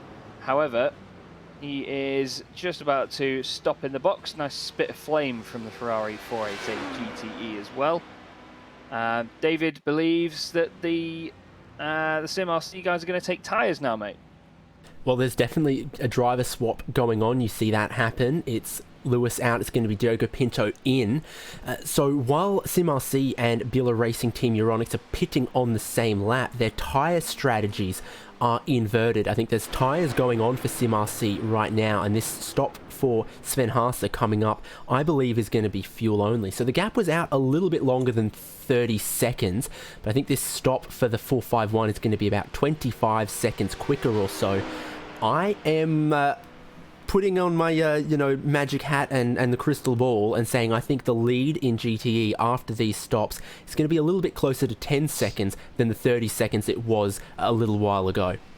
Yeah, it's going to be closer, that's for sure, as we'll wait for that. So SimRC pull out the pits then. 1 minute 1.4 is the pit stop time as they come out of pit lane. Bila Racing Team Euronics, they are away out of their pit stall. They're further down the pit lane though, and they are actually a lot longer on the pit lane speed limiter on the exit of the pit lane, but 33.7 seconds for the actual pit stop for them. So no tyres, just fuel for the Bila Racing Team Euronics car of Sven Haase, and they are away. So we'll just have a look at how the times pan out. About 27-26 seconds between the leaders. Far too optimistic. Yeah, it is closer, that's for sure, but still 27 seconds between your leaders here in GTA, so still a bit of a gap to have worked at, but certainly Chaz, it's one that they can do. Oh yeah, that's for sure. I mean, we still have to consider that at the end of the day we've had, 16 hours of racing, and there's only, less than half a minute between them around Circuit de la Sarthe after everything that's gone on so far, and even that incident before for Bila Racing Team Euronics, it's pretty amazing, to be honest. And I think that come the end of the race, if they do keep closing up like this, we're going to have a hell of a battle on our hands. But again, I hate to repeat myself so much, but it's coming back to what I said before, that they don't know where each other's strategies are going to be at, and neither do we, and that's probably one of the most exciting parts of it. We can only wait and see. Of course, endurance racing, the first bit of competition that you have in that is against the clock itself. That is the thing that you are fighting against first and foremost, and then against your competitors. And out of pit road then, we've got more pit stops happening in GTA, and R8G Esports have actually got the jump there on pit road over AAA Esports White. So Alexander Volters moving ahead of Chris Lullum. So that is a change of position up to 4th place now for R8G Esports there, Ayuna. Yeah, that pit lane delta, about 3 seconds, so the R8G machine. There's two potentials here. Now, obviously, two different vehicles, Ford versus Ferrari. They've got different fuel tank sizes and different fuel flow rates as well. So the potential that maybe just a little bit more time required to be spent in the box for that Ferrari, but also the potential that that R8G esports machine, they've realized that they can short fuel just a little bit, save a little bit of time in the pit stop, and not actually have to save that much more fuel on track. So that Ford, it's got back out in front, and Romain Grosjean was at the wheel of that machine earlier in the race, had a few issues, spun the car around at Indy as well, a very common mistake, and right now it's Alexander Walters who's leading the fight back. He's up into fourth and the highest placed non-Ferrari machine in your field. Yeah, that Ford versus Ferrari, it sounds like a really intriguing battle. They should make a film about that at some point. But anyway, down the straight then into the second of the chicanes, and through the left, the right there. Now that R8G car will be getting some slipstream effect off of that prototype in front of the LMP1 car, LP2 car should I say, sorry. But the two GTEs together on track, but you can see there the first vestiges of sunlight starting to appear in the sky. So it's starting to get a little bit brighter out there, and given enough just having a look at my information here, given enough 20 minutes or so, I reckon that should be around about sunrise at that point, the official sunrise. Time in sim, by the way, is now 6:56 a.m. on the 20th of September in sim. That's the date that we are running to today. In towards Indianapolis, AAA Esports White, all over the back of the Ford in front. Now, here's a question for you, David. If you're that AAA Esports White car, do you just sit on the tail of that car in front and save yourself a ton of fuel so that when you come into the pits, you've got a shorter pit stop? Yeah, exactly. Reverse the trick back on them. Certainly what you'd consider. They're sort of, battling against each other here. They need to consider also what Maniti are doing, what Marla Racing team are doing. This battle doesn't exist in a vacuum, but overall, if you don't feel like you're being held up by Walters in front, it's not a bad idea to just ride along behind and know that maybe the Ford is carrying a little bit less fuel than you. You can, with double the effect, reverse the trick back on them at the next round of pit stops. It's even possible that if they did slightly short fuel this R8G car, that it's not going to do 14 laps on this stint. So there might even be the possibility of going for the overcut right at the end as well. Been split by a HPD at least briefly here, which I'm sure delights Alexander Walters. Not sure it's quite enough for him to drop Chris Lolland though. Your fourth place driver overall, Protocharge Simsport, Ben Nemithi, is on pit road at the moment getting their service. Your leading LMP2 car of Team Redline HPD, they are on pit road as well to get a service. So they're starting with the pit stop cycle of your LMP2s as we head on to this part of the race here. There's going to be a change of driver as well for Team Redline. Jonas Vollmeyer getting into that LMP2 car, so it'll be a full service for Team Redline. There they are on pit road getting their service, and as I say, Jonas getting into that car. Very talented driver. And again, you can say that about all the Team Redline drivers, really, can't you? As he's just waiting patiently for the fuel and then tyres as well. So the tyres will be getting changed now. And then before you know it, it'll be off and away. But Movano Sim Racing at the moment, Alex Trainer moving to the lead of the LMP2 category for the time being. However, he will be due a pit stop in about 2 to 3 laps here, Chaz. Yeah, it's going to be interesting to see how he holds the pace until then, though. I think that these are the defining moments. As soon as you've got an overlapping strategy, you really have to focus on your out lap if you're the guy that's just pitted, or the in laps if you are the one trying to chase, or maybe you're going for an undercut and however it pans out, the most important times are now. And I tell you what, we keep coming back to this Ford GT, and I think it looks absolutely fantastic. But it's just, honestly, it looks like it's got warp engines on it, the way it goes down that back. It's absolutely brilliant the way it glows. It's got the Porsche and the Ferrari behind it, of course. All three manufacturers in this race together as well, which is nice to see. That's the AAA car, though, getting held up by the Porsche there. That is the number 3 machine of DRS Wave Italy GTE, and I can't imagine that that's going to go down very well with the AAA esports car. We're on board with them now, and you can see they're not exactly out of the way here. He has to actually make his way around as Chris Lullum, and that Porsche isn't backing off, so he might be a little bit frustrated by that, but at the end of the day, the Porsche is just trying to run his race as well. I think there's still, well, you can see the headlights in the rear view camera there. I thought they were going to not quite get rid of the overlap there, but Ford just ahead, making itself very apparent with those lights. But to be fair, he does a really good job on the brakes there, does Chris Lullum, and that gap doesn't seem to have stretched out too much. Look at the different lines. If we could keep on this on board, it would be great. But you can see the different lines that the two cars are taking, especially through Indianapolis and Arnage. You saw how wide Chris Lullum was taking the entry into Arnage compared to Alexander Walters in front here. And again, Porsche curves, a little bit of different lines taken. That Ford, a lot of people, and I'll bring you on this, Arjuna, a lot of people basically compare driving the Ford GT to effectively driving like a prototype car. Yeah, I would 100% agree with that. You know, not gonna say some of the things that some of the people will say about the Ford, but you know, it was designed with the sole intention of coming to the French countryside and winning. And it did that very successfully in its first race, no matter what some of the other teams and drivers will want to say about the strategies behind how they did that.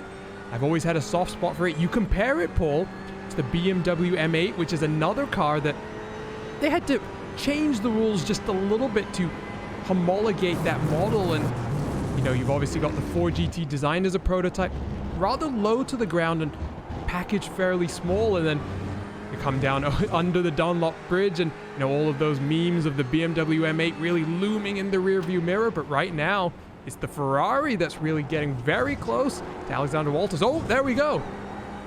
Yeah, big mistake there from Walters through the S's, and that allows the Van Devil Sim Racing yellow car of Dakota Fripp to be able to move ahead, although actually I'm looking at the wrong one. It's Chris Lullum, should I say, who's made his move ahead, AAA Esports White.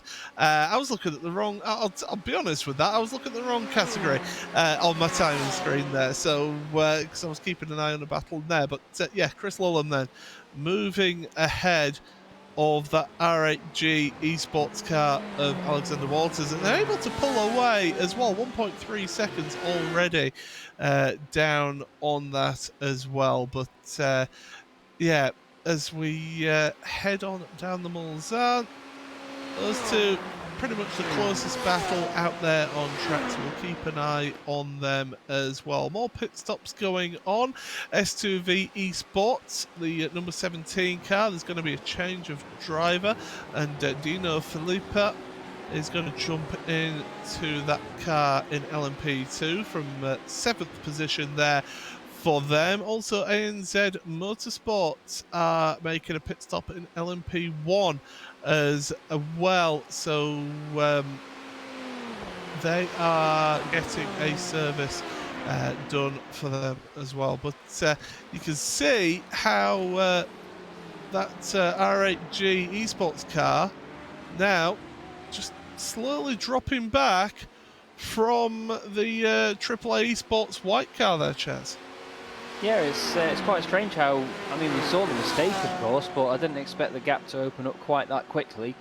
But fingers crossed they don't drop off too much. A little bit of damage to the front right of the car, though, as you can see, and you never know how much that may be affecting them. Just had reports as well that the sunlighting coming in a little bit late, by the way. There was actually, even though there's none on track, there's actually a BMW M8 in the pit lane that was blocking the sun, so they've actually just started to move it now. And I'm pretty sure before long we'll actually have sunlight again. we've all been up for a long time here, ladies and gentlemen, and that is the level of joke that we've got at this time. Not sorry.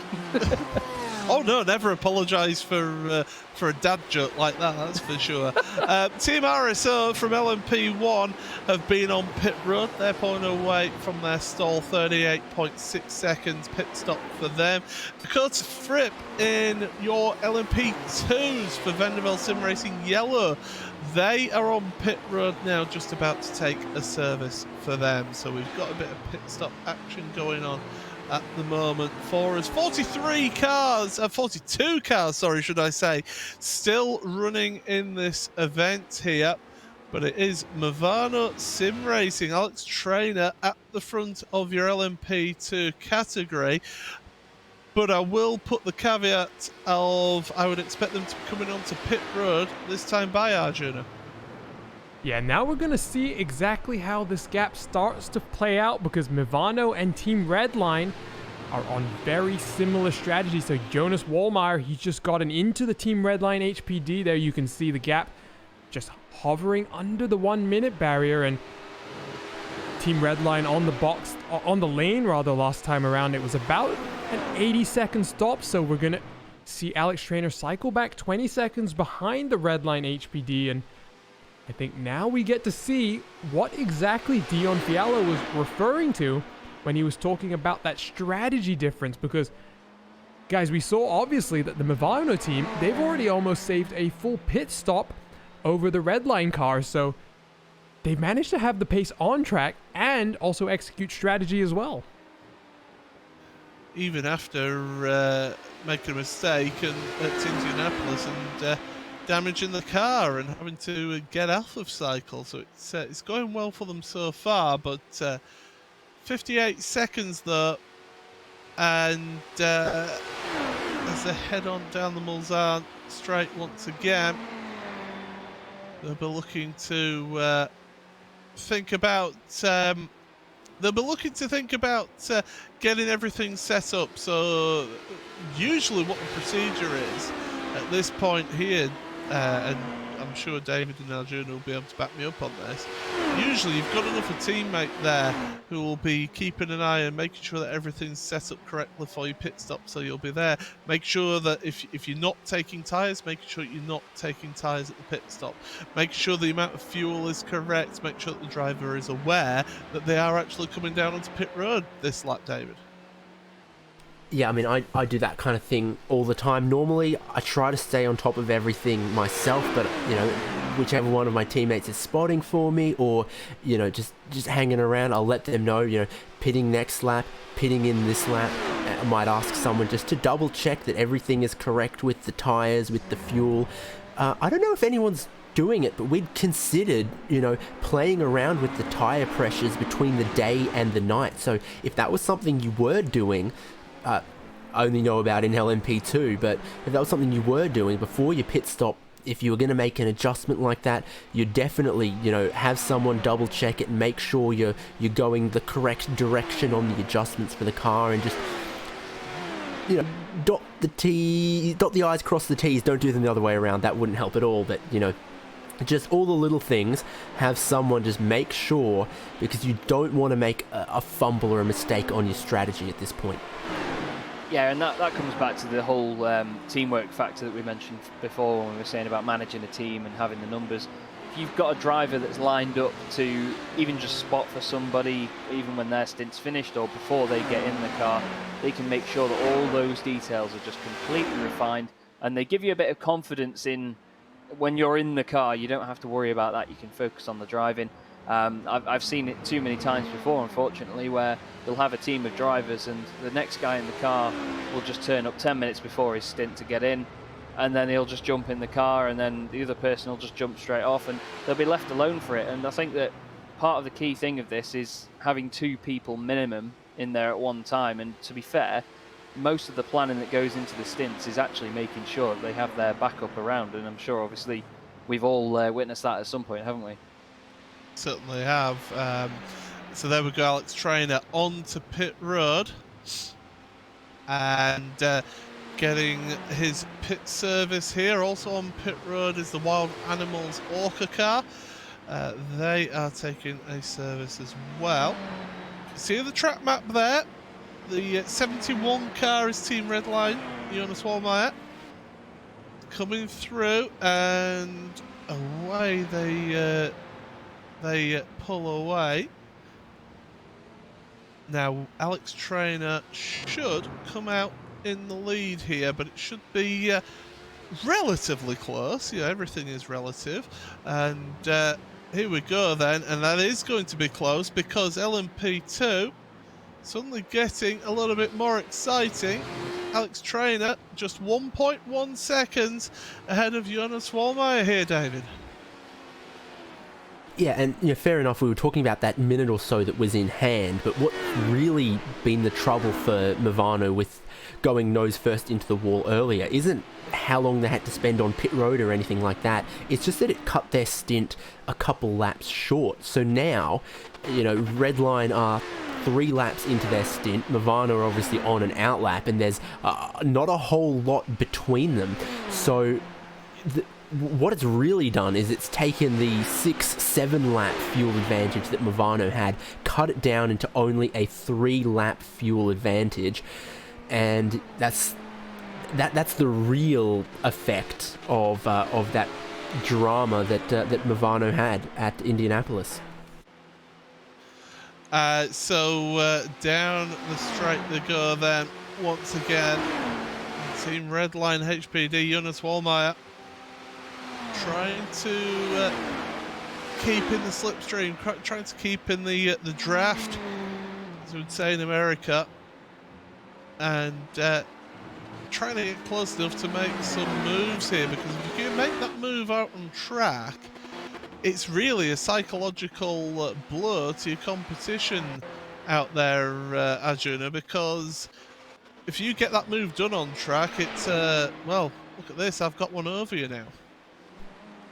Yeah, and I think something that some people might not consider is that we're now, well and truly into the last third of this race, now 30 minutes into the last 8 hours, and at this point, every single team has a good idea of the various drivers available at other teams' disposal, and at this point of the race, you kind of start to think about, okay, which drivers are potentially going to be slotting in for the final stints of the race, and if you're able to get the move done on track at this point, it just gives you a little bit more confidence. You can see, guys, the sun is starting to rise just that little bit more, so you can see the yellow just creeping through the trees now. So the sun starts to rise. The drivers start to get more confident as they realize the long night is finally starting to come to an end. And yeah, let's see exactly how some of these drivers choose to handle it, and maybe some of them will turn up the wicker just that little bit more.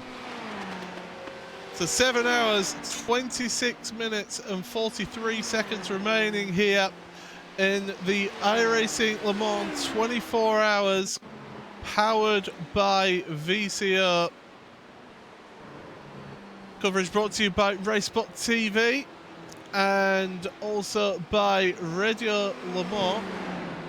Make sure you keep up to date with everything going on here across the iRacing Esports Network, across VCO, across the Radio Show Limited network of channels as well.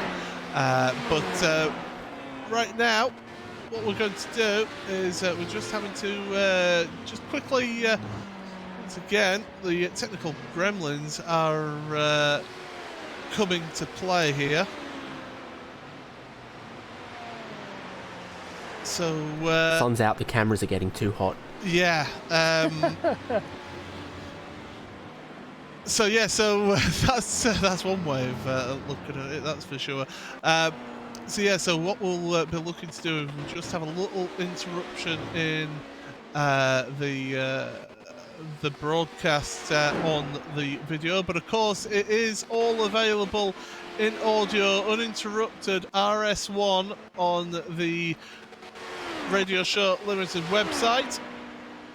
We'll be able to keep you up to date with what's happening in this race here as we go through this one, but certainly It is definitely been an intriguing event out here, and one that I certainly have been thoroughly enjoying. And we've got 7 hours 24 minutes remaining now, so these drivers certainly got a long time to go yet. There's still plenty of action to come here, so you won't want to miss a minute of it. But what we're going to do is we just, in terms of the pictures, we just got to quickly change over to a different producer, and i.e. myself, and then we'll be able to bring you pictures once again. So just bear with us whilst we do that. But we will be looking to certainly get everything all up to date and sorted right here. So just bear with us just for a moment whilst we switch on over producers right now.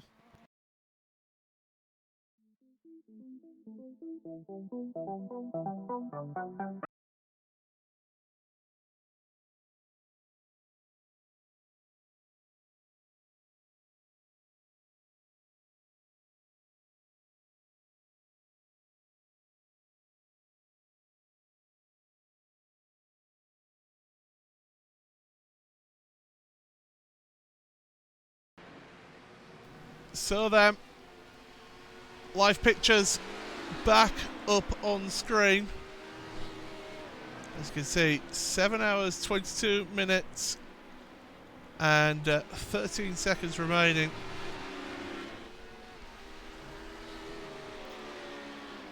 And yeah, certainly these drivers pushing hard as they continue on in this race.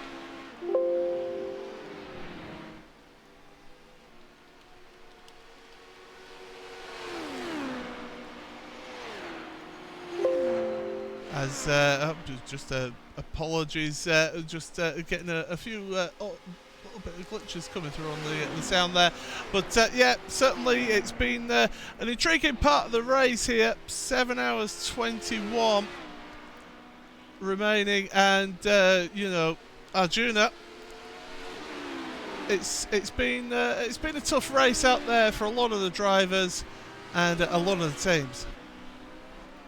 Yeah, it has indeed, but what we're seeing now, pictures back on your screen, it is the battle for the LMP2 lead. It is Team Redline HPD chasing down Movano Sim Racing. Alex Trainer's at the wheel, and the cycles have started to just work themselves a little bit together. So now, instead of that Movano car actually being in front of the Team Redline car, they're actually a little bit behind on the pit strategy now. And when we talked to Dion, there was a little bit of uncertainty in that Movano camp. Unfortunate incident for them coming through Indy, and they managed to get the damage repair, Paul. And the important thing here is the HPD, it's a car, unlike some of the other cars in iRacing, where if you do take certain types of damage, it can be repaired to almost 100%. The one exception being, notably, the floor of the car, which I think most drivers tend to damage in those final 4 chicanes. I mean, me and Connery are very similar, so it's easy to make that mistake. Nah, it's been a long day. I can't even tell you two apart in a photo. It's been a long day for everyone here. Let's just put it like that. But yeah, you can see how close that gap is then in LMP2 with that battle for the lead. Redline 5 laps into their stint here in this one compared to 2 laps for Movano Sim Racing. So David, they're not too far out of synchronization there. No, it's your leading Movano car though, still carrying 3 laps more fuel on board, so in the slightly better position. But you know, on track here, there's not a whole lot in it. And if I want to put on my weatherman hat once again, not only have we got some of those orange tinges in the sky, but I think the sky is almost blue now, and you can see it out on track. The lightness that we have, I think, you know, after that much longer than otherwise night that we've had, you know, you've got 7 hours 19 minutes left on the clock. I think the lightness in the sky, the increased visibility will really help a lot of our drivers and just give them that motivation, that feeling like, yeah, we're on the home stretch, we're in the final third of the race, we can do this, we can get to the finish of this 24-hour race. And we can certainly get to the finish of our stint of this broadcast as well. Problems and all, but we will make it, that's for sure. But yeah, as we head on in, it's 7 hours and 18 minutes 24 seconds remaining of this race. Race leader Patrick Wolf for Team Redline in your LMP1 category. They're on pit road, just a fuel only stop for them. So they're back up and away after 23 seconds stopped on pit road. Also on pit road as well as Burst Esports Sparta, Kazuki Umeshima. So pitting on the same lap as the Team Redline leaders. So the second place car on pit road in LMP1 as well. We haven't done this so far this hour. So what we will do is we will go through the entirety of the field. We'll start off with LMP1, and for a change, I'm going to say, Chaz, why don't you take us through the LMP1 field? It's an honour. Team Redline LMP1 then, leading the race still. Patrick Wolf doing an outstanding job for those guys. Burst Esports Sparta though, Kazuki Umeshima is not dropping away too badly there either. He is quite secure with almost 2 minutes and 50 seconds back to Mivano Sim Racing LMP1. That is Tommaso Carla in third position. Protocharge SimSport are in fourth with Comrade Gaming LMP1 in fifth. Then we have Dutch Mountains Racing Toucan in sixth position, followed by RSR Esport by G Performance with Brandon Wilson at the wheel in seventh, and the number 321 machine. Then we have Team RSO 117, and in ninth place in the pit lane at the moment is LOR Esports, and behind them, rounding out the top 10, is Wild Animals Orca with Kirill Kolobuksov in the car there, with ANZ Motorsports 7 in 11th. And then next in class is actually Pursuit Sim Racing down in 21st overall, and then Race for Cat Motorsport 28th overall. And then of course the retirements as well: Team Husingveld 48, Race Clutch LMP1, G-Drive Racing Exemia, Hubert Racing Esports Green, Team Chimera, and Obsidian Racing GT Omega. So that was your LMP1 field. This is your LMP2 field, and Arjuna, why don't you take us away with that? Yeah, we just saw the Team Redline car make a pass to get back into the lead of this race, and there right behind them is the Mivano LMP2 Rosso. Then almost 2 minutes back is that MSI Esports Blue machine. And you have F4H Red Sonia and Vendaval Sim Racing Yellow still just hanging on to the tail of that lead lap. Then look back to Satellite Racing, Mivano Giallo, S2V Esports, and then SDL Esports by Logitech G White. Those are all your cars one lap down. And then in 10th place, the Project R Proto. Then with them on that lap, 2 laps down, it is Simsa Esports LMP2 White. Tyler Hervey is currently at the wheel of the car.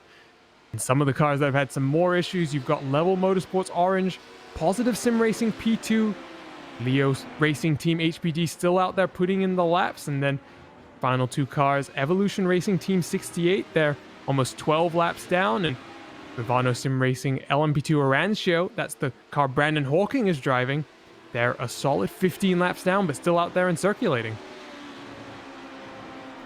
As that is your LMP2 category. Finally, GTE. David Haynes, take it away. Absolutely, your leader, SimRC, 35 seconds that they have in hand right now. Second place is Bila Racing Team Euronics. Third, AAA Esports White. In fourth for the minute is Marla Racing Team with I think Argentina's favourite Augustin Canapino. In fifth, then Maniti Racing Gold with Tim Matska. Sixth, R8G Esports in the Lone Ford GT. Bit of an underdog, so that gets them some fans, I'm sure. Seventh, DV1 Triton Racing. Eighth, Tetra Rouge Racing. 9th, DRS Wave Italy GTE, and then 10th, MB Esports Racing. 11th, Core Sim Racing GTE and their Ferrari still circulating with Yanni Kiru driving. Team Anatolia is in 12th, and then SDL Esports GTE is in 13th. Last GTE running since what we're calling now a retirement for Porsche 24 driven by Redline. Oh, Kazuki Mishima onto pit road. That is unscheduled here. Looks damaged. And yeah, looks damaged, yeah. Front clip getting replaced here. So what on earth has happened? It's done one lap before it's had to come back in. So this is very, very much unscheduled for the burst car that was in second. Well, let's hopefully see if this works. Well, we've got them coming onto pit road then. So hopefully we can catch them another point. So we've got them coming around Porsche curves. The car, it does look damaged at that point. I think Arjuna knows where it's happened actually. Yeah, you got to go all the way to Indy, Paul, because it's almost a mirror image of what we've seen so far. That number 4 LMP1 Audi just drifting a little bit too wide out onto the gravel there, and almost a mirror image of that Mivano Rosso incident. That car hard nose first into the Armco barrier. We'll get it eventually. We've got him weaving there after trying to check the how straight the car was. Here we go then. Runs out wide over the gravel into the Armco barrier there. That's going to be front clip damaged. And that is, as we mentioned, after only one lap. You can see the pit stop time at the bottom of your screen, 29.3 seconds. So disaster there for Kazuki Mishima. He'll be disappointed to have done that. Back to live pictures then. And yeah, he'll be disappointed that a mistake like that has happened at this point of the race, because they were kind of in touching distance of the race leader, but they weren't really challenging them at that point, really, were they, Chaz? No, not really. They were keeping tabs on them, but not sort of matching the pace exactly. He's just a little bit cautious there, lapping the number 23 machine in GTE. That's the MB Esport Racing car with Martin Christensen at the wheel. But you can see him weaving around there, and I mean, he's not warming tyres, that's for sure. He's just checking how the car responds and how it deals with the damage, if there's still anything wrong with it. And to be honest, I mean, doing that itself is obviously it's a good insight to what the car can handle, but it's quite a risk at the same time, because if it isn't quite right and it flicks one way then the other, you could put it in the barrier again, couldn't you, David? I mean, yeah, absolutely. And something just to consider, guys, you can see sky just getting a little bit brighter now. You could see the sun really starting to just brighten the cars, make it clearer for us to see. Is the track temperature is still down at 19 degrees Celsius, so fairly cool, but Kazuki Umeshima was on the 4th stint on those sets of tires, and his teammate before him did do a quad stint on those tires, which is absolutely phenomenal. So Harrison Finch really just extending the life of the tire as much as he could. And I think, guys, Kazuki Umeshima was trying to do the same thing, and unfortunately just getting a little bit caught out. We have got a little bit of close action down in your LMP2s. It is MSI Esports Blue with Oriel Boa and F4H Red Sonja. 0.8 of a second between them. Chris McGrath behind the wheel of the F4H Red Sonja car. And as they run through the Porsche curves. Now, that F4H car, 7 laps on its stint, whereas brand new, not brand new tyres, but brand new out the pits for the MSI Esports Blue car. Now, the F4H car did take tyres on its last pit stop, so we could potentially see some moves happening here, David. Yeah, do you feel MSI was just held up a little bit through the forward chicanes that time? It's given the opportunity here for Chris McGrath to go to the right-hand side, try and move himself and his team into a podium spot. And this angle, it's hard to tell exactly if he sealed it, but I think that is sensible stuff from Boa, who understands the situation here, hasn't fought it too hard.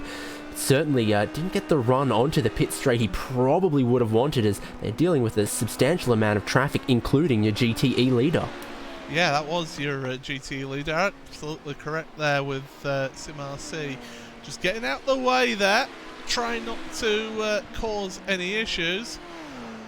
But as they are down onto the Mulsanne Straight, they have got a little bit of LMP2 traffic ahead of them here, so they'll be hoping to... Is that Simsa?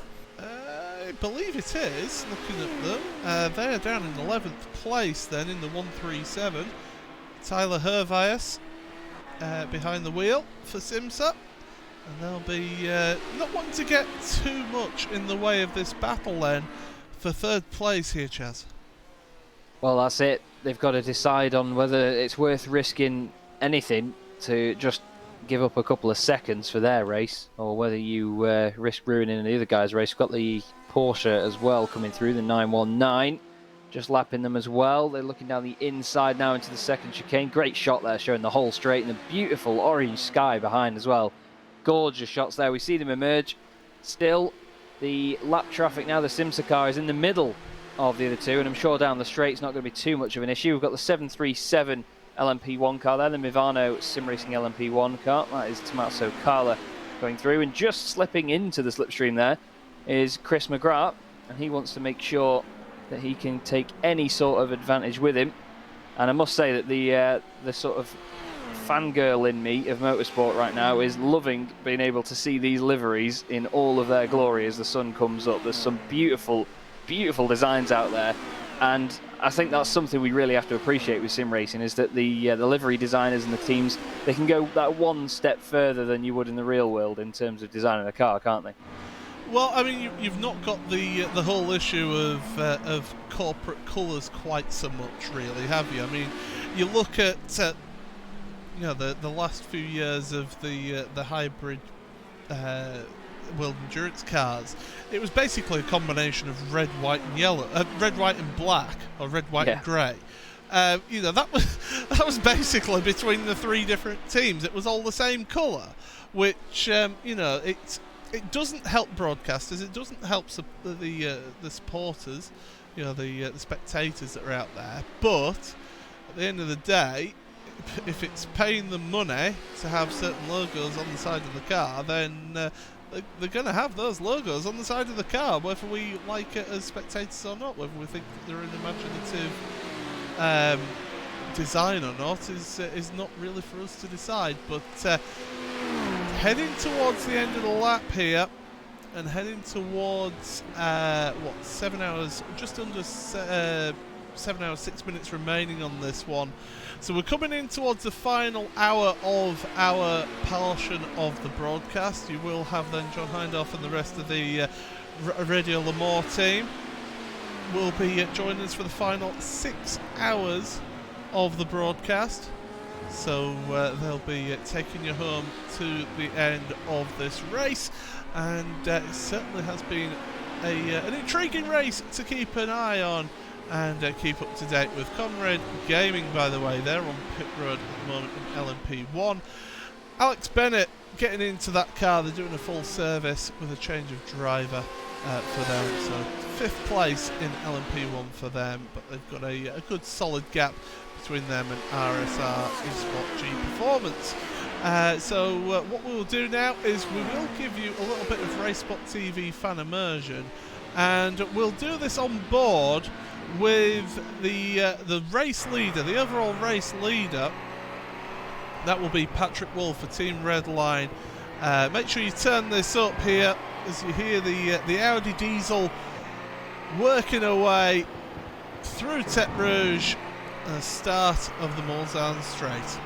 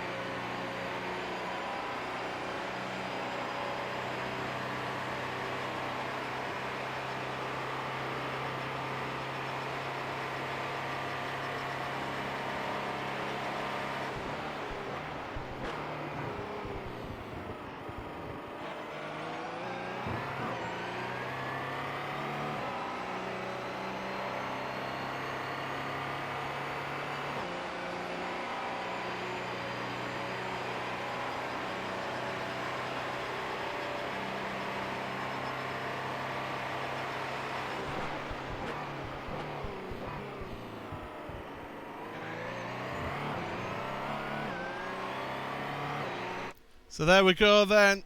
A bit of RaceSpot TV fan immersion for you all as the sun is well and truly rising here at Circuit de la Sarthe.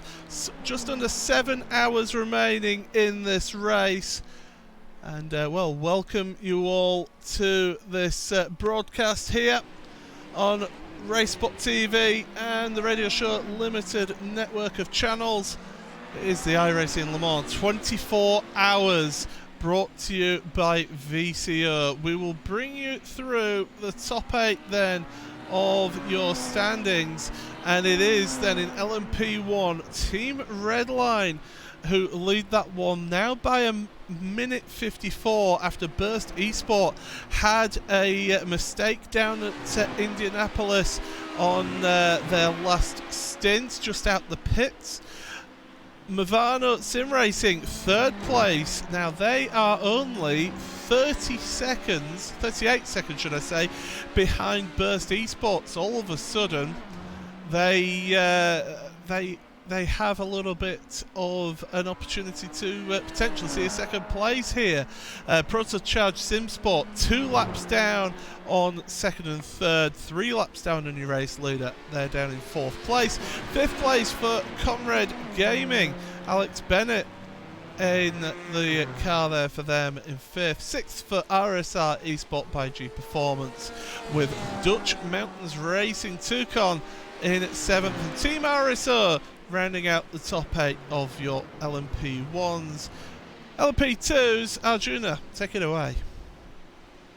Yeah, and we've just actually seen in that fan immersion break a little bit of a change of position. While it's still the Team Redline HPD that's leading, Ivano Rosso in 2nd place, about 3 seconds behind, but F4H Red, they'd made the pass on MSI Esports Blue, but a small mistake out of Mulsanne corner from Chris McGrath has put Oriol Bohe back up into 3rd position. We then do have Dakota Fripp in that Vendaval Sim Racing yellow car just a little bit down the road, a last car on the lead lap, and then we look to Movano Sim Racing yellow S2V Esports 17 and the Satellite Racing LMP2 car has 3 leaders on that 1 lap down. So that's your LMP2s. Chaz, take it away with the top 8 in GT as SimRC make their pit stop. Just the top 8, yeah. SimRC then, as Paul says, right there in front of you in their pit box. Biela Racing Team Euronics have also just come in with Sven Haase at the wheel. AAA Esports White are on for a podium position as things stand, with Chris Lullum in that car. Marla Racing Team are in 4th with Manny T Racing Gold in 5th. Then we have R8G Esports in the beautiful Ford GT. They are in 6th. The 01 car of DV1 Triton Racing are in 7th, with Teta Rouge Racing in 8th as SimRC leave the pit lane.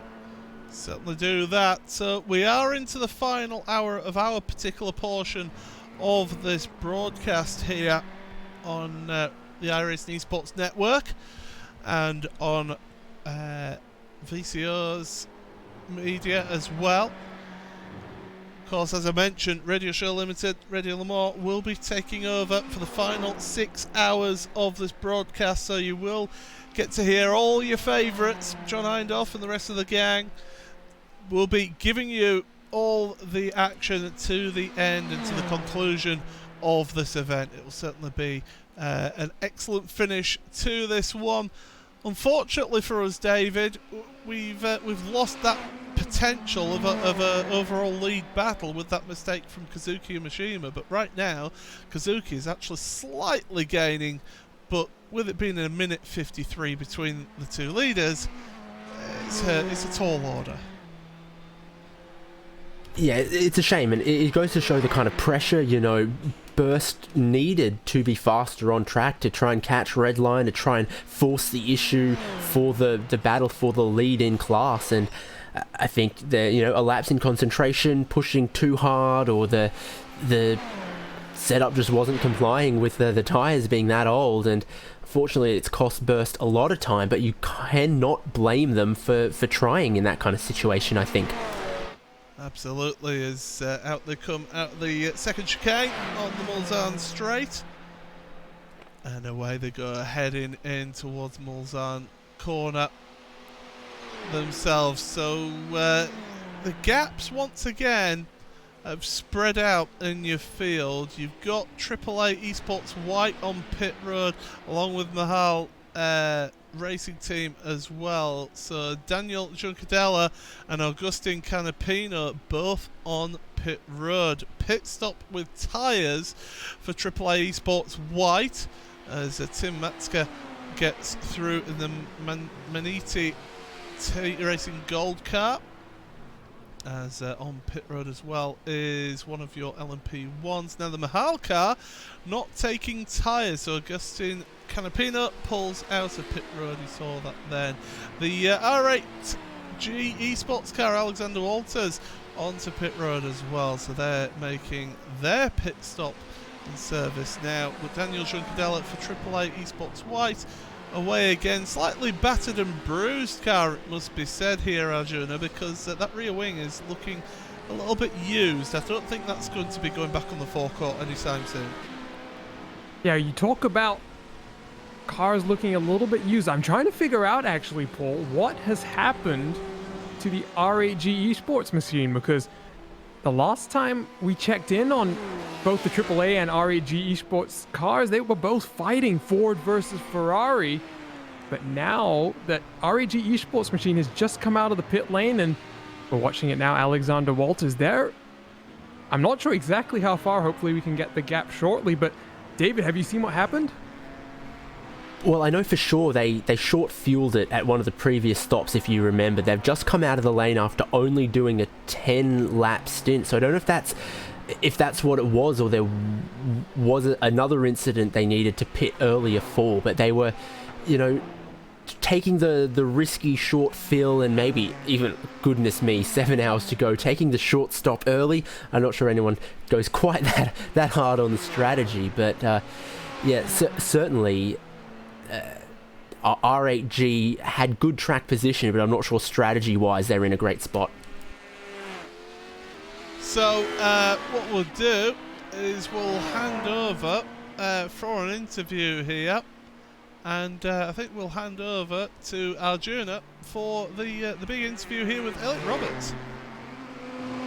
Yeah, and we're joined by Elliot Roberts, founder and operator of Improvised Design. And Elliot, I know it's been a very busy day for you. You were busy taking photos for that Tag Heuer Porsche E Super Cup, but then your responsibilities turned on the Le Mans 24 and your responsibilities as part of the content creation team for VCO. So just quickly first, how's the day and I guess night been for you? Yeah, it's not been too bad. It's a bit tiring. I've only just got up and had to get up for the sunrise, obviously. Got to get those pristine shots going. I imagine you lot are feeling the wear and tear of this as well. A little bit, and Chaz and Paul are both in the UK as well, so they may be a bit jealous that you've had a little bit of sleep, but you've been involved with VCO since the DNLS, the Digital Nürburgring Endurance Series, basically since round one, and it's a company that's really trying to just professionalize esports that little bit more. They've partnered with iRacing for the remaining special events this year, and you've had the chance to work closely with them. Exactly how has it been for you, and how excited has it been to get this more professional opportunity to really work in sim racing? That's correct, yeah. So VCO sort of approached me during DLLS, and it was something their company almost promotes, the professionalism within sim racing. It's nice to see now, in the era that we're in, that so many almost like real companies are coming in and going, hey, we want to work with you, we care about this, and we need to push it forward.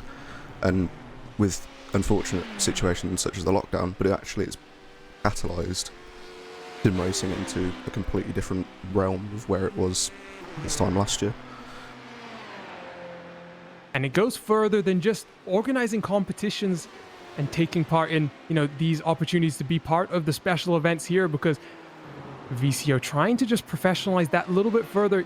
Obviously, part of your work is content creation, and all the work that you do is actually publicly available for not only the teams and drivers to download, but any of the general public as well.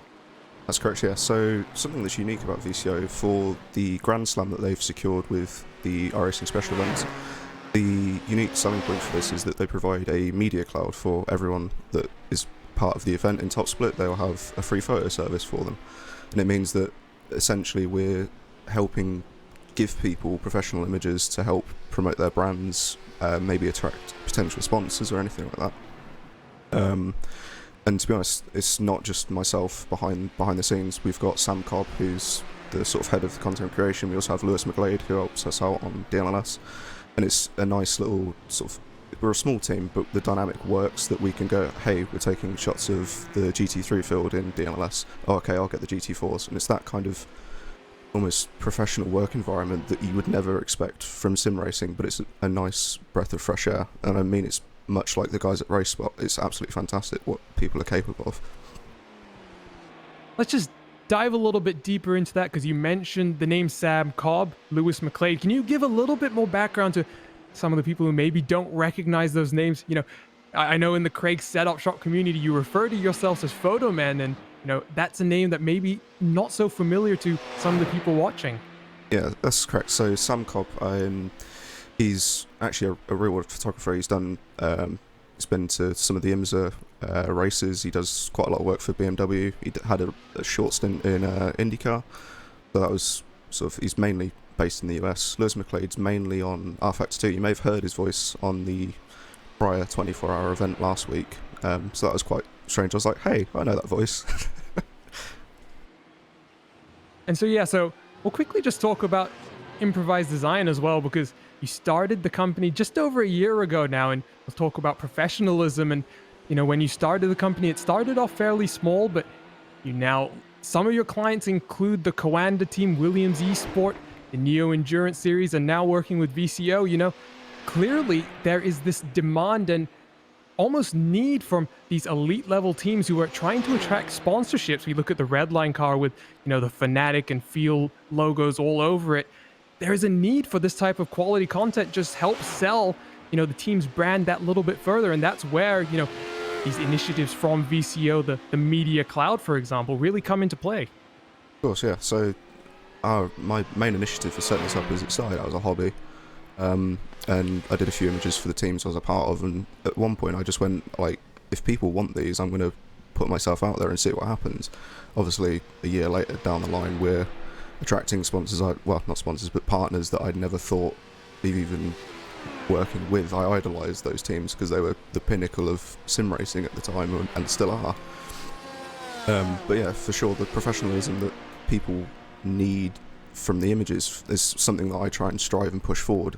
You're not going to have sort of like half-baked kind of images. You go, okay, so yeah, this is my team, this is how we look, this is going to be on brand for our company, and it's almost going more corporate in a sense, that you're marketing not just your team, but also you're going to be marketing your drivers as their own individual brands as part of the team as well.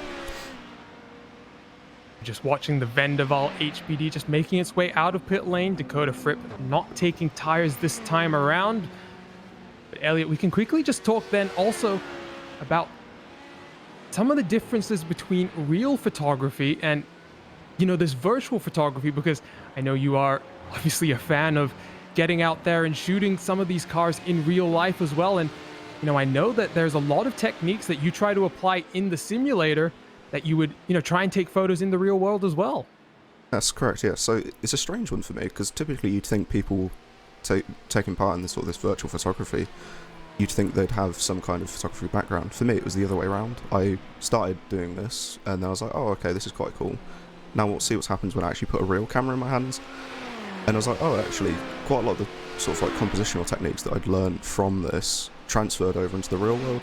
So last year I was quite fortunate enough to go to the World Endurance round at Silverstone. So I thought, right, okay, this is the first time I've ever shot motorsport. See what happens kind of thing. You spend a couple of, I don't know, half an hour figuring out your settings, and then you just keep firing away, and hopefully something else comes out of it. But the thing that I try and push the most in my virtual and real world photography is obviously I don't want to make a photo that looks unrealistic in a sense. That's something I try and pride myself on, and take photos from angles where people actually would be able to get to, as opposed to being like, for example, in the middle of the track. It's like, it wouldn't happen. It works great for promotional stuff where you'd have like a camera car and things like that, but for me, I always want to try and get the angles of maybe the spectators or the actual like media pass photographers, that it just makes it feel more almost you can see yourself there, and that's something I always try and push forward in any photography I do. I just want to jump in and just say how much I massively appreciate that as well. I do quite a bit of cinematography myself, and it is the fact that, yeah, it's nice to have these close-up shots of the cars from like a camera on a curb, for example, isn't it? But at the same time, you want it like just behind a barrier or just over a tyre wall, just to get, like you say, that realistic angle. And it makes the whole shot and the whole look of the sim, especially how pretty iRacing is nowadays, just makes it all that bit more believable, doesn't it? For sure, yeah. There's a few shots that you can do. I saw a IMSA shot, I think it was at Road America. It was the inside curb kind of camera angle, and I thought, okay, this looks a bit odd, but it works, and you can sort of do almost like a depth of field kind of shot, and it really helps exaggerate like the size of the car and proportions to the track and all that kind of thing. I mean, I've seen some of the work you've done, Chaz, and I can definitely see that a lot of that resonates with you as well. Thank you. Thank you very much, mate, for that. Well, it's good that Chaz is also passionate about that side of sim racing. And, I think, Elliot, just before we let you go, just a few more questions. Why don't, obviously iRacing has a lot of powerful built-in tools to help, people take nice screenshots. They've just added that new auto exposure system, as that's the Movano Sim Racing leading car down onto pit lane now. Let's see if Alex Traynor is going to get replaced in the car this time around. But just going back to you, Elliot, iRacing has a lot of these tools that are provided, but I know for a fact that there are some times where you use external tools, you rely on the built-in tools as well, and there are some people, I think David, for example, who's also here and being a bit silent, uses the JRT suite to take photos as well. So lots of different options for however your workflow really is going to do it. It basically comes down to how people feel comfortable doing it. I started out just using the regular screenshot tool, and then I found that, okay, maybe this is getting what I need. It wasn't necessarily getting the resolution I wanted, so I looked towards, I use a NVIDIA graphics card, so I looked at using the super sampling that's built into that, and that eventually made me able to take 4K screenshots, which it basically gave me free anti-aliasing. You obviously can use JRT, that's something people use. I don't particularly enjoy using it, I just feel it's a bit clunky for me. And there also is a few other third-party tools, but I've never tried them, so I can't comment on that. All right, well, Elliot, thank you for joining us. It was great to just get a little bit more insight into VCO, the partner of the remaining iRacing special events this year. And before you go, why don't you just quickly plug your various social medias so that some of the people who are watching can maybe go check out some of these images that you're producing as part of the content creation team. That's fine. So thank you for having me, obviously. You can find me at improviseddesign.com, or I am by Improv on Twitter and Instagram. Thank you for having me. Enjoy the rest of the race, fellas. Thanks for joining us, Elliot. And I'm sure he's going to be getting back to taking more photos of the car. We're approaching that 6-hour marker. That's when Radio Show Limit is going to take back over. And Paul, it was good to be able to talk just about what VCO is doing for sim racing as Paddy Wolf is down on the lane. Yeah, it is great what is being achieved in sim racing in terms of helping promote the sport and help build the sport and make it bigger and better. That's for sure. Just a fuel-only stop for Patrick Wolf in your LMP1 from LMP1 race lead there. So it is great to hear that insight and to see what VCO are bringing to the table in terms of extra promotion, and it helps get extra support and eyes on the product, which if you can get more eyes on the product, then that makes it easier for teams to sell themselves. Oh my goodness, Team RSO, big drama for them.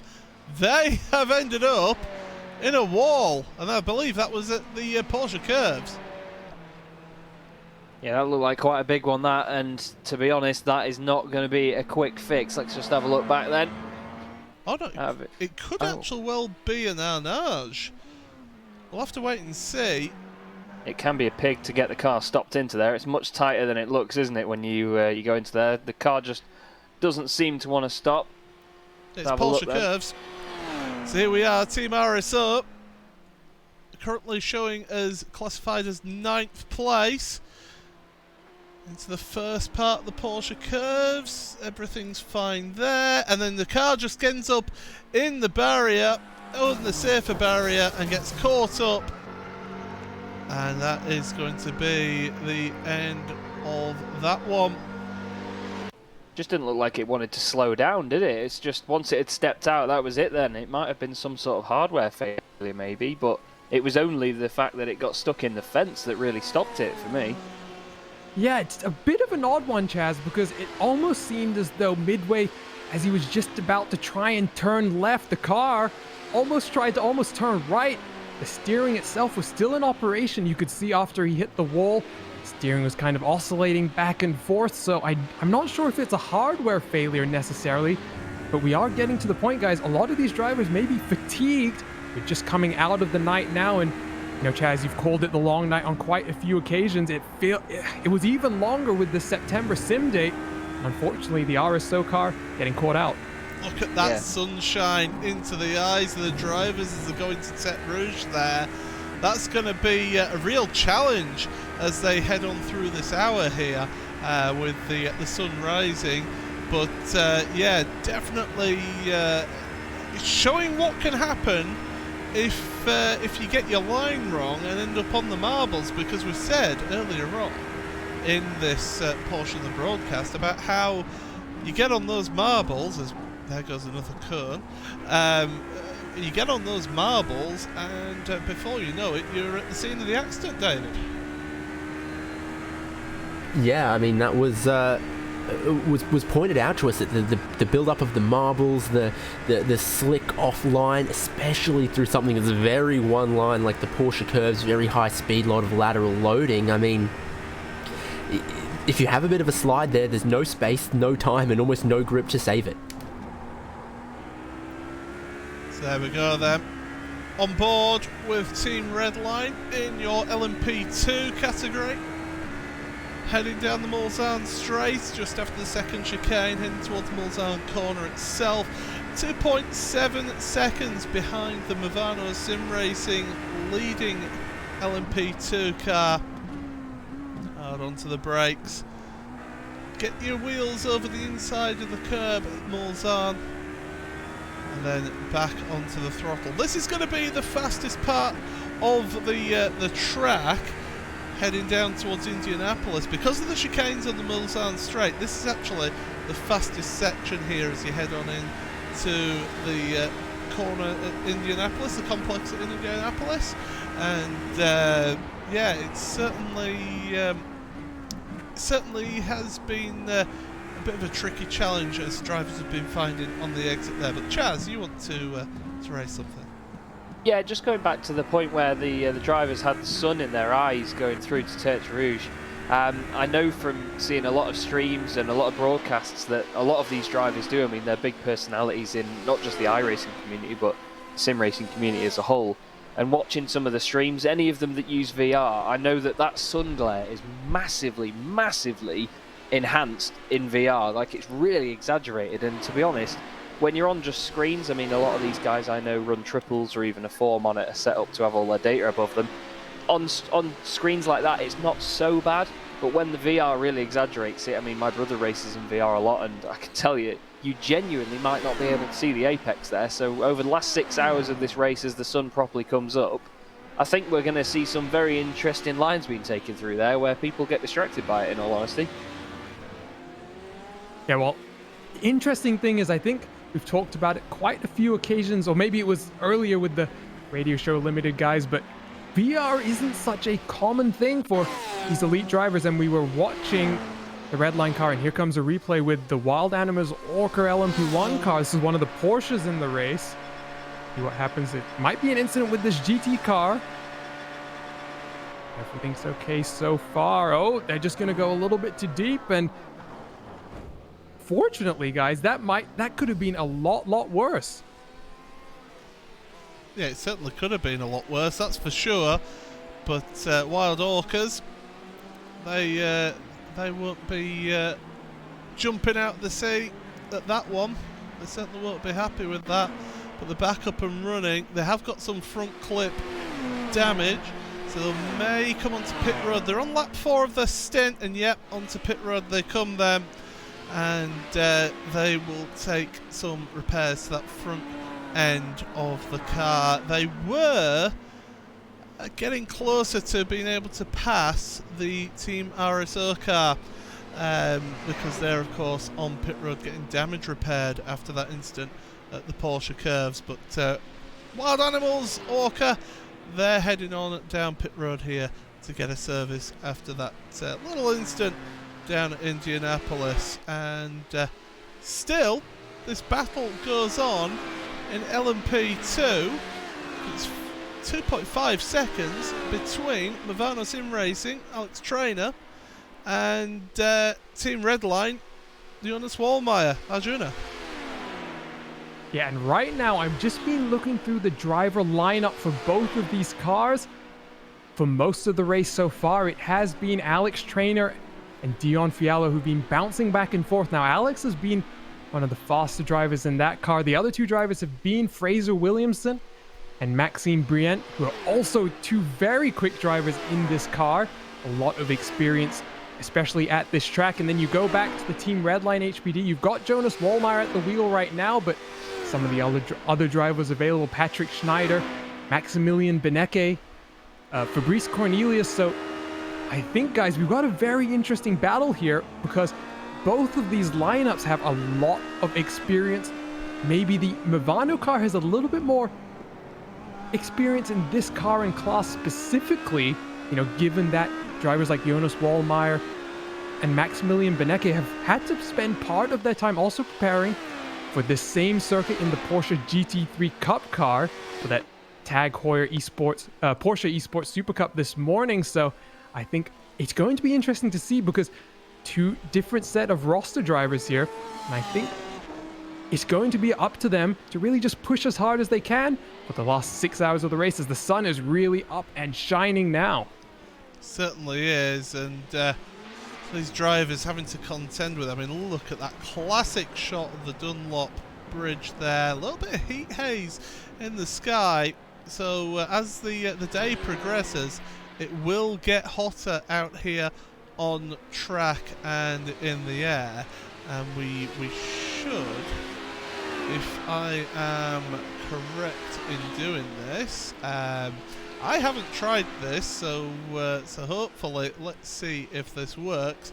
But there you go. At the moment, air temperature 17 degrees, track temperature, that's the important one. The important temperature is that one right there, 18 degrees Celsius for you on track. Low humidity, 36% humidity, and 5 kilometers an hour winds as well. So that is the conditions as we see them right now. But yeah, these drivers having to contend against the conditions, the time, the tyres, and also the competitors here. And David, these two, Movano and Redline, you can see the Redline car in the background of this shot. Vendevel yellow car in front of your leading LMP2 car here of Movano. That's going to be helping that Movano car get a little bit of slipstream down the Mulsanne Straight. Certainly where you see them right now, it's helping them. If they get closer and can't easily get by, it will hurt them. But you feel the slipstream just helping you along down these long straights in this car. Gives you an extra 5-6 kilometers an hour maybe, if you're at the difference that the Movano Rosso car is at, as they have their turn to send a cone, not quite into orbit, but maybe into a different postcode there. I just feel sorry for the poor Marshall having to put that cone back out there. But they are tireless. They're tireless and fearless is two words that I would use. And invisible. But you can see this now. The Vendevel car still in front of your leading LMP2 car. That is the 5th placed LMP2 car in front of your LMP2 leader right here. So definitely seeing them getting sort of held up a little bit, although down this straight now, heading towards Indianapolis is where that will advantage them. Out to the left-hand side, the Vendevel car will just lift off the throttle. There you go, slots in behind, and your leading LMP2 car able to get through. Now a slow pit stop for Dutch Mountains Racing. 1 minute 19.5 is the box time there. So they had a slow stop, but they are out and running again in this one. And right now is a perfect time actually to go through all your standings on this this race here, and we'll start with LMP1. And why don't you take that away, David? With pleasure. Team Redline LMP1 leading maybe the most comfortable margin they've had all race, over 2 minutes to Burst Esports Sparta, who had to make some repairs, get a new front clip on their car, cost them a little bit of time. Third place is Movano Sim Racing LMP1. Fourth, and off the lead lap, Protocharge Sim Sport. But looking great in the daylight, lots of lovely colours on that car, and they are in fourth place. Fifth, Comrade Gaming LMP1, Alex Bennett driving. RSR Esports in sixth with Brandon Wilson. Seventh, Dutch Mountains Racing Toucan. Eighth is LOR Esport. Ninth, WildAnimals.orca are back out on track after their previous wildlife excursions. 10th is ANZ Motorsports. Ben Christensen is driving that one, and I have not forgotten when he went to get fast food and didn't bring me anything earlier this year. 11th, Team RSO 117 are still on the lane, have been for 12 minutes, getting a lot of repairs done there. We saw the bizarre issue they had in the Porsche curves. Hopefully they can get back out and still see the checkered flag at the end of this race.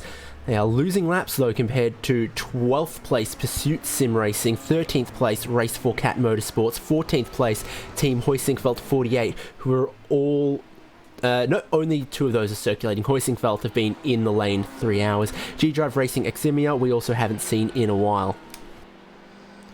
Absolutely. So that is how the standings are in your LMP1 field. LMP2, take it away, Chaz.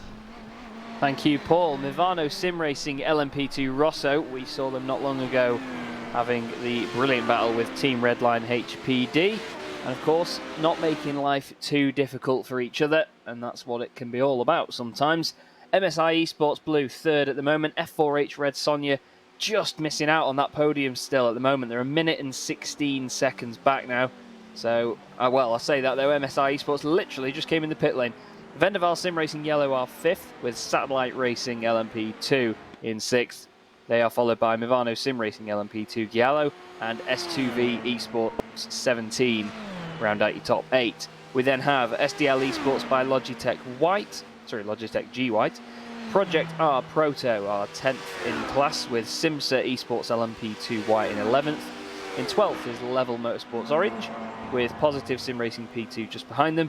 Then we have Leo Racing Team HPD 95, and 15th is Evolution Racing Team 68, with Ethan Grigg Galt at wheel.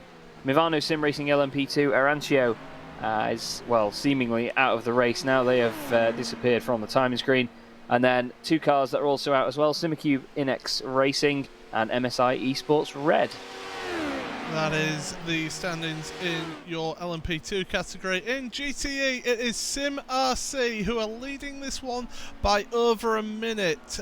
Diego Pinto currently in that vehicle in the lead of that one. They took the lead after Bila Racing Team had some issues earlier on, just before we actually started our stint. So it was in hour 12 when they got together with the Positive Sim Racing LMP2 car. They ended up getting damaged. They slowly took repairs, did Bila Racing Team Euronics, and they're in second place. As I say, 1:07 behind them. Sven Hasse behind the wheel of that car. Mahal Racing Team, Agustin Canapino doing a good job, up in third place now. They have progressed forward in this last 6 hours, or last 5 hours and a half of this portion of the broadcast. AAA Esports White. Now, Daniel Juncadella did take tyres and fuel on the last pit stop, so they're only 4 seconds behind that Mahal Racing Team car, so doing well there. Maniti Racing Gold, Tim Matzke behind the wheel, 31 seconds behind fourth place, with R8G Esports. Alexander Walters doing a long stint for Alexander in sixth place. Seventh is the DV1 Triton Racing car, with Tetrouge Racing in 8th place. 9th for, and only just changed position actually for 9th, MB Esport Racing, with Frederick Jorgensen just moving ahead of DRS Wave Italy, who fall to 10th place. Team Anatolia in 11th place with Core Sim Racing 12th. 13th for SDL Esports by Logitech G. And then cars that are out in your GTE field. Porsche 24 driven by Redline. That was a big name to end up out of this race. Seemingly had damage, and they just basically parked the car and said that was their race. Trick Esports Pro Sim Gear are also out, along with Team RSO, the 197, Prolog React Esports, and Rebellion Williams Esports, the drivers who do not finish this race. So we've got less than half an hour. We've actually got 23 minutes remaining of this portion of our broadcast. The final 6 hours will be brought to you by our good friends at Radio Le Mans, and all the coverage available, of course, here on the iRacing Esports Network, across the VCO channels on Twitch, Facebook, YouTube, and as I say as well, the Radio Show Limited channel network of channels available there. And if you are getting out and about in the UK, it's just about 8:30 in the morning. If you are getting out and about and want to carry on listening to the show, then make sure you tune into RS1. Don't use up your data watching the video. Get yourself an RS1 and listen in to the end of this fantastic event. The track looks spectacular out there, with the sunshine, clear skies for the drivers to basically not worry about anything out there in terms of the setups. But we're having a look at the closest battle out on track at the moment here, David. 9th and 10th in your GTE. You don't normally say, oh, this is you don't normally say this is a battle that we would completely focus on, but this is the closest battle out on track, and it's the one giving us the best racing. Yeah, certainly is. It's also helped by the fact that both of these teams are on the same strategy here. They both pitted 3 laps ago. They both took fuel and tyres. So it's not like, they just happened to be together on track momentarily. This is a for real proper battle that these two drivers, these two teams are having at this point in the race. And that time across the line, MB Esport Racing were almost a full 2 seconds faster than DRS Wave Italy. So if they keep that up, they are going to stretch away into the distance, hoping from the spectator perspective that DRS Wave Italy can find a little bit more pace, keep this one alive. Yeah, that would be nice. We would like that from a broadcasting perspective and from a spectator perspective, to give us some action out there. But just because there's not that many close battles out there doesn't mean that the action has let up, that's for sure. And Arjuna, we'll start with you, because we're into the final 20 minutes of this portion of the broadcast. We've seen plenty of action, and I would say that the lead battle in LMP2 is where it's had an intriguing battle, because both Movano and Team Redline in that LMP2 battle have both made mistakes that have cost themselves time. Yeah, and they're just separated by about 5 seconds on track right now, and that battle is definitely going to play out. The last 6 hours of the race. It's been a long day, unfortunately, Paul. Started with those Radio Le Mans guys the first 6 hours of the race, and you were talking about how they're going to jump back on in just 20 minutes. I was just thinking, Paul, one of the really cool things that VCO has really done is get those voices of Radio Le Mans, the Radio Studio Limited crew, up into the virtual commentary booth, because, I've seen that comment across all the social media platforms. It's just that little bit cooler when you have those voices, the familiar voices that, we hear so often and so regularly, WEC, IMSA events all over the world, and they come here into our sim races. It's very cool to have them, be able to just lend their voices and add just a little bit more value to what VCO is doing. So what you're saying there is that I'm not cool. If you want us to put it on record, Paul. Give me a pen. Right, so that's... I mean, that is true. I'm not cool at all. But, as we look at this is the LMP2 leader of Movano Sim Racing, Alex Trainer, working his way towards the Porsche curves, and the sun has well and truly risen now. The headlights will not be casting a light on the track now. They won't be needing those for illuminating their way here, Chaz, but they do come in handy when they're used correctly, because you can flash the other cars coming through to warn them, hey, I'm coming here and I'm going to come through.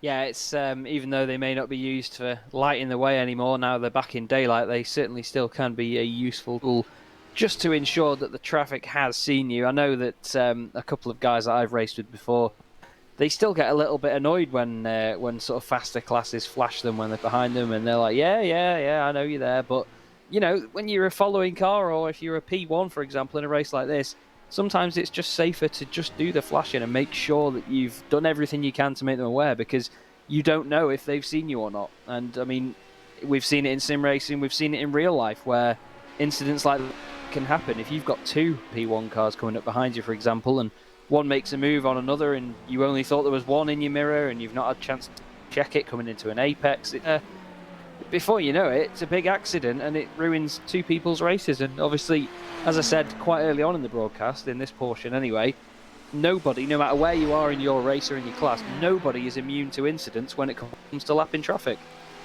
Well, speaking of lapping traffic, that was one of our LMP2s just working their way past the AAA Esports white car of Daniel Juncadella. And we look at those lap gaps there, David, even with the rear damage to that AAA Esports white car. Out of the 2 of the 3 laps that we have the lap gaps there, gaining time on that 3rd place car. And anytime I see that, my eyes are instantly drawn to the timing screen to look at the last pit stop for these guys, where tyres went on for the AAA Esports White, while Marla Racing team there are managing the double stint. Great to have two, I guess, real-world drivers battling against each other in their class here. That's awesome to see this battle going back and forth between them, but certainly AAA, despite that damage you mentioned, ought to have a little more grip. And I've seen the track temperature has just crept up another half a degree. I think we're just getting to that point where the sun bathing the circuit might make double stinting the tyres more challenging than it's been through the night. Well, that is certainly what we are going to see here in this part of the race. 6 hours, 15 minutes and 50 seconds remaining in this particular race, and it's been a good motor race, that's for sure. I've certainly enjoyed watching this one, and certainly been enjoying bringing you all the coverage. Now, Dutch Mountains, they are actually half a second behind RSR Esport by G Performance. Now, in the last pit stop, Dutch Mountains took a pit stop 4 laps ago. They took tyres and fuel and looked and at repairs, as well. Yeah, so they are making their way forward, whereas RSR, last pit stop was on this lap. So they're just fresh out the pit stop here, Arjuna, and that was just for fuel only. Yeah, and we've seen these cars actually lock up in battle at a few occasions. The Dutch Mountain Machine's actually been fighting both the Comrade Gaming LMP1, the number 12, and that RSR Esport by G Performance is going to make the pass here on the straight. And this is the first time, guys, we haven't really seen it, because that battle out front, it's mainly been Audi versus Audi, but here it is Porsche versus Audi. And you know, we haven't talked about the differences too much. That Audi LMP1 doesn't have that kinetic energy recovery, so all of its regen happens under braking, whereas this Porsche is just able to regen a little bit of energy.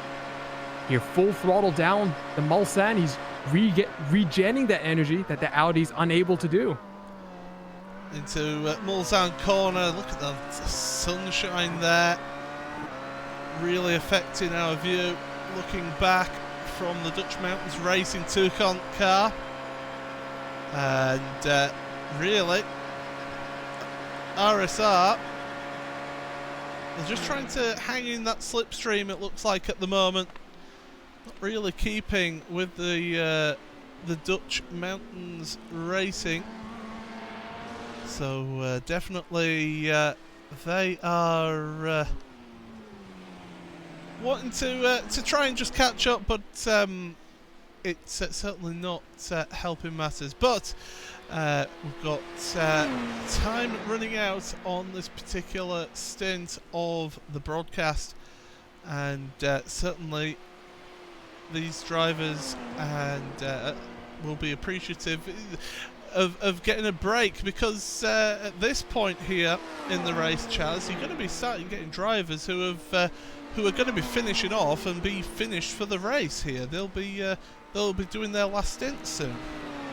Yeah, definitely, and I think we may already have some cases where if a team's got 3 or 4 drivers, with the length of the stints that these guys are doing, some already may have packed it in for the day. And I know that a lot of these guys, with how severely and seriously they take this event, they'll still be watching, they'll still be sat around. They don't just sort of log off and disappear and just say, oh, just let me know where we finish, boys.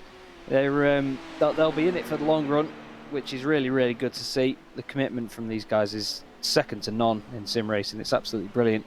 Got a nice little battle going on here, though. I tell you what, the RSR Esport by G Performance Audi is definitely not letting Ronald Verve get away from this now. We'll just go on board there with Redline car. Oh, he's actually managed to have him down the inside in the Audi now. So that is literally how quickly it can change. And look at the gap he's opened up already, just putting the Porsche offline there, Paul.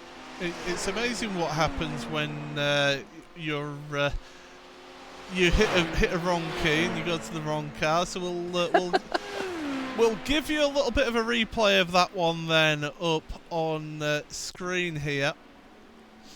So we're going to catch them on the exit of the Dunlop chicane, heading through the S's here, and this is where the move gets made. And look at that, it's going to be a commitment to the inside. That's not the easiest of moves there, and the Dutch Mountains Racing decided, you know what, I'm just going to jump out the way. They gave them a flash of the headlights, a terse flash of the headlights, it must be said, but those drivers able to carry on and keeping the slipstream here, and that's what's happening here down the straight. But once again, that Porsche of the Dutch Mountains Racing Tucson looking good down the straights here, Arjuna. Looking good down the straights. And David, you just noticed something. You think the Audi might be a little bit better in the twistier stuff, maybe running a little bit more downforce.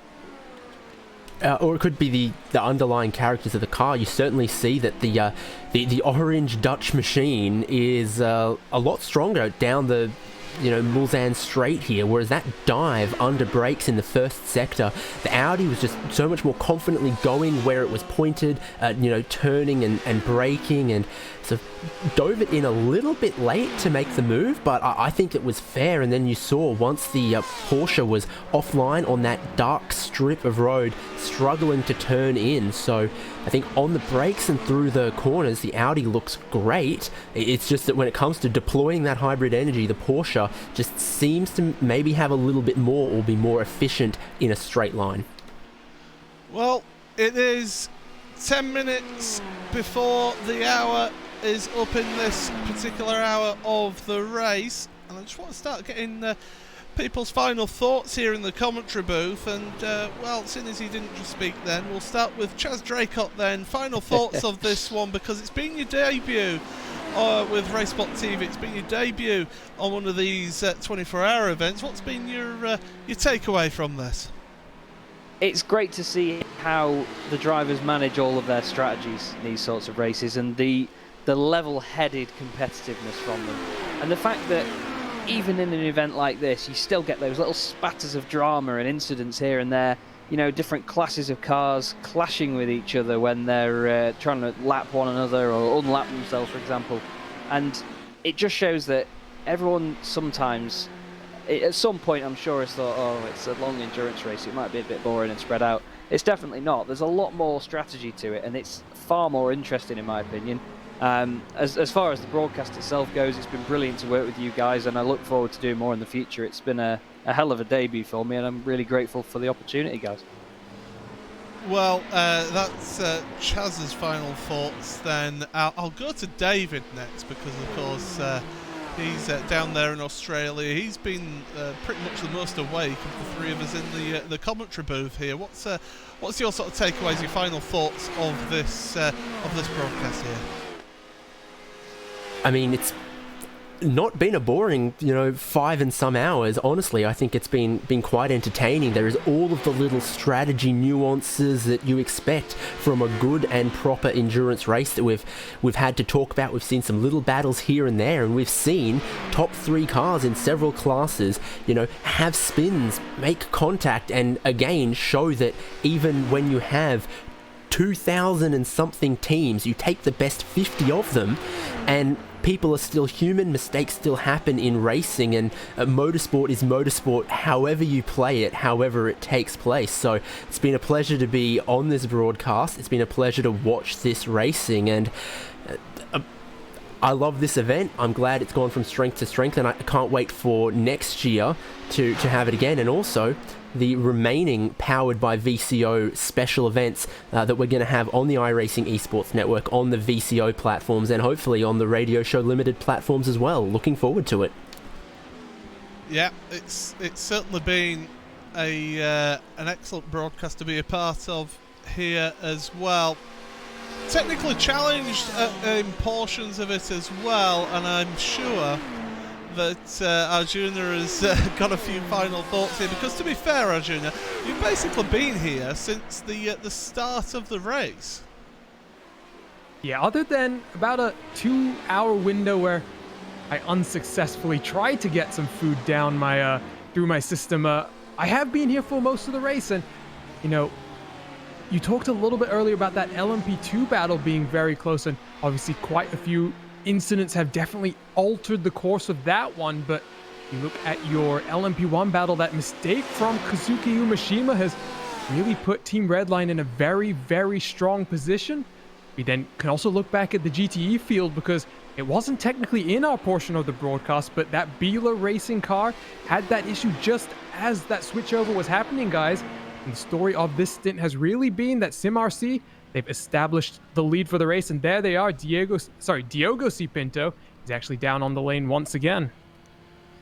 Yep, Diogo Pinto then getting another fuel stop for your race-leading GTE car. We will give you a final rundown of the order in just a moment here, but away goes Diogo then at the front of the field. But yeah, it's certainly been an intriguing race as this one. It's not been the quietest of portions of the race, because normally this hours 12 to 18 is where things generally calm down and quieten down, and not that much happens.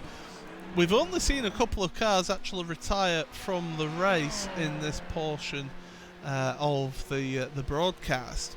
And in fact, I'm just having a look through Team RSO, the team who had the issue in LMP1, who ended up in the wall at Porsche Curves, basically got back out running. Manuel Sandow is out there for them now, and they're back out running down in 11th place in LMP1. Absolute heartbreak for them with that issue at the Porsche Curves. So definitely they have had their trials and tribulations, but that's been the story, and it's always the story of a 24-hour race, that you have issues happen and basically have things go wrong or not go to plan.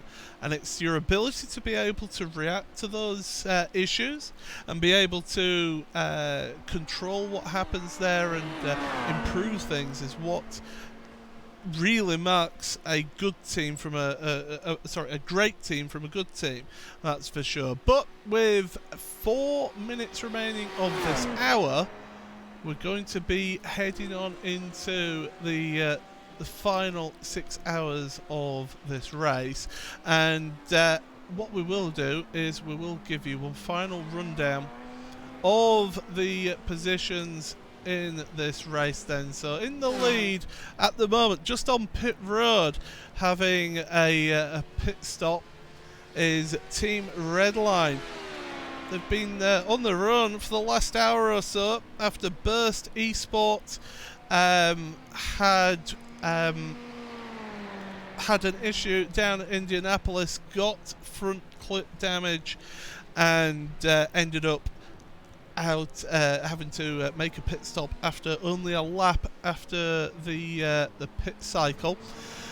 Then it is Burst Esports in second place with a Sparta team 2 minutes behind your race leader, although the race leader just has been on pit road there. Third place, Movano Sim Racing, Tommaso Carla. He is the last of the drivers on the lead lap, and they are now minute 15 behind second place, 3 minutes 19 behind your race leader.